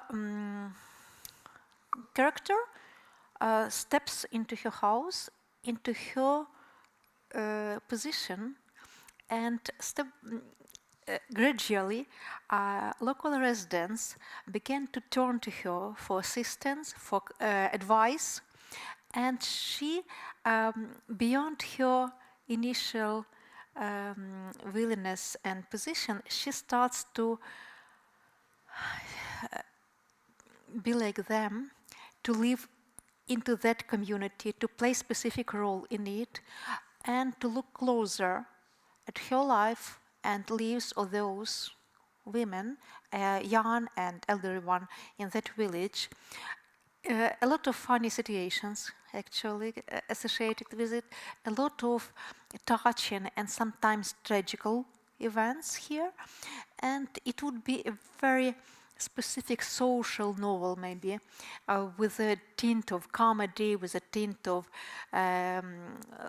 tragedy maybe, but all that happened in spring of in autumn, in fall of 21, and then winter of 22nd year began.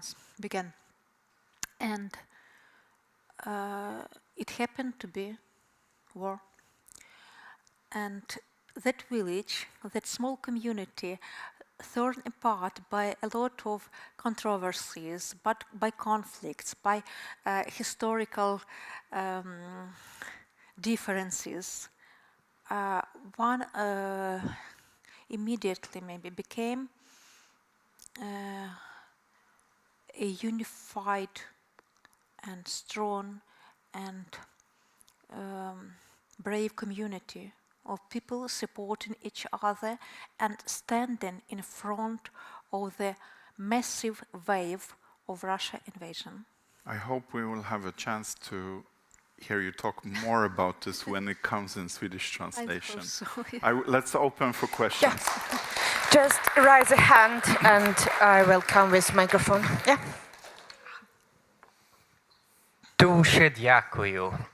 My question is about since Donetsk is also, or was also, a big city in the Russian-speaking community in Ukraine.